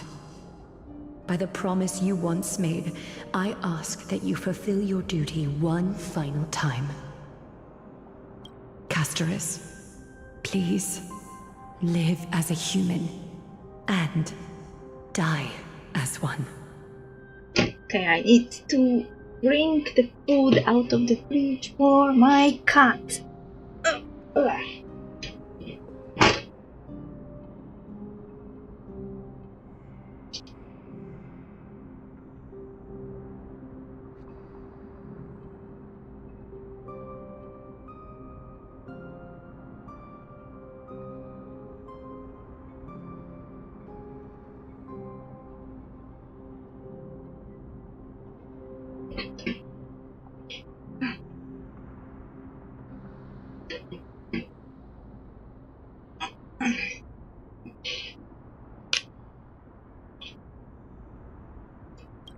According to that alchemist, the final piece is supposed to be me. However, he is not privy to the past, and therefore cannot see the full picture. The past?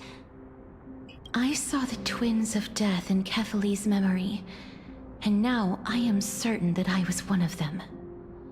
The trial of the Hand of Shadow demanded taking the life of your family. I died during that trial, falling before the gate to the new world. And my sister, whom I never met, became the Titan Thanatos of this cycle. She was consumed with regret over my death, so she used the Titan's authority to reforge my soul. Yet, it also means she has never revealed herself to anyone, hidden away from the entire world. That's because the Titan she became already fell at the start of everything. They died for me, and now lie in slumber in the River of Souls. You mean... Pollux? That's right. The River of Souls is no material river. It cannot be blocked by ordinary means. Only a divine corpse can prevent the dead from reaching the next world. And that's why we have to awaken Pollux from death before we can retrieve the core flame of death. Okay. Is that easy? We have to reforge its body with the power of alchemy. But Cass, if that alchemist speaks the truth, does that mean you're also part of the dragon body? According to those departed spirits, I was indeed born as the dragon's twin.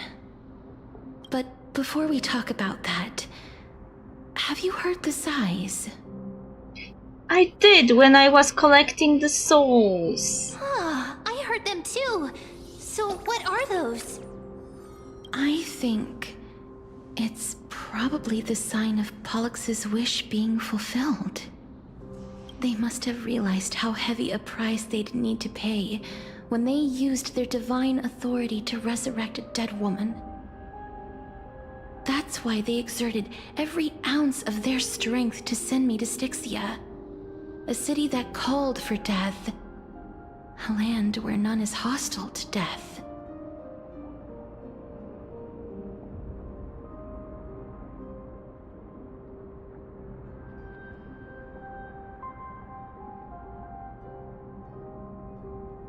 Okay, they were calling for death because they lived in the world without death, yes? But how can you call upon a concept that you don't know? If you don't know the concept, how can you call upon it? How can you want it back? It still implies that death existed before, and that people were tired of their life that never ended. Or maybe the concept of death is so universal that they didn't have to know it beforehand in order to call for it. I don't know. They never saw their wish fulfilled and fell so prematurely, all because they wanted to give me a new life. Pollux must really want to know how their sister has been after giving their all to save her. That wish is the reason Pollux's soul still lingers in the mortal realm, even after their fall. quietly watching and documenting every detail of their sister's life. Wait, what? Ah, so instead of picking up objects on the way here, we were instead showing things to a strand of yearning that lingers here. Now, we must weave these yearnings together and restore them into Pollux's complete soul. But all of this is just a hypothesis, right? What if we go through with the ritual and it turns out totally different? That's fine. As Professor Anaxa often reminds us, such is the nature of alchemy. The true outcome can only be known once the process is complete.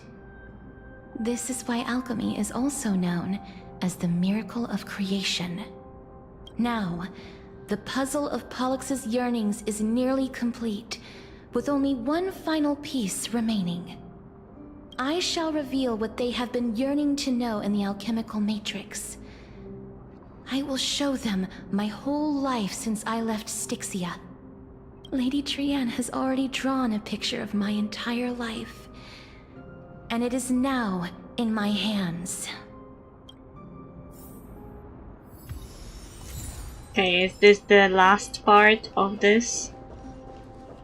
The ultimate cutscene? Then, let the ritual begin.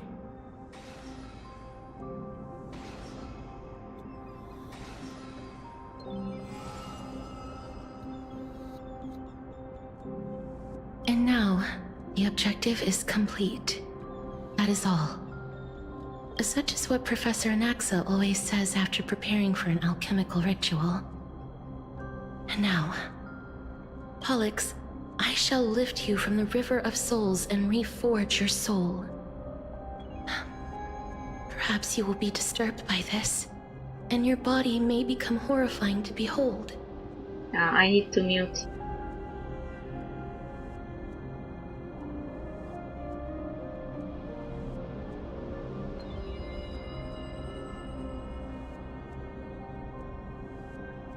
But if even the slightest trace of your soul remains, the soul that once ferried me to this side of the shore, then please, look at me. I wish to thank you in person. I have obtained everything you sacrificed your divinity for. Lady Almanette. Did she recognize you? Oh, she must be the first soul we can communicate with here, right? I'm afraid she is just another spirit trapped here, like the rest of them. The only difference is that I was there when she died. Please, go on. I'm listening. Are you about to tell the story of Styxia? Yes. You're just as smart as I imagined, but... never mind. Now's not the time. There's no need to worry, Elder. Take a look around you. You're already at the resting place of the dead. The world of the dead? But how? I understand that you chose to remain silent about the story to protect Casterus, the girl who coexists with death. But you no longer need to hide that story. I can assure you that you have protected that girl's life well. Oh.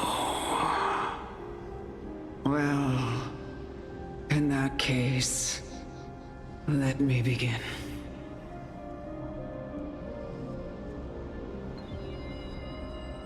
Styxia, the pearl of the ocean, plagued by unwarranted calamity and ravaged by death in the fairy tale. It was the first city-state to shift their faith towards death, even before Idonia did. From where you stand now, I suppose that's a bit hard to believe. Right? Indeed. I cannot imagine that those from the era Chrysia, blessed with eternal life, could ever yearn for death. I have pondered the the same question, child. But I am afraid there is no clear answer to it. Journeys and epics are only glorious and magnificent because all things eventually fade to dust. That's how someone once explained to me why death isn't necessary to the world. But I still can't take that as the final answer. Would a world without journeys and epics be worse off? I take it the one who spoke this line was a general, or perhaps a warrior. I, however, did find some inspiration in these words. Would you like to hear my thoughts, Castoris?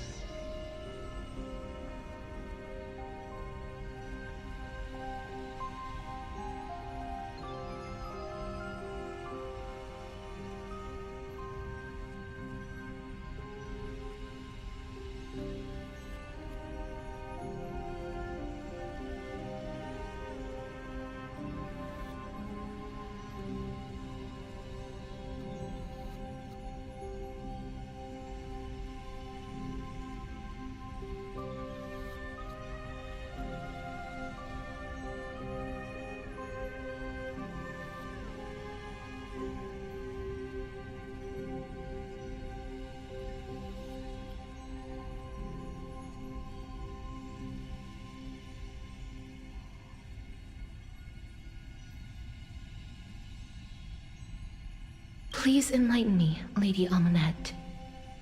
Though I have already made up my mind on how to handle the authority and core flame of death. Your words might truly guide me toward the path forward.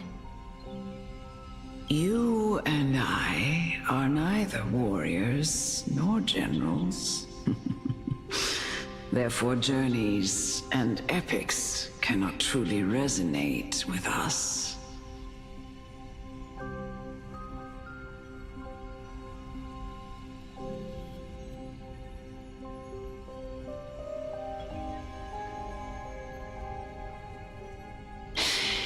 But what if I reframe it like this? What if love is not a trait bestowed upon mortals by Nestia, but a blessing from death?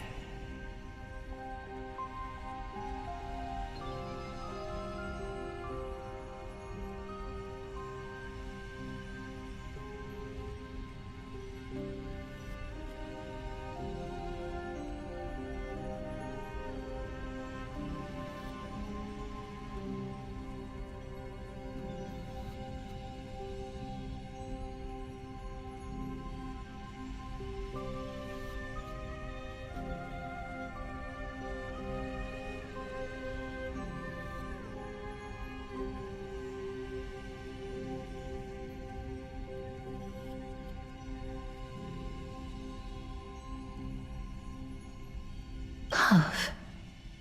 No one ever invented the word cherish in the era when life was eternal. For all the good things in the world can be revisited endlessly, and every bond formed carried no risk of being severed.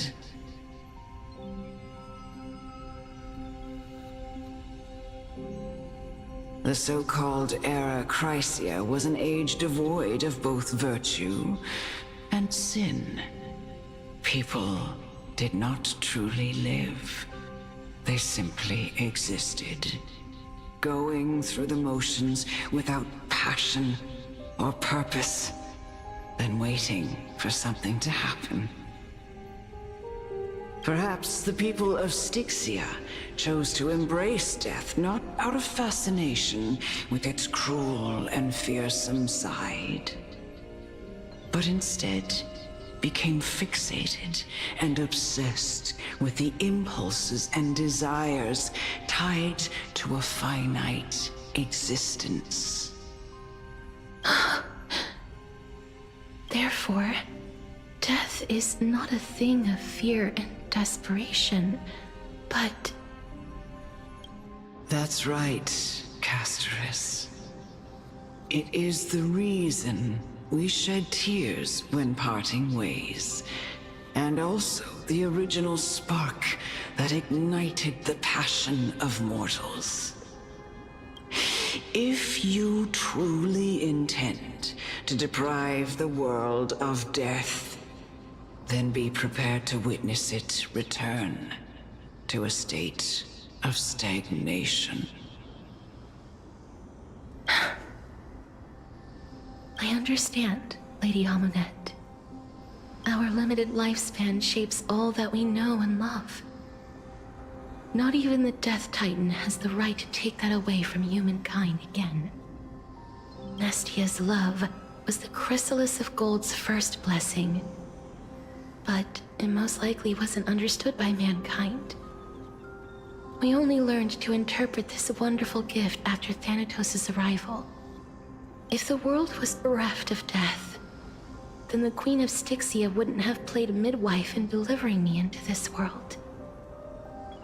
You wouldn't have welcomed me into Idonia, and Aglaya would never have invited me to join the Flame Chase journey. None of these stories would ever have happened, and I would never have lived, let alone found happiness. Thank you, Mother.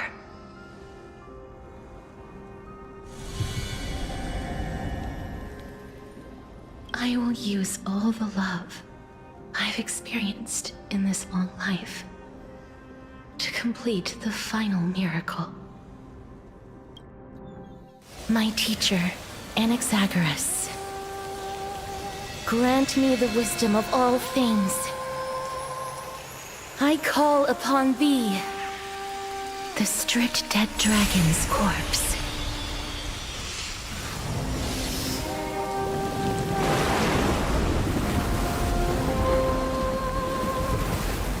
Rises from the earth, falls from the sky. As above, so below. This is the greatest power of all powers. Unstoppable in this world.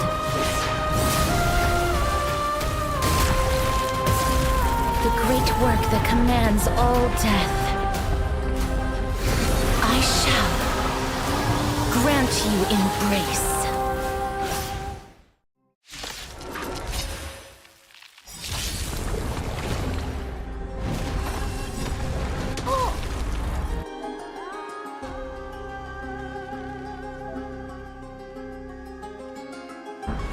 Stay back, Clara. Eternal sleep is not the end. The dead will return!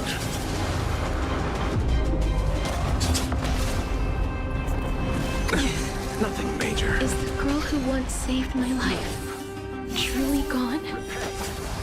Or will you show yourself again once we eradicate this hatred and regret? Commencing support. Destined for oblivion. I need to be brave. Annihilate. Stay back, Clara.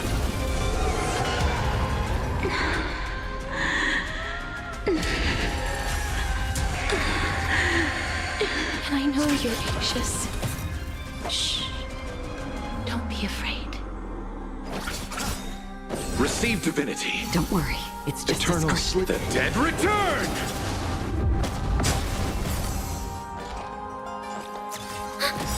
Enemy data secured. Net markers activated. Time for a good old counterattack. I weep for the departed. It too shall fall. On the still waters of oblivion. I'm not afraid of you. I want to protect everyone. Help me, Mr. Sorrow. Nothing major, Clara.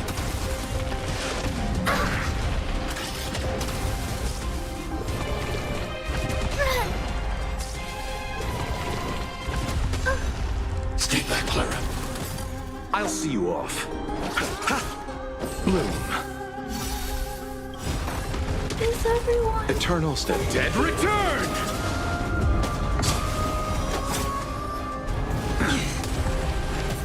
Another journey begins, destined for oblivion.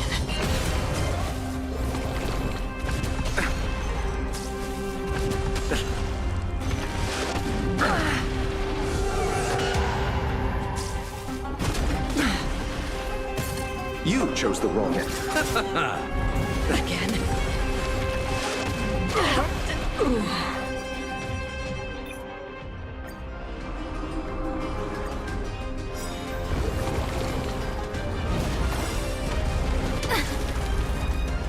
Eternal sleep is not The dead will return!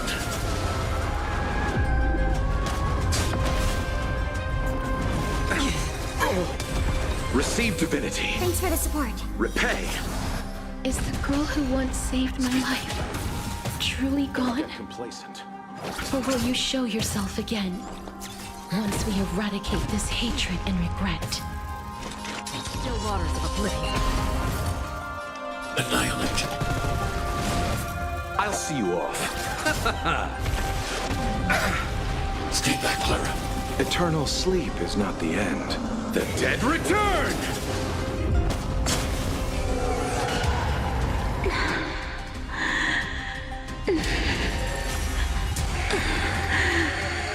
And I know you're anxious. Shh. Don't be afraid. Enemy data secure. Net markers activated. Time for a good old counterattack. I weep for the departed. It too shall fall. There's no more need to weep in grief. I will grant you peace. This turn. Yes, it's me. I'm back. Hide. Mission command. Mission command. Be careful. They may be moving by instinct, but there is fury welling up within them. Don't worry, it's just a scrape. Eternal sleep. The dead return!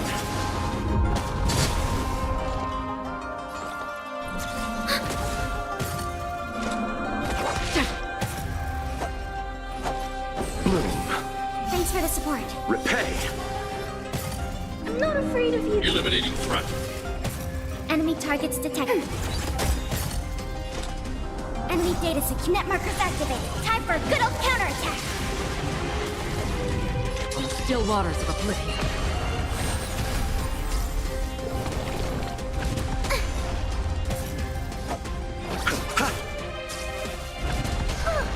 Stay back, Clara. I want to protect everyone. Help me, Mr. Sora.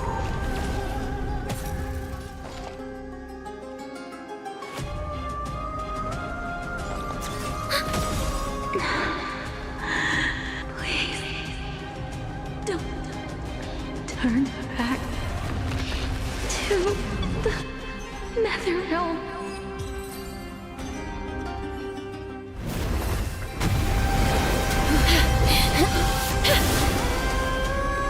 Oh, death. Sleep in peace.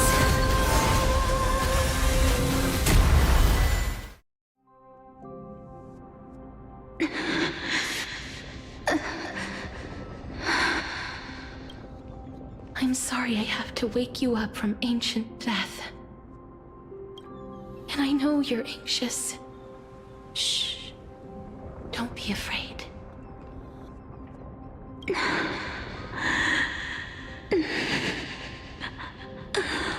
Do you remember me? I'm the girl you once carried across the Sea of Souls.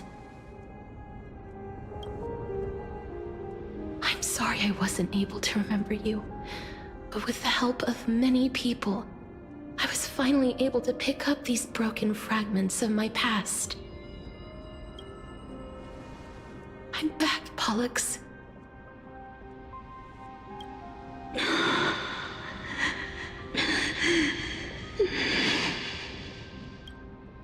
this might not be what you wanted.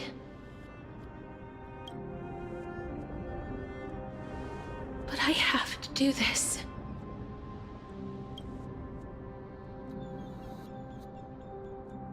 So please, carry me across the Sea of Souls again and return me to the Netherrealm, just like you did in the past. Please take me to where the core flame of death rests.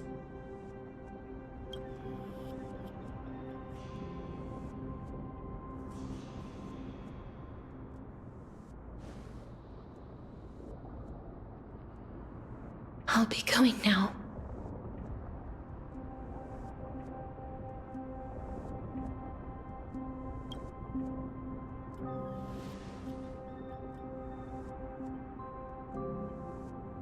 They may look scary, but as long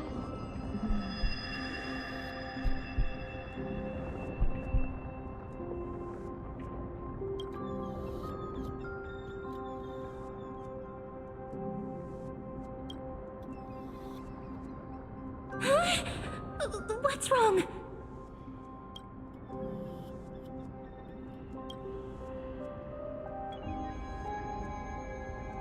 Are you... What's wrong with her? Her time is almost up. If I don't go now, I'm afraid her soul will return to Thanatos' embrace before me. What? Oh no! Is there anything we can do? Don't worry. I promised I would ask Thanatos for the Trailblazers' right to roam the Earth again.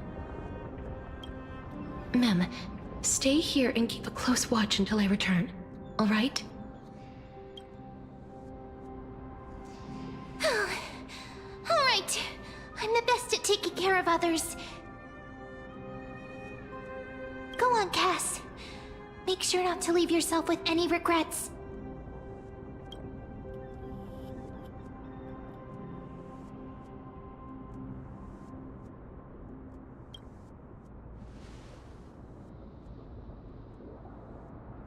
It's a deal then.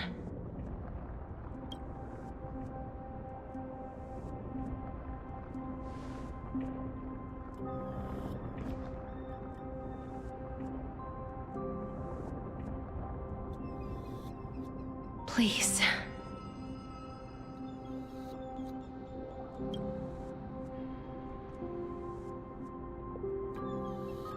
Wait for me.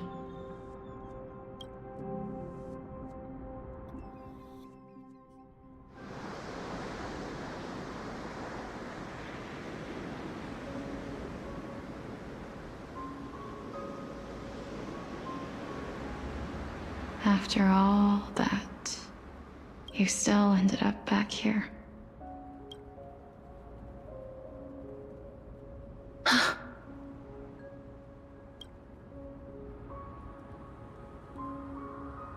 So the legends were true.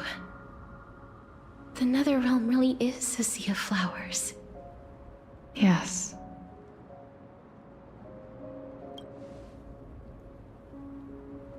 Just like the flower fields we tended to back then.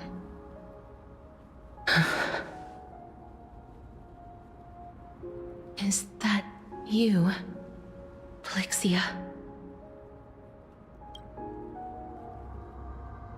Do you remember me? I don't have the memories from that time, but I've seen you before during an experiment. I see. Call me Thanatos, then. It'll be easier.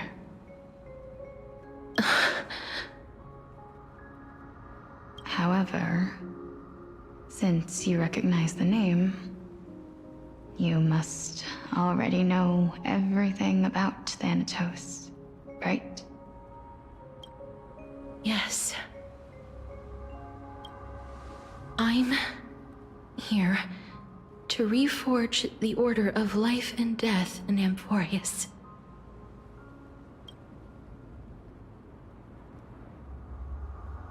You know, my sister was a sympathetic, but rather sensitive person. Whenever she didn't want to say what was on her mind, she would avoid eye contact and look off into the distance. Just like what you are doing now.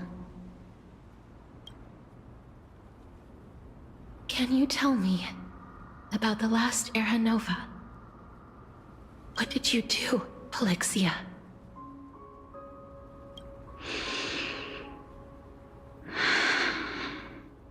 Where should I begin? I suppose we can start from the beginning.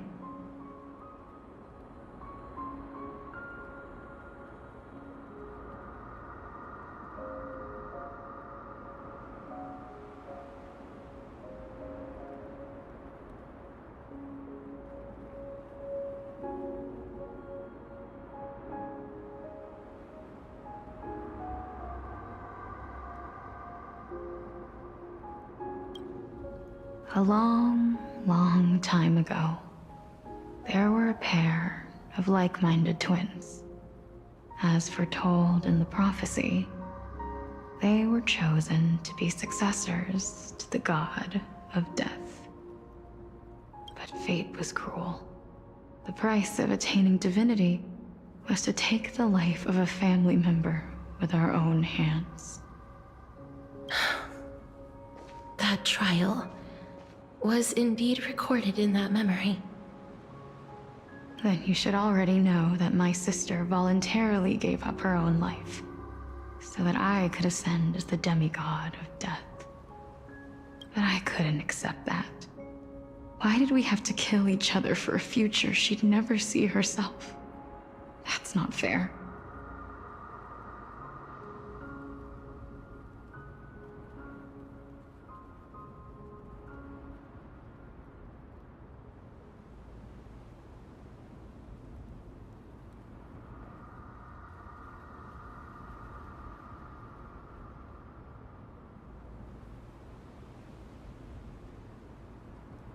So, while weaving the laws of the new world, I shattered the forbidden bottom line for life and death.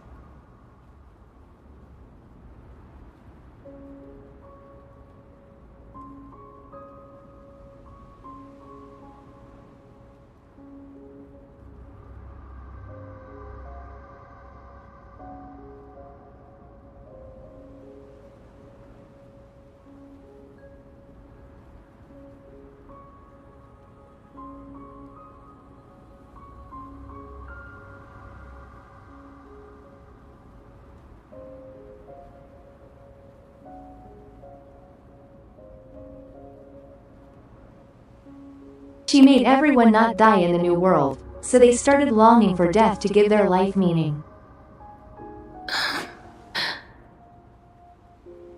I reshaped my sister's soul and took the form of the great dragon Pollux to carry her up the River of Souls and back into the mortal realm. But our fates were already decided and manifested in unexpected ways in response to my futile actions. Aging is an unbreakable law of nature laid upon humankind, created at the same time as death. When the living die, their souls will meet Thanatos, who would determine where every soul goes.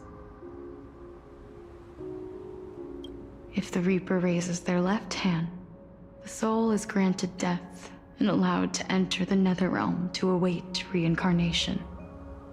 If they raise their right hand, the soul is rejected by the Netherrealm and returned to the mortal realm to continue walking the earth.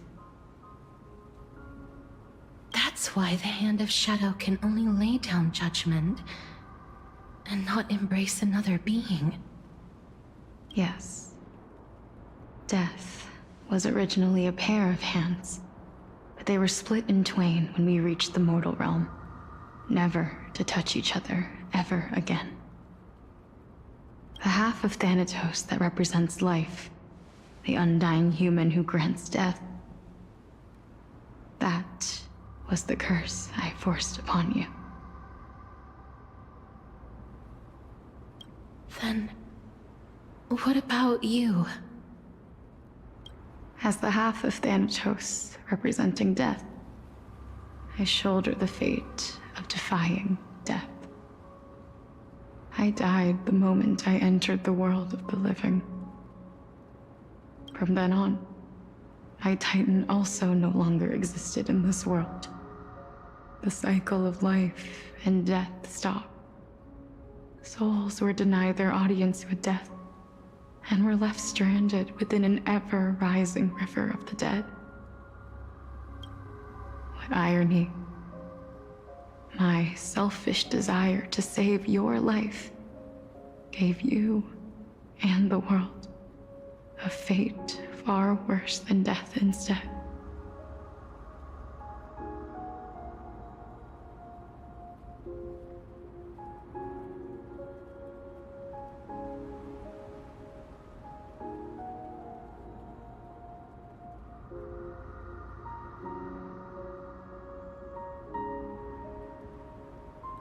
Another example of someone who couldn't let go and move on, but this time a woman. Then, what was left of my reason was left behind in the Netherrealm, where I've been taking care of these flowers day after day, until there is now a sea of them, all while mulling over the subject of life, death, parting, and enduring in endless loneliness. Fate is absurd indeed. Our lives were a mirrored image of one another, like a pair of hands. Even so, we arrived at the same destination. We walked different paths, yet experienced the same pain. I had hoped that maybe you would at least have a good life in this cycle. I'm sorry. I lived my life well. It didn't go to waste. As far as I'm concerned, you did nothing wrong. Even though I forced the authority of granting death to humanity upon you, a total stranger.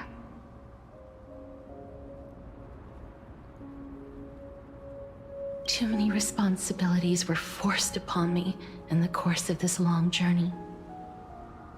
I was once lost, even upset. But I realized recently that if it weren't for your blessing, I wouldn't have understood the source of these emotions, nor would I have realized my purpose. I wouldn't have made it here to reunite with my missing half. And we wouldn't be discussing our past while sharing the same view of this landscape. I wouldn't have understood the meaning of our existence. The meaning of our existence. This sea of flowers blooms on dead land, because we sowed it with the seeds of our separation and watered it with our tears of loneliness. Yes, the only thing death is allowed to create are flowers that bloom from blood and tears.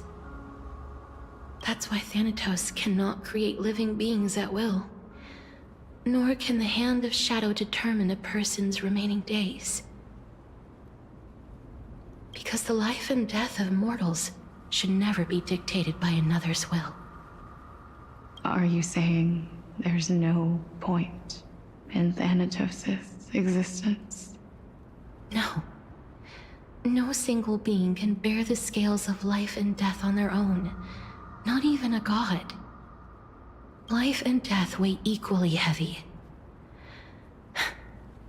We both know that now, don't we? You, too, must have had a difficult life. We've taken quite the ridiculous journey together, haven't we? I had a feeling, even back then, that we would meet again one day. Not to embrace one another after a long separation, but to come in search of retribution. Tell me the answer that's already been written, and let us draw this seemingly endless fate to a close. It's been far too long. I've waited here for centuries, watching day after day as desperate spirits are denied by this lonely wasteland.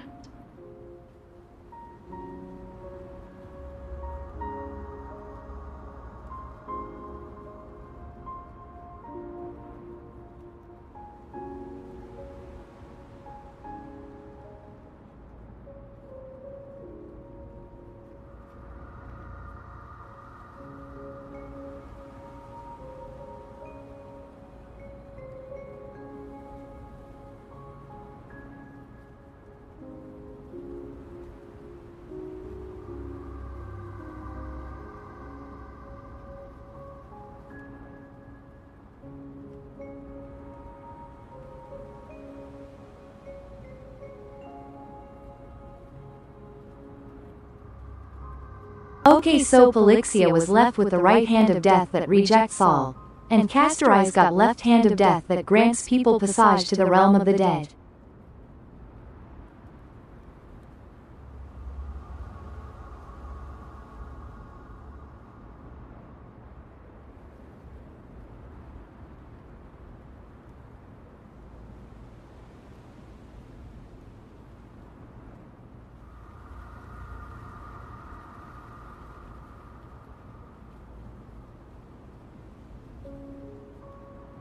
It still doesn't explain why Maide is immortal though, and if he could die if Polixia had the left hand instead.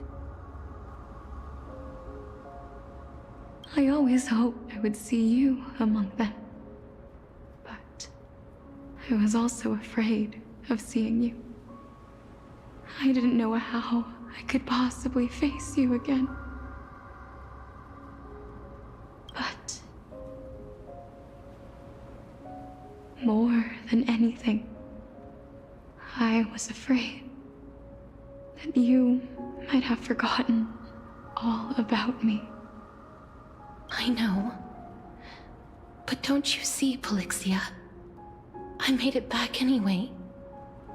You don't have to shoulder Death's authority on your own anymore. It was always meant to be held in two hands anyway. So, let's give our core flame to her, and have her take it back to the mortal realm. Give humanity back their cycle of life and death. Our responsibility as Thanatos was never about picking out favorite souls. We were only meant to watch over life.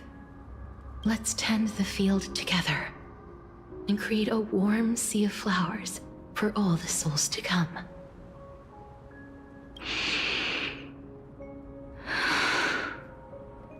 What do you think, Polixia? Yes, just one last step. You shall wither, and through that, the dead will sprout again from the remains, and be reborn with the dead flame. As foretold by the prophecy, Thanatos' authority is only destined for only one person to wield. As the Chrysos heir of death, as their demigod, as a titan, our fated moment has arrived once again. Just like before. Yes, just like before. But unlike that time, the ones undergoing the trial this time are prepared. You've made up your mind? Yes, as dictated by fate. But I won't be afraid, as long as you're here with me. Complete your trial in this life, grant me the embrace of death, and light the spark of life ablaze. You've been tempered by life and death. I know you'll be able to give this wasteland its first breath of life. Like a raven butterfly, flying swiftly into the netherrealm, perching on the twig of death.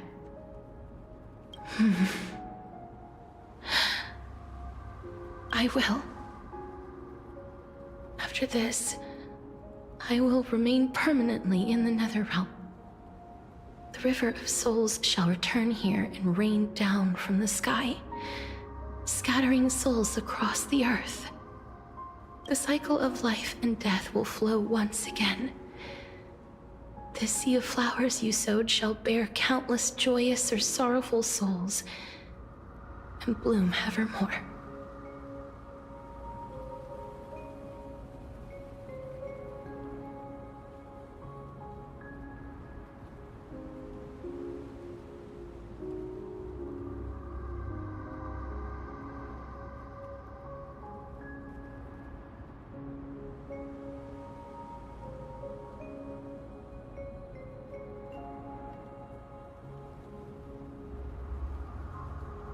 I guess by the cycle of life and death, they mean reincarnation here, because death still exists in the mortal world, just the souls are trapped there.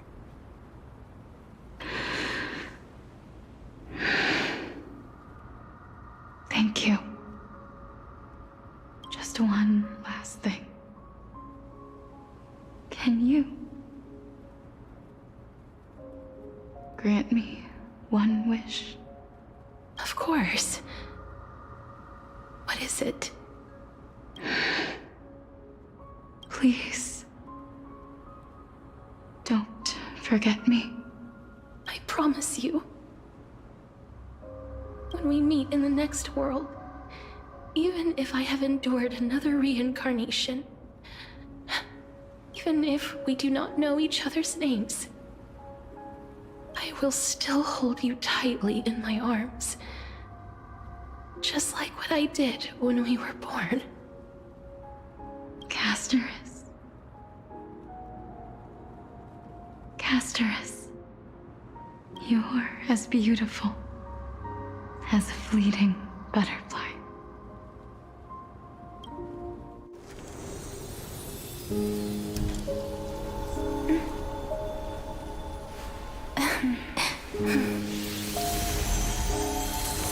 I will bring rest to death.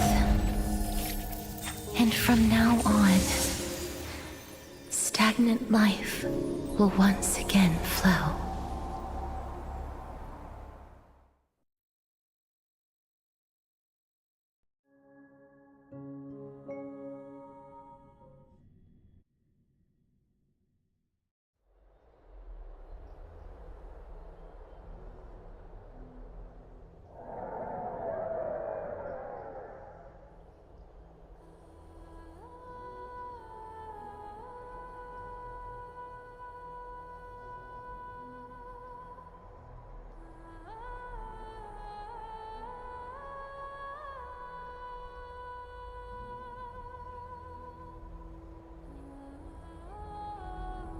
This game really should learn the concept of not loading pods without permission.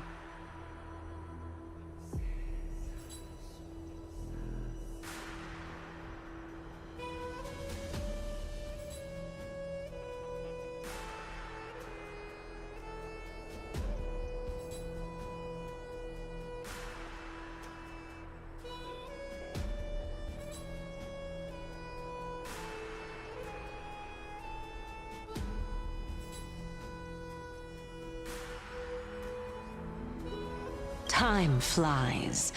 In the blink of an eye, the 15th entry hour is already at hand.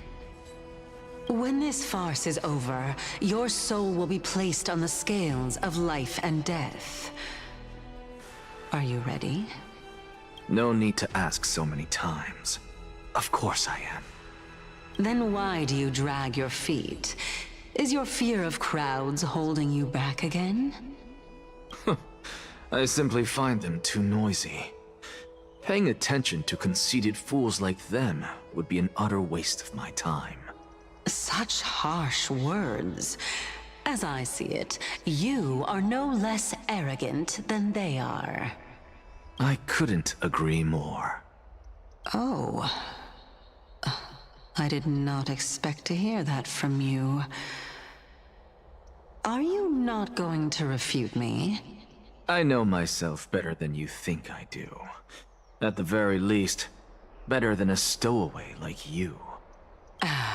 And they say men whose ends are nigh have but kind words.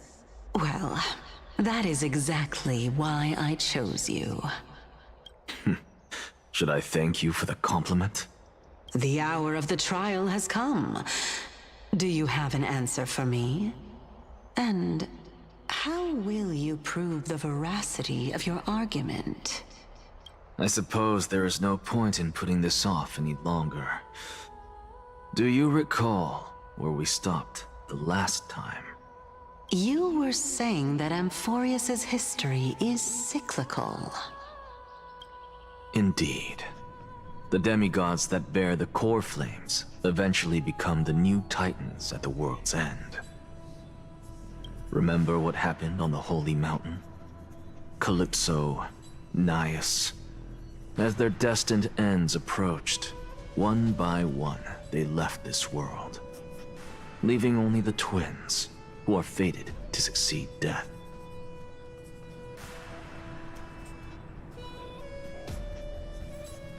Unfortunately, while their journey is consistent with ours, you and Calypso, as well as Nicodor and Naias, act as supporting evidence. I can only come up with a rough sketch for my theory of a cyclical history.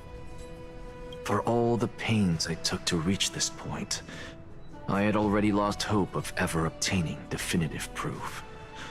After all, the past is in the past. Proving that we are the legacies of heroes of the past is a hopeless endeavor. That is, until I met a girl named Polixia and her sister. If Castorus was truly sent from the past to the present for the Titan's self-serving reasons, then having lived through 2 cycles, and with Styxia as the pivot, she will no doubt be the link to connect all of this together.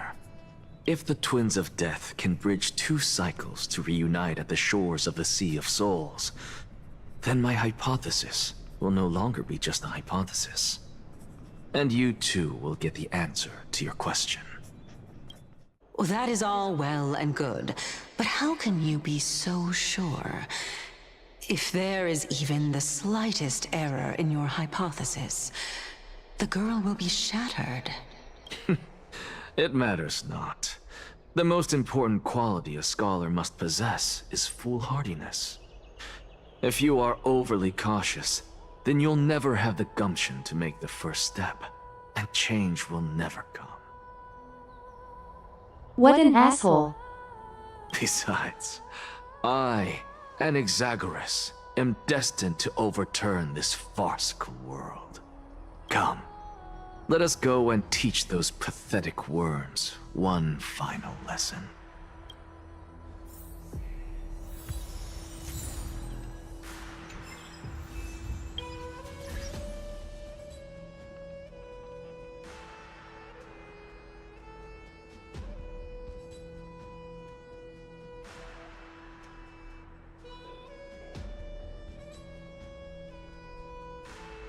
Finally they stopped talking. I'm FREE.